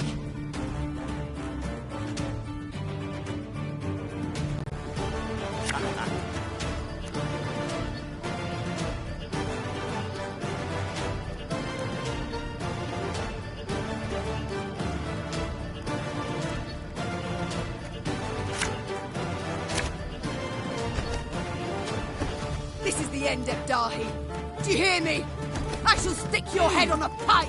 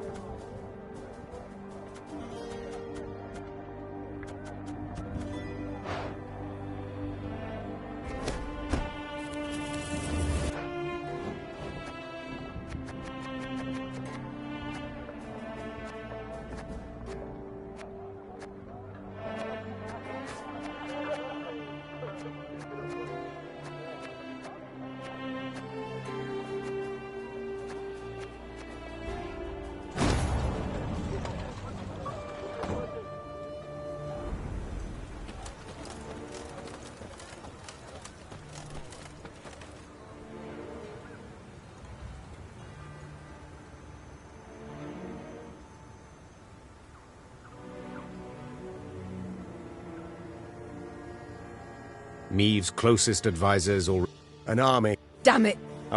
Yes. We must Easily. What do you... We've two. Out of the... Or. Suppose for... I know we're... Rivi. I think. I know. Wait. There's a small. What then? They would need. That is... Perhaps. And I'm to choose... You needn't. Bloody... And you. Of course. Beg your pardon. Face it, Rainha. Gascon. The winch for the main gate. Where exactly is it? Somewhere in that general area would be my, educated guess. Reynard? In the left side tower, upper floor, behind a steel grate. That settles it. Your readiness I value, Gascon, to be sure. But Reynard will lead this assault. I thank you for placing your trust in me, Your Grace. It is I who thank you. For all you've done. God speed you on your way, and please, don't get killed. Reynard had little trouble finding volunteers. In fact, more troops came forth than he could possibly take. They set off in the dark toward the castle, the light of its lanterns blurred by... Meve watched anxiously as the boats glided away, her heart pounding.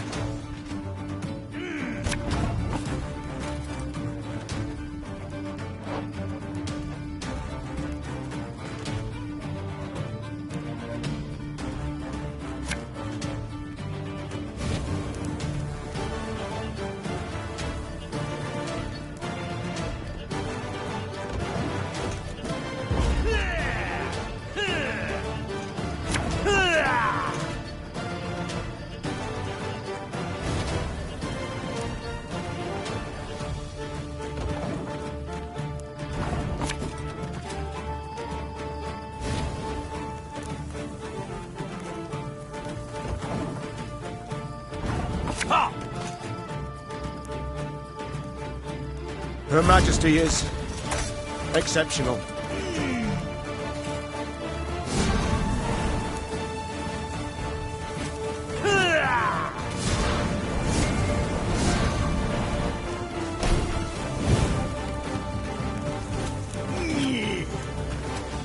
The winch!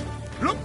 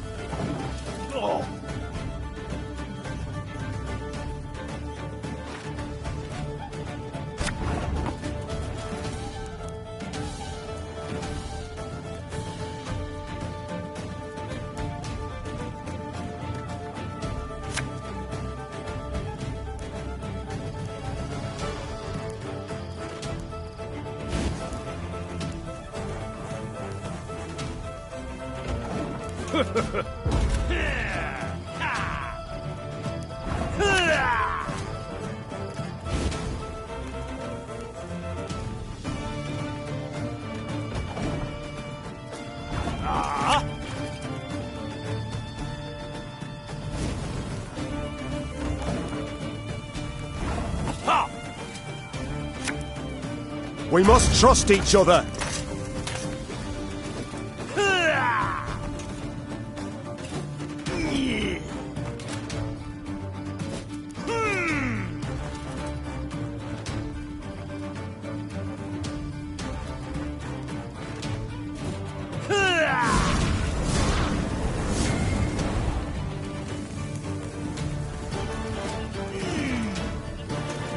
The winch!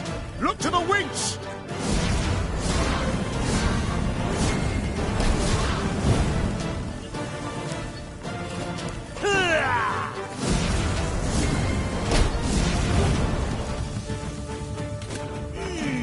This way! To the winch! We must open the gate!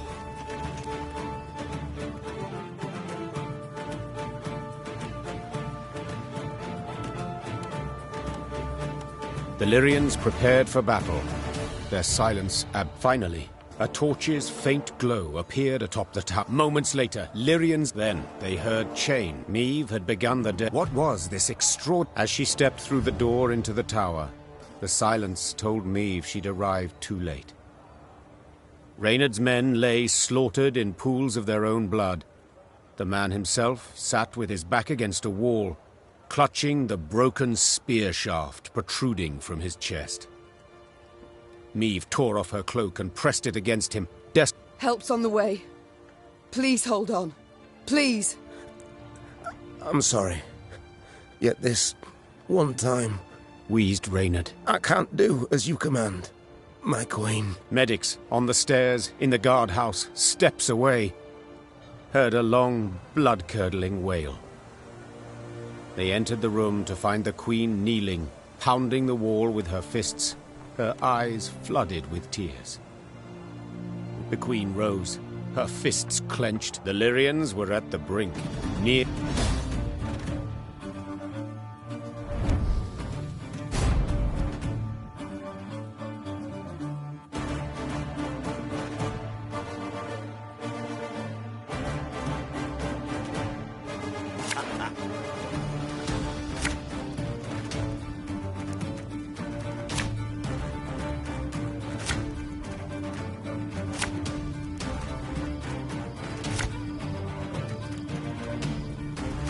This is the end of...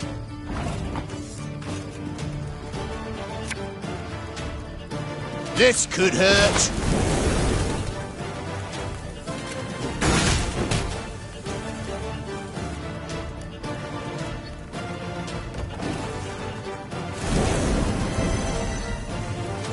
Trouver ni gloire!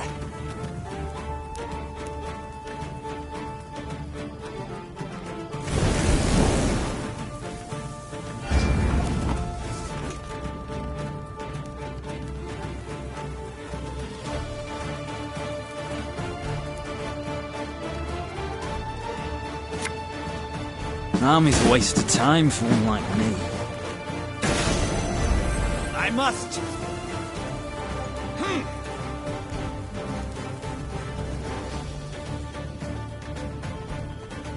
Nilfgaard!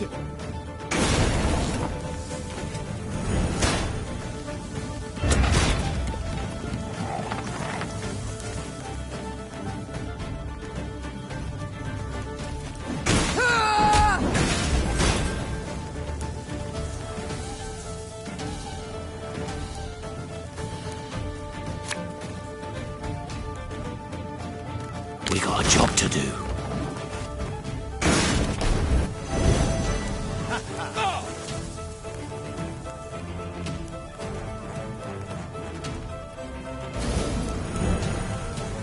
QuebraTronos!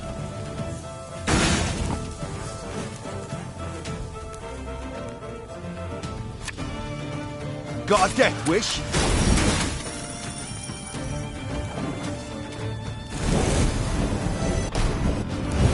Enough! I do not need to hear this. Kill her! Enough!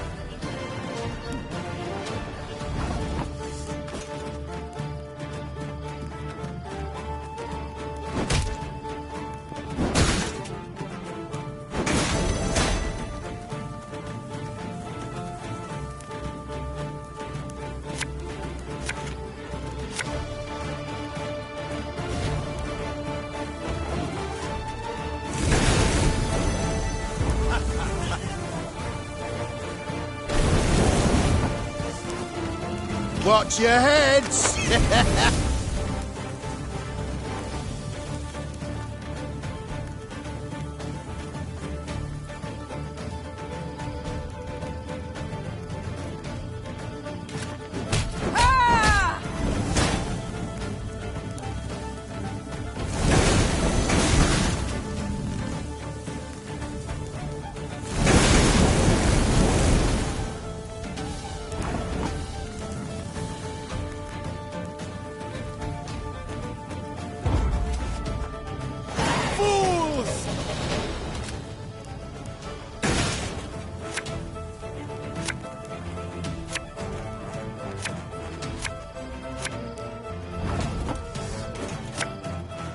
For the last!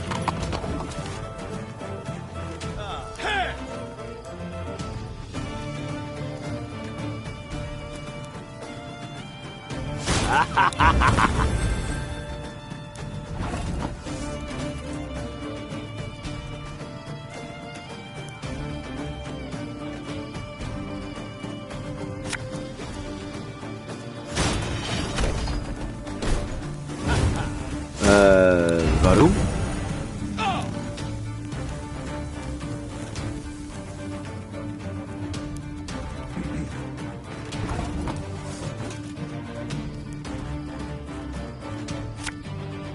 I'll show my mother she's wrong.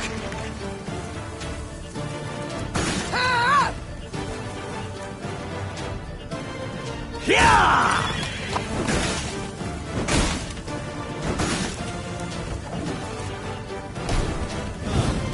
Eddard Fane!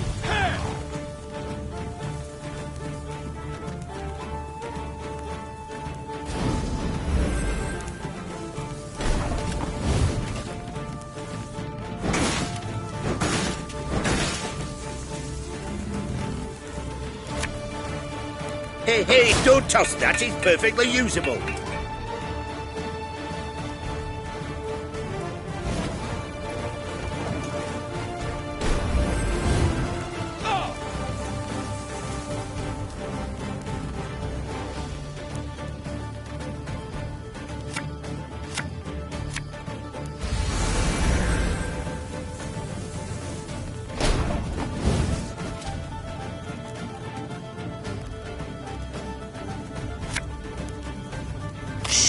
Cork it.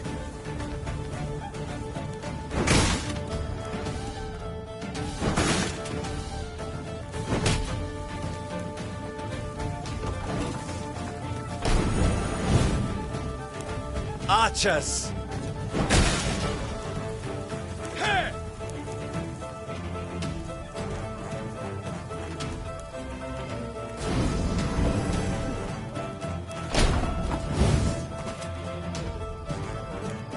A king faces difficult choices.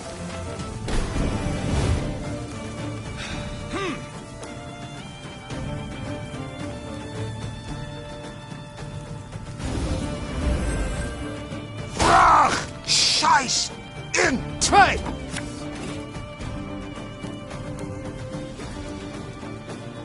Hey?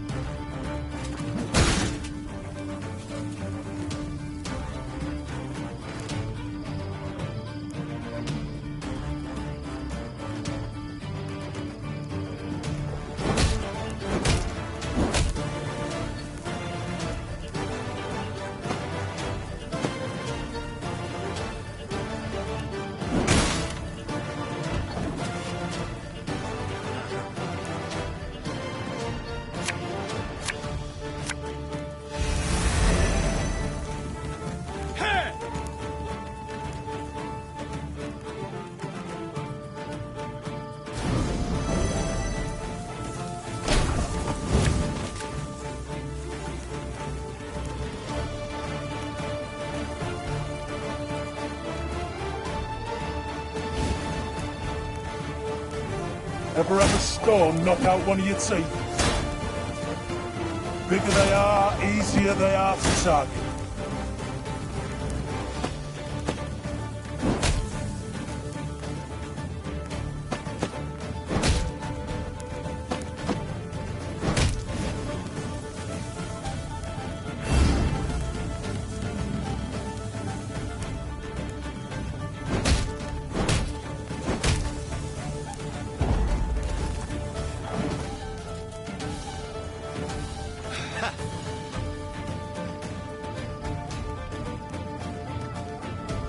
Off to the front yet again.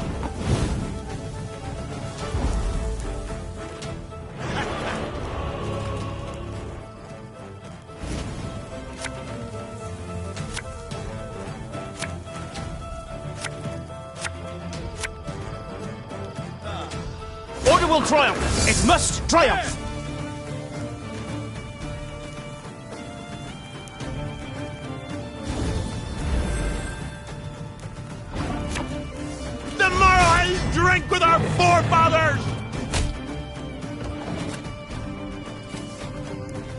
course, as you wish, master.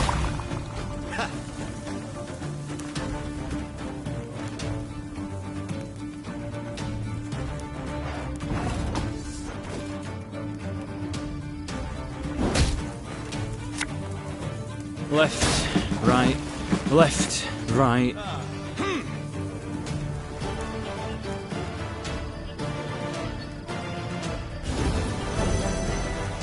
Quiet, or the Commissar will hear.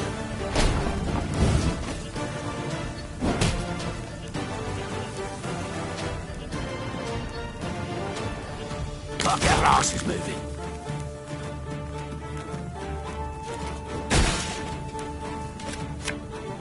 As you command.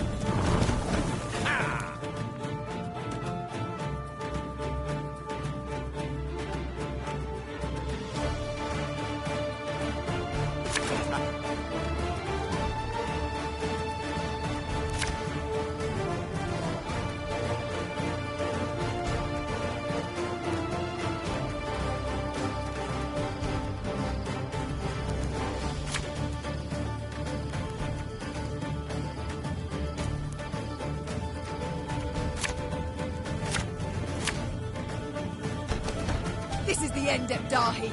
Do you hear? You mad? Don't say that!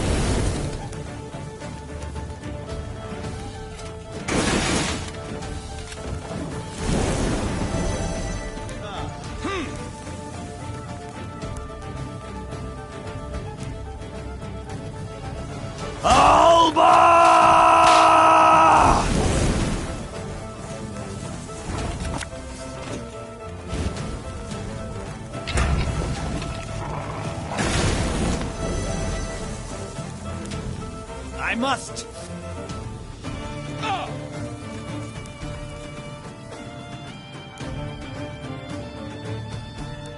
In retreat! This could hurt.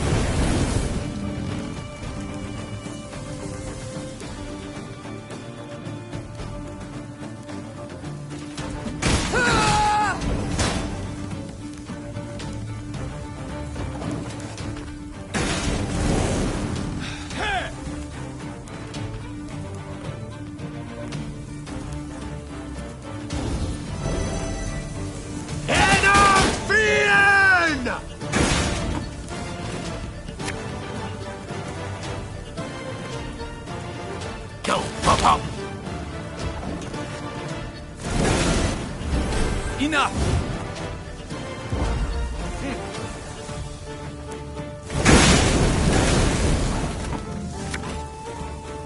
For the last!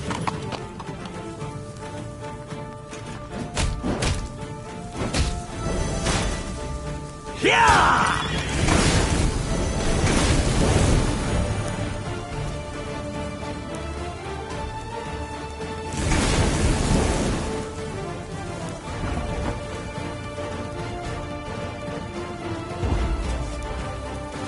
Fools!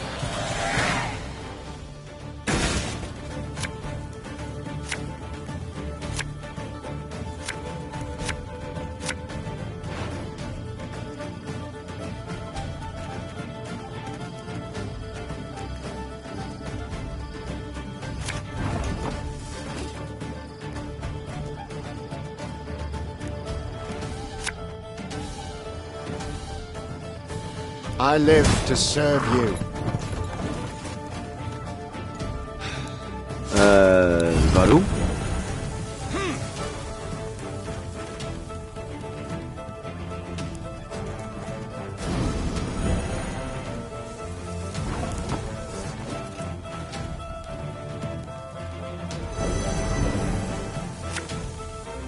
An army's a waste of time for one like me.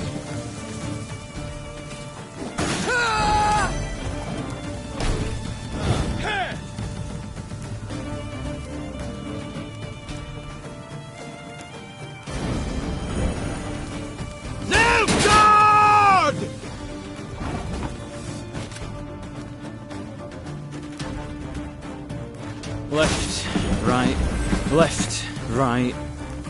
Without hesitation.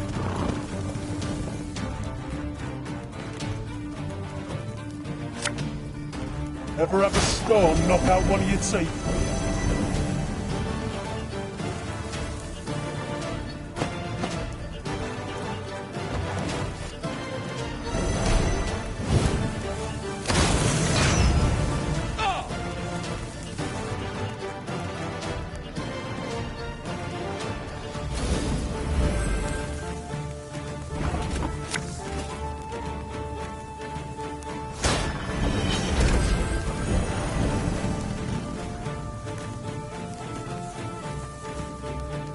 Job to do.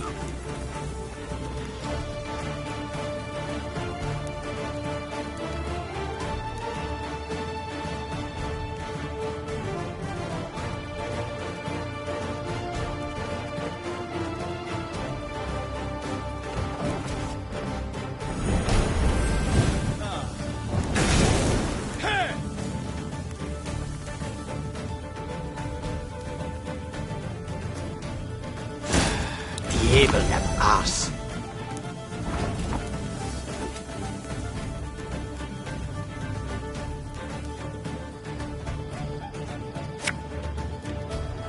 For you, pal! Anything!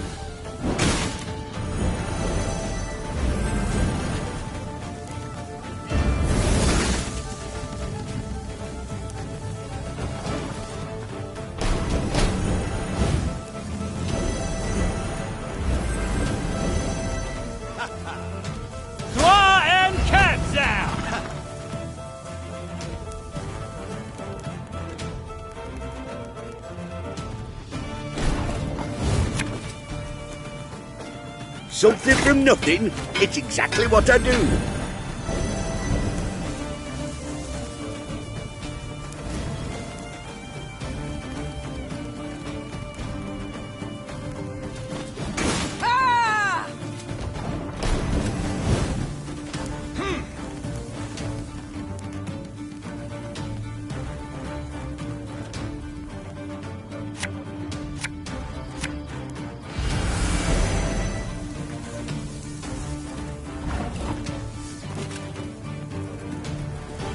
You sure about that?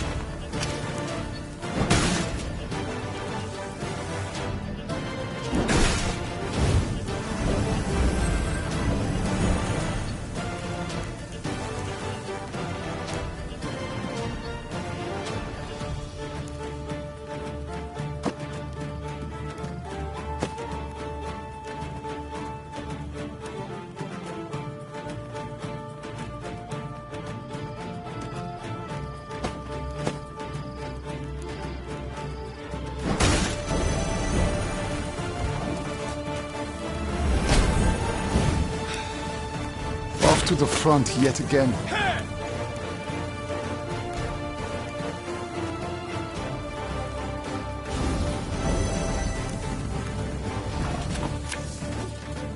Shh! Cork it!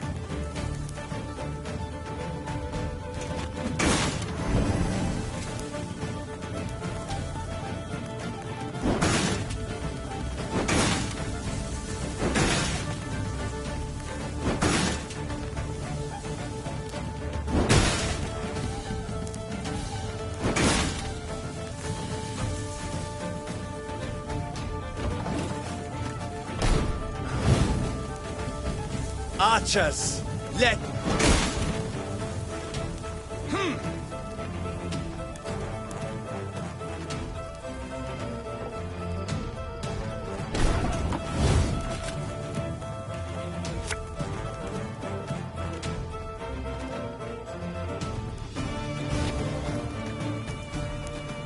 I've hit the white of an eye from half a league away.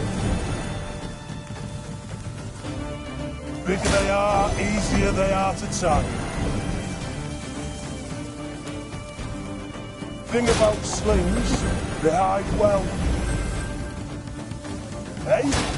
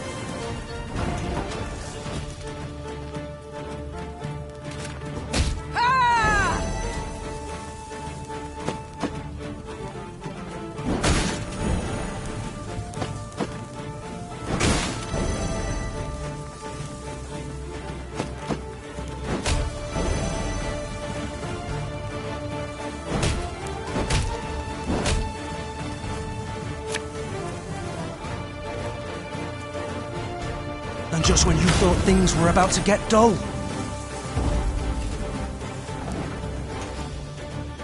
Quiet, or the Commissar will hear.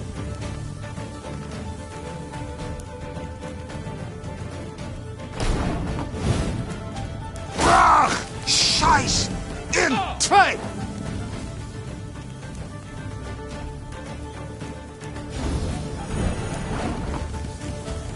Off to the front yet again.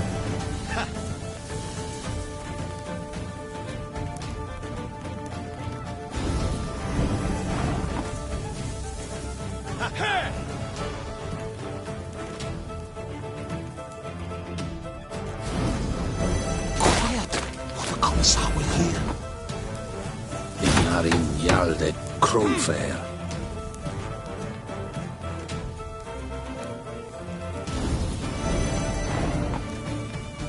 Barbarians.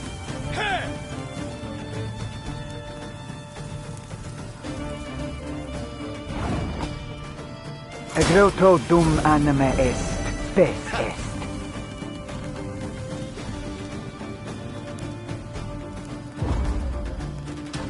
Where is he? Tell me where!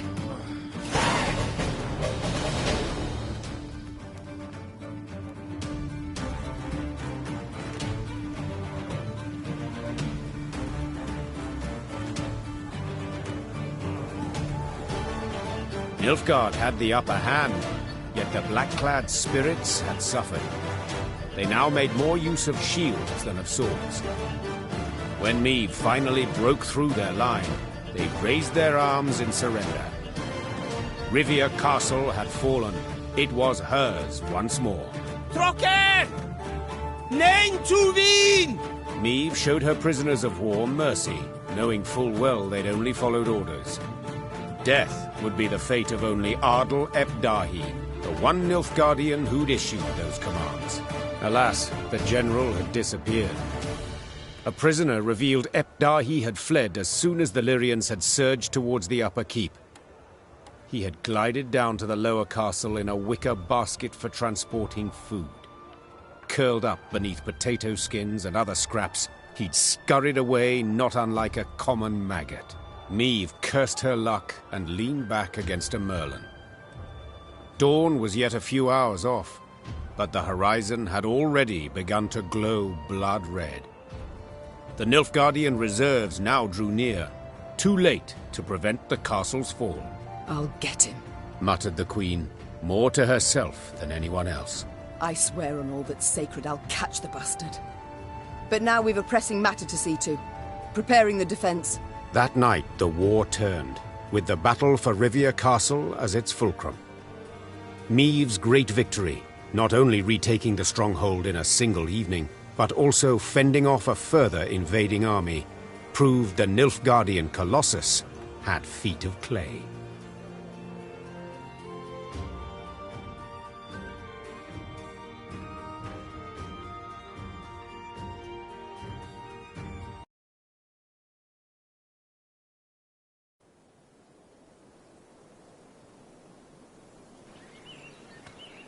The armies of the north had united and now seemed to be on the attack everywhere.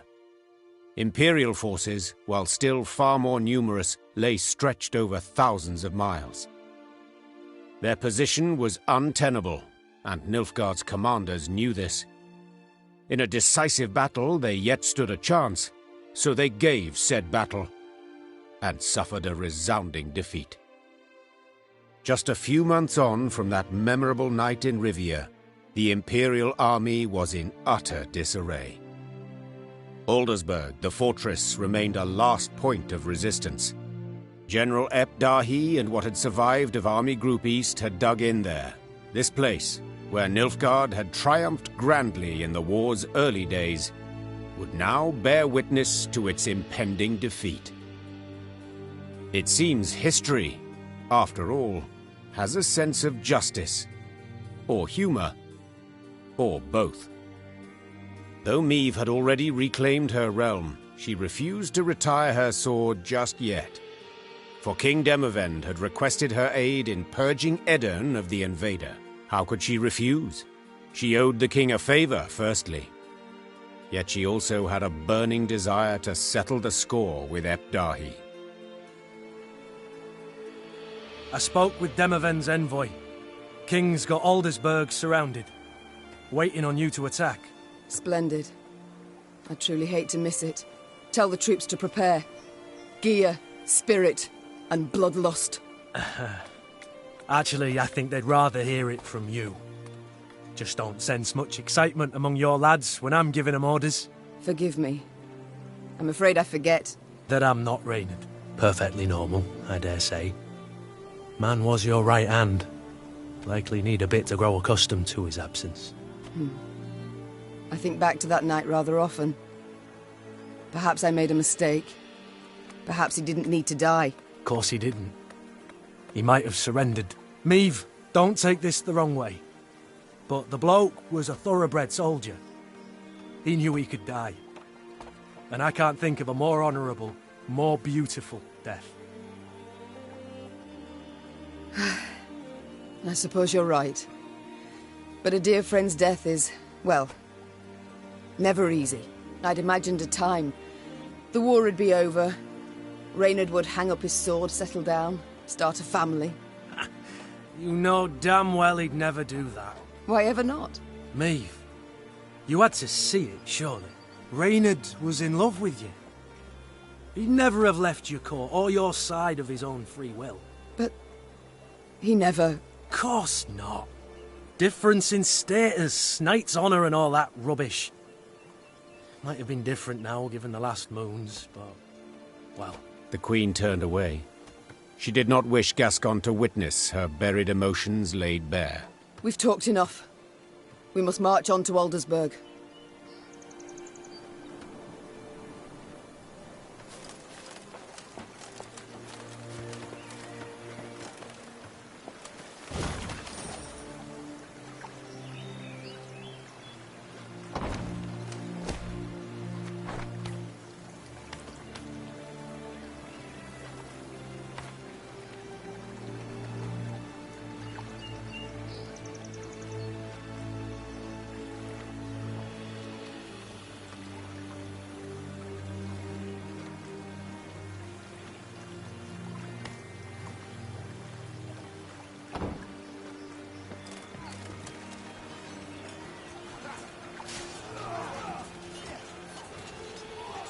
The Lyrian army had grown into a great serpent.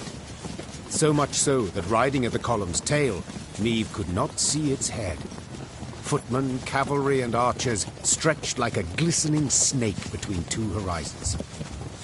Meve had come a long way indeed, and she felt proud, as did Willem riding at her side. At first, the troops had eyed the prince suspiciously, if not with hatred. But they'd watched him fight for weeks now, and saw him as one of their own. Suddenly, Meve heard angry cries and the clash of steel against steel, all at the column's front. Close ranks! To the left! March left! Support the flank! Meve drew her sword, spurred her horse, and galloped forward along the line of troops. Then, through the swirling battle dust, she spotted shimmering golden suns.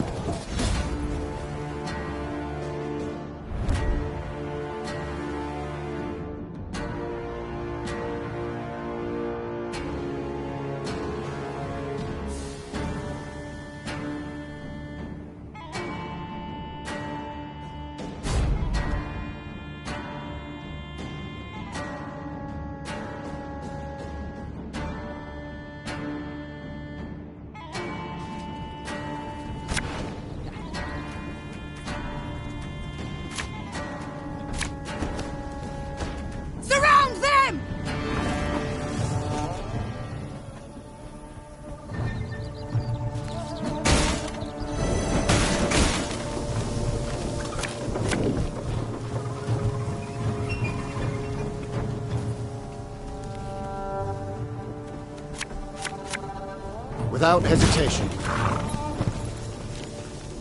Must be an important lesson in this. But what? Again and again and again. 101, 102, 103.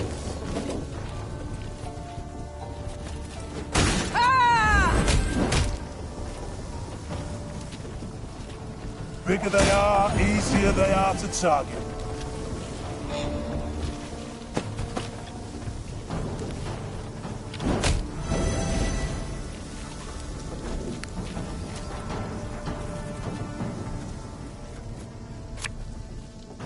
Quick and painful this'll be.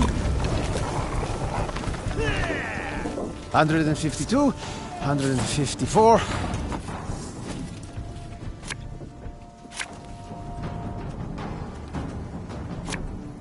Thing about slings, they hide well.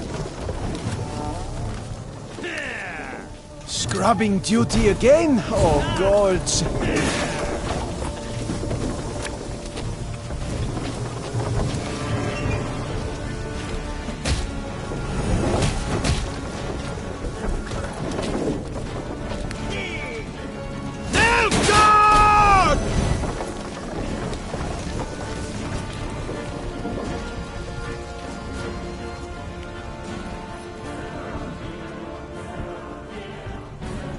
An army's a waste of time for one like me.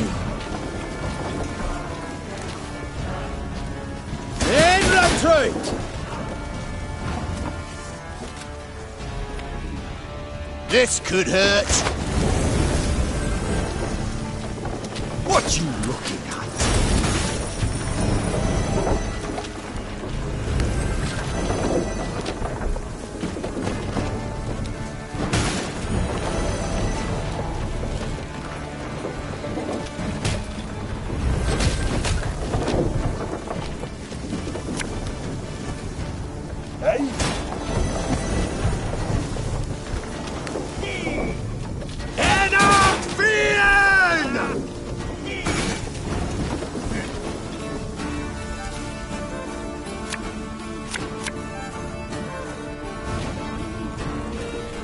Ever have a storm knock out one of your teeth? That hit the white of an eye from half a league away. Nilfgaard!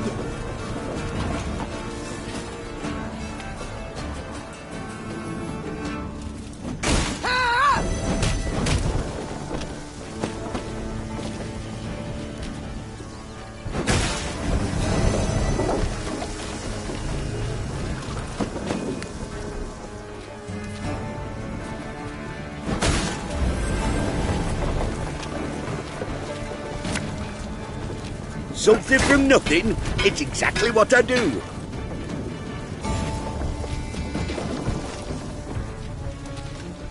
Quiet, or the Commissar will hear. Watch your heads!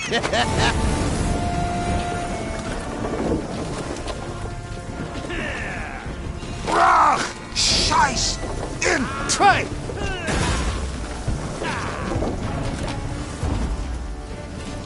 Mercy! Have mercy!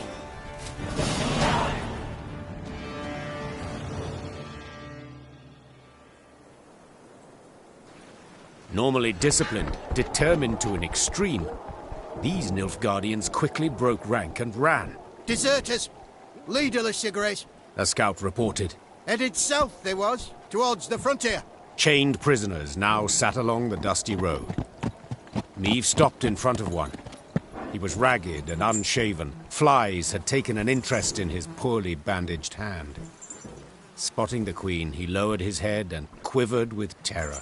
I know you take us for savages, Began Meve, her gaze passing over several scraggy black-clads. but fear not. We shan't flay you alive nor eat you for dinner. And when a truce is signed, you'll be sent home, where I most sincerely hope you'll stay this time. As the Queen mounted her horse, she barely concealed a grimace. Her thighs were sore and chafed, her hands raw from the reins. But she bit her lip and rode on, for the prize was now very near.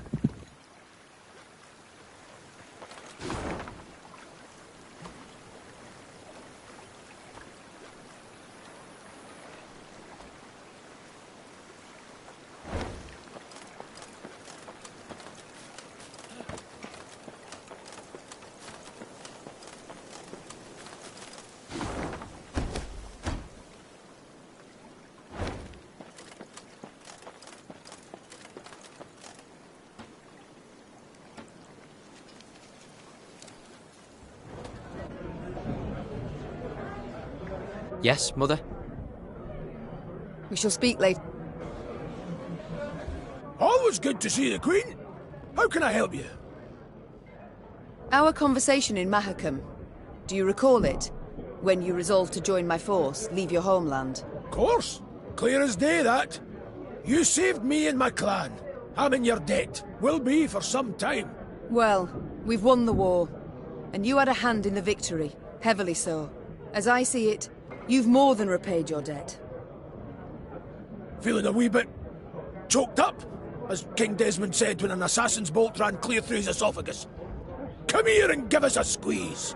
Later, perhaps. But Gabor, any plans for what comes next? Ha! I wasn't expecting to have this chat, so I'm a bit caught with my knickers down past my knees. War's over, but we've much left to do. Our relations with non-humans, for instance. I mean to improve them. And I think you could help, Gabor, greatly so. Meaning, you'd like me to stay in your court? I'd see it as an honour, your majesty. An honour true. We shall return to this... No skin off my back. Hey ho, how's... So, what awaits you now? What will you do? Been contemplating it of late. Thought I might go back to the life of an outlaw. Not that I'd expect you to approve. You're quite right, I wouldn't. It's why I wish to make certain you'll not feel tempted. Gascon, I hereby bestow upon you a number of estates near Scala. What? Meve? Damn it, I don't know what to say. Ha! A first? Thank you, Meve. 1,000 thanks. 'Tis I who should thank you. With all my heart. It's time I attended... Huh? What is it now? The war nears its end. Sadly. Sadly, why? I survived. Again. Rebuild your land, Queen. Enjoy your life. Me and my men. We'll be moving on. Arnulf, in Lyria and Rivia, your past matters not. Nor does your shame. Stay. What about after? What do I tell my ancestors when the time comes? I yearn to sit at their table, lass, and drink mead in their company, so go I must. So long, Arnul.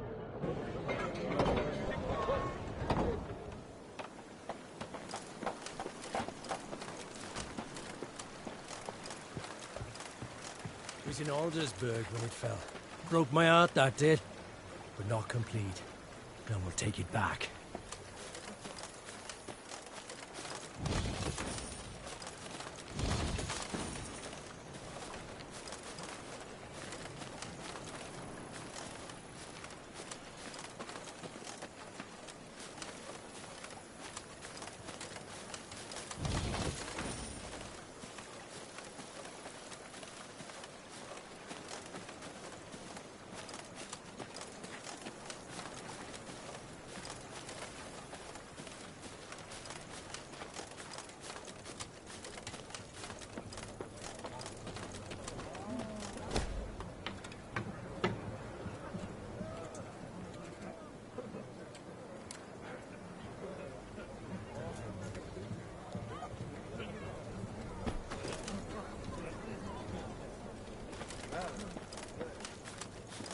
The good mothers guided you to victory.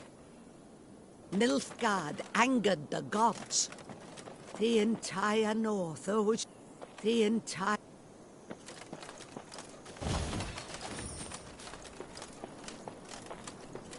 Meve was listening to a scout's report when screams suddenly burst from the prisoner transport. In a moment, Meve bore witness to a truly macabre sight. The Nilfgaardian captives to whom she had recently been merciful lay dead, massacred in cold blood among the camp's tents. Blast it all. Seethed the Queen, looking at the bloodied corpses. Those responsible for the deed, peasants from the quarry at Ravencloft, Meve had welcomed into her ranks. The harm they'd endured from Nilfgaardians wielding whips, this was what had festered in their hearts and minds. The Rivians couldn't accept that their oppressors had gone unpunished.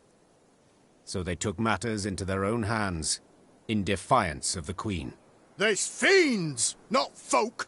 Cried the peasants, now armed and in uniform. There was owed this, plain and simple. It had been justice by a mob, and Meve knew it should not go unpunished. Yet at the last, ignoring her advisor's counsel, she left the former slaves' fate for their commanders to decide. For the Queen had grown weary of choosing between two evils, each one darker than the other.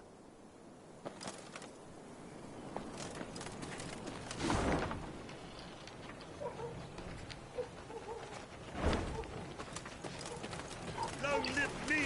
Long live the Queen! Long live our liberator!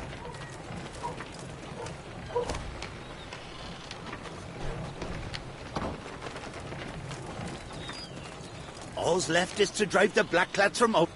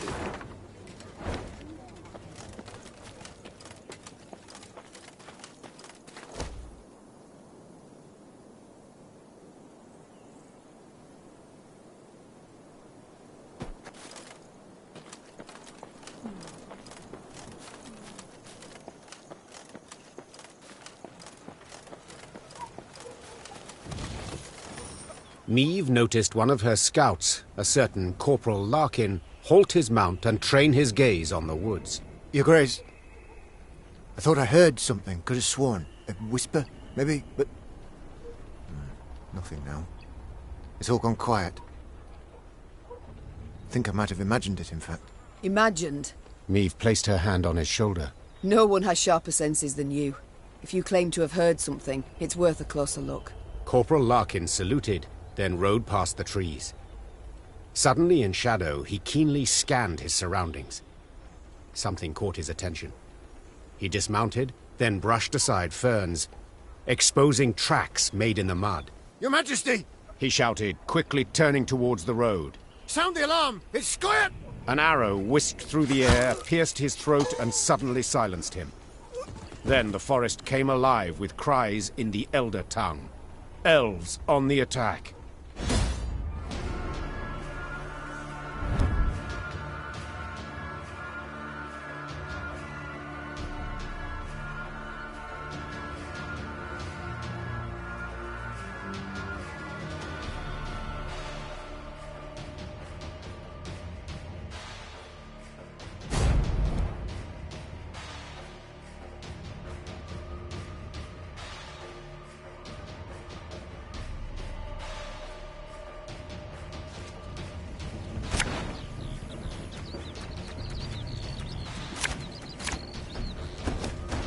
It's a trap!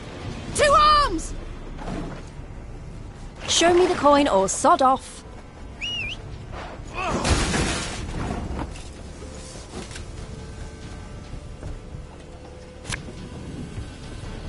Yes?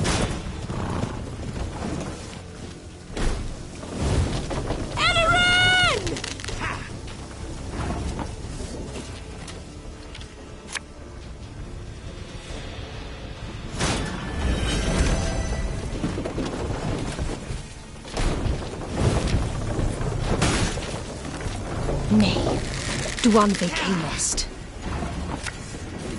We got a job to do.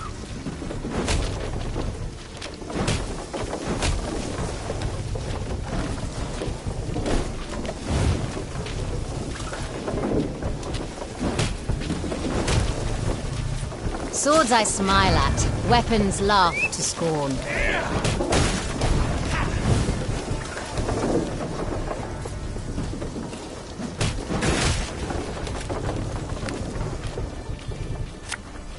Bigger they are, easier they are to target.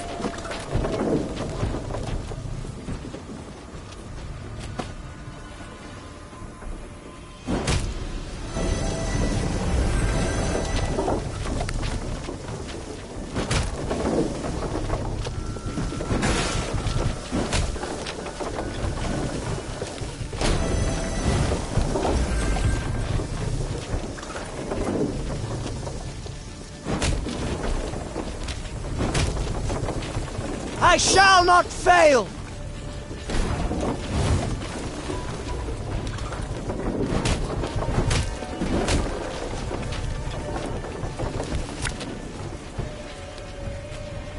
An army's a waste of time for one like me.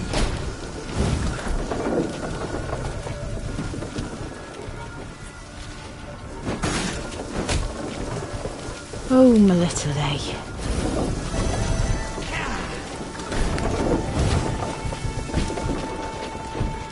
Oh, could murder a pint.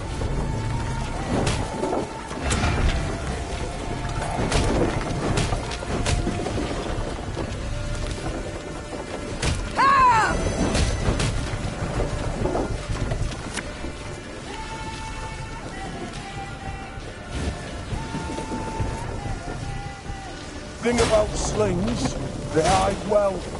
Ever have a storm knock out one of your teeth?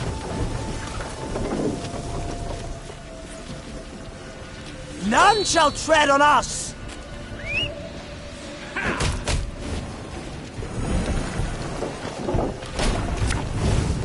I know what I'm doing.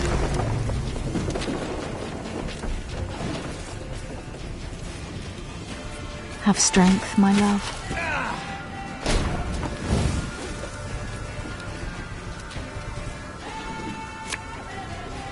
Hey, hey, don't toss that, it's perfectly usable.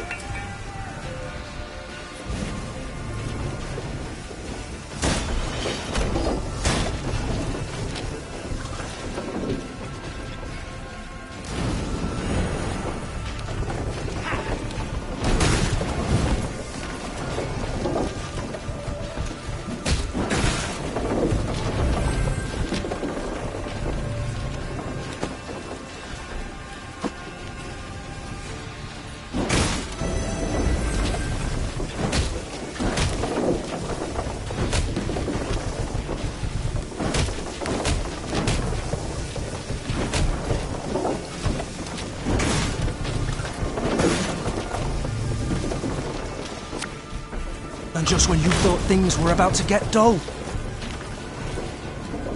Death to humans!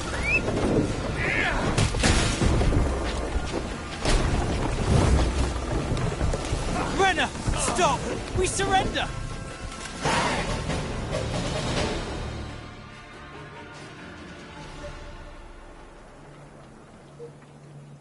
The Scoia'tael fighters stood no chance against Meve. When the sounds of battle finally ceased, the Queen, victorious, tossed aside her arrow-studded shield. She then ordered the commando's leader brought before her. She'd expected a ranter who would turn up his nose, spit in her face, and cry, "Death to all Dwan!" But the bloodied elf before her was no arrogant firebrand. He averted his gaze, and his lips gently trembled. Youthful you look, elf. How many summers to you? 30? More? 27, my lady. 27. A wonderful age. A shame to die so young. I beg you, Rainha. For mercy, I ask. If not for me, then at the least for... Mercy? You jest. You wait in ambush, come at us like bandits, and now you dare ask for mercy. It was no ambush. Don't play me for a fool. I know what I saw, and I'm no stranger to warcraft. It's not you we wished to fight. Sverre. Then who killed Corporal Larkin, Werebubs? When we saw you on the high road, we fell back and hid in the wood. We wanted you to pass. Your scout's hearing very keen. He heard something, then spotted our tracks. You must understand. We had no choice.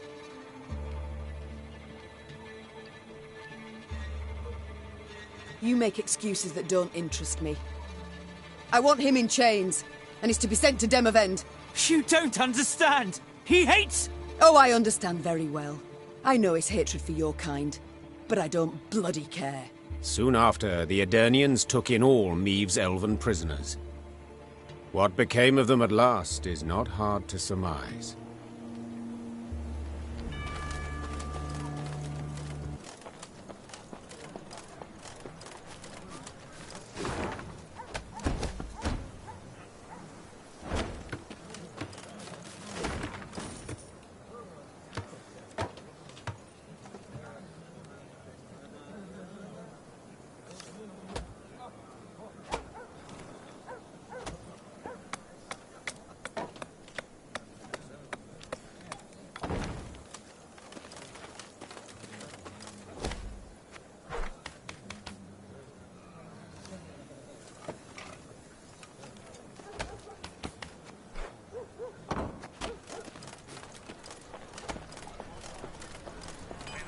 All of you, treat yourself to our first foundations. Master Mirko advises against taking on any credit in Kavir. Fresh eggs for sale! Sausage, cheese, milk, exotic silks. Berries and grains expel without a strain. As ever, the market in Harmelan bustled with life. Though that particular day, Meve was earnestly surprised at the sight. For just months before, Nilfgaard had leveled the city. Harmelan's rebirth was now well underway.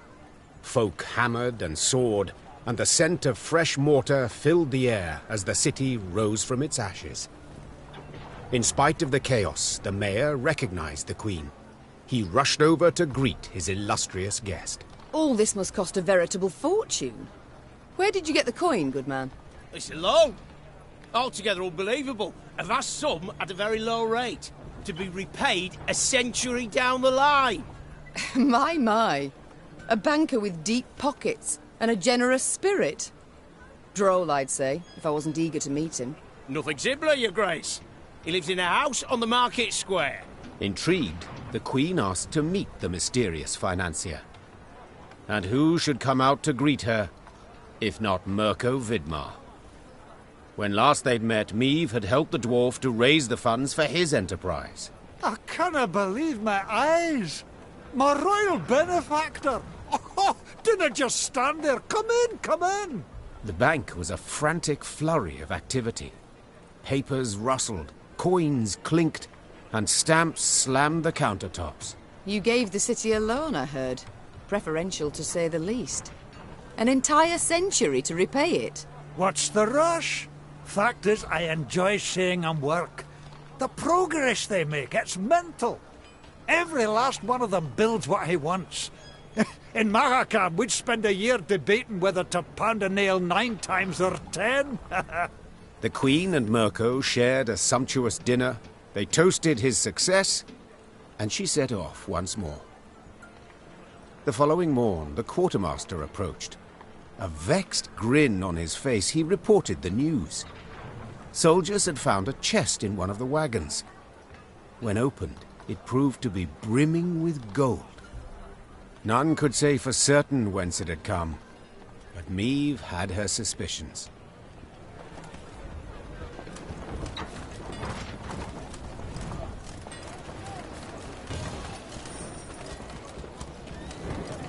It'd be an honor to fight at your side, Majesty. Side by side, we'll kick those black-clads across the Yoruba.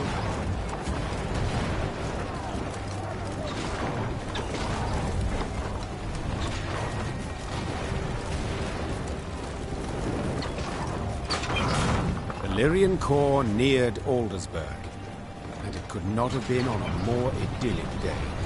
The sun shone, birds sang, trees rustled in a light breeze.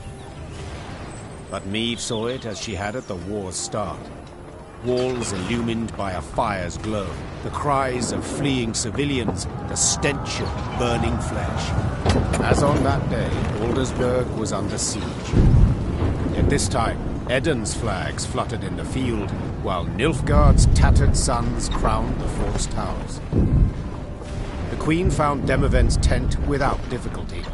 Made of sheets of silk edged with silver thread, it positively shone. Seems the realm's restored to a virtuous path. Muttered Meve. Aha! There she is!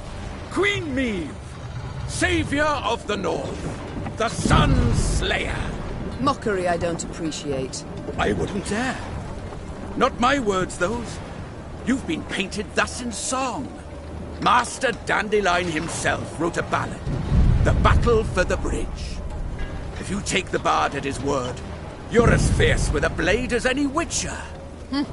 Is that jealousy I hear? To be perfectly honest, Meve, it is. For I hadn't the pluck, nor resolve. And when all the North tuck-tail went to shite, you alone stepped up and bared your fangs. Let it be a lesson for the future to us all. You called out the future. Tell me, how's your son? Baldwin. Growing like a weed he is. And the spitting image of his old man.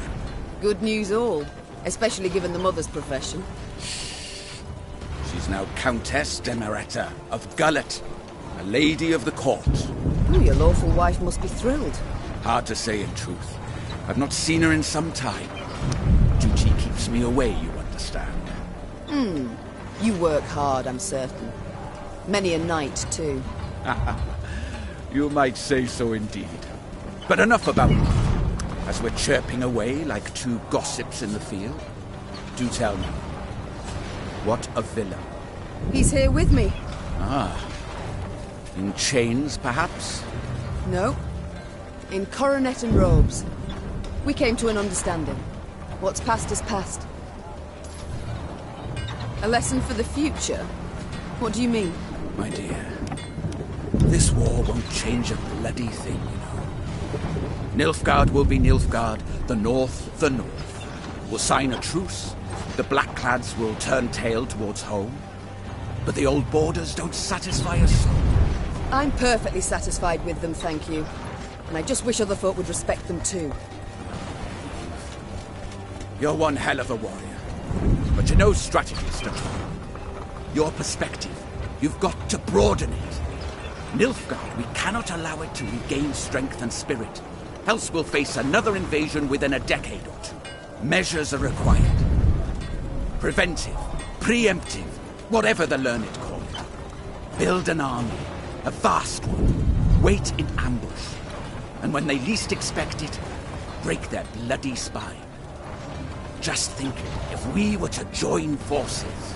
Enough. I don't wish to hear it. Won't even entertain the thought. I'll help you take Aldersburg, but then I'll go home, where, God's willing, I'll live to a ripe old age. As you wish. We can mount the assault at any time, but... But? My scouts report a small Nilfgaardian force approaching from the south. They've stayed off the roads. Moved only under the cover of night. Escorting someone. Who? I've no notion. Could be a mage. Devilishly unpredictable, that lot. Could wreak havoc in our ranks. Either way, before we rush at the walls, we must make certain they don't reach Aldersburg at all. I shall see to it. Are you sure? You've just arrived. Must be weary after the long journey. An understatement if I ever heard one. But I wish all this to be over, quickly. Meve set out after the Nilfgaardians immediately, a cavalry escort in tow. Her unmatched scouts, who had led the army through the mountains of Mahakam and Angren swamps, quickly found the enemy's trail. This way, Your Grace. It's not far now. That very same day, Meve's force caught up to the mysterious black-clad unit. Lyrian riders surrounded the foe, forcing the Nilfgaardians to halt. All felt so quiet, the creaking of taut Lyrian bowstrings could be discerned. The common tongue. Which of you knows it? I do, Your Majesty. You also know who you deal with, I see. What is your name? Kaldvin, Your Majesty. At last. A Nilfgaardian name I can pronounce. So, Kaldwin. It seems this war will reach its end in 2 days' time at the most. 'Twould be silly to die today, wouldn't you agree? It would, milady. Precisely. I've spilled enough blood. I've lost the appetite for more. So, provided you don't give me a good reason to kill you, you'll walk away with your lives. Now tell me. You carry something for General Ebdahi. What is it? A letter. Urgent to the point of insanity, it must be. Who wrote it? The dear Madam Ebdahi? No, Your Majesty. The Emperor. My. A letter from Emir himself. You must be an important person. A noble, or... Yet your uniform is simple, with no discernible distinctions. Who are you truly, Coldwyn? A spy? A simple messenger, Your Majesty. Don't lie. I know messengers, how they travel. Alone, armorless, atop a swift steed. You're escorted by cavalry of the heavy sort. For I often carry orders the recipients don't wish to perform, thus the escort. Give me the letter. I've sworn to deliver it to General Ebdahi, or to die in the quest to do so. Oh, very well. My translator shall read this letter, then return it to you. You shall break no vow, and who knows? You might even survive. And if I refuse? Guess. So be it. I accept your offer. Meve's translator cracked the seal and read. And as he read, his eyes grew wide as saucers. Then he whispered in the Queen's ear. Truly. And you're certain you're not mistaken. The wonders of this world. Coldwyn, consider this your lucky day. I allow you to complete your mission, with one proviso.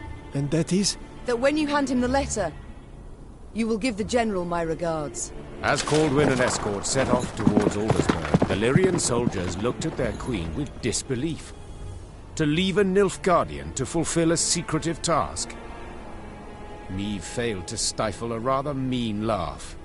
They'll understand tomorrow, she thought. General Ebdahi had prefaced Lyria's and Rivia's invasion with a series of arrogant demands. The Nilfgaardian had been impudent, as he had felt sure he'd achieve a quick and decisive victory.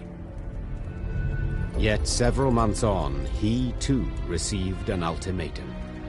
One signed by Emperor Emir var Emreis himself. The missive was concise and left no room for interpretation. With General Ebdahi dead, the Nilfgaardian army descended into chaos. The kings of the north, united, took advantage and struck at the foe. Their victory was complete.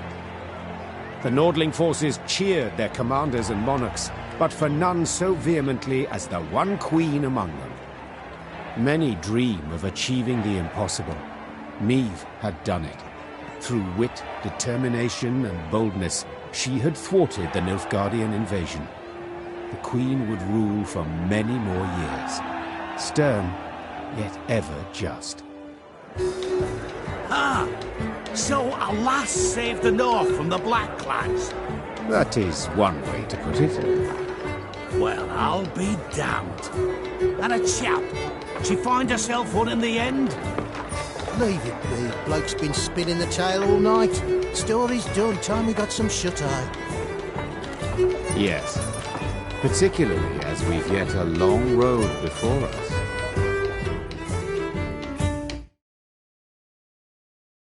Phew.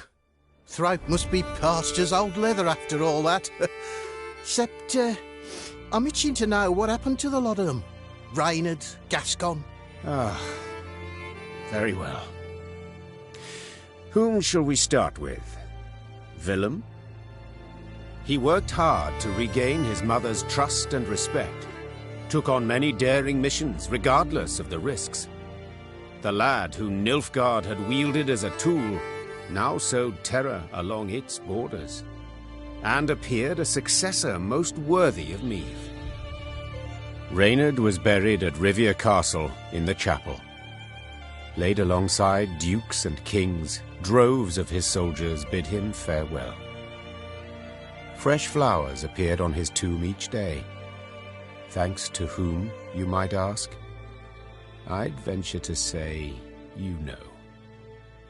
Having settled in Rivia, Gascon embarked on a life worthy of his noble origins.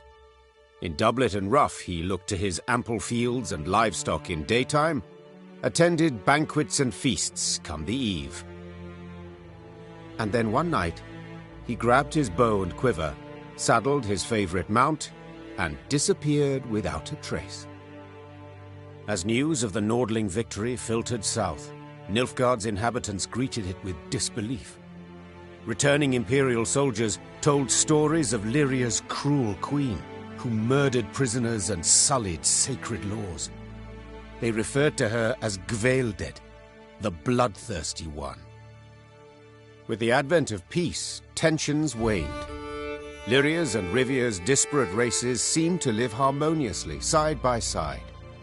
The Queen pressed for new laws aimed at curbing oppression. They were a step towards more enlightened rule, yet sadly were habitually broken. And Meve? As I said, she ruled with an iron hand, not fist, and with her son's unwavering support. She could now trust him again. A great victory, greater even than Rivia's liberation. And now, if you'd allow me... Course. Leave him be, lads. Let him get some rest. Till the time comes for the next tale.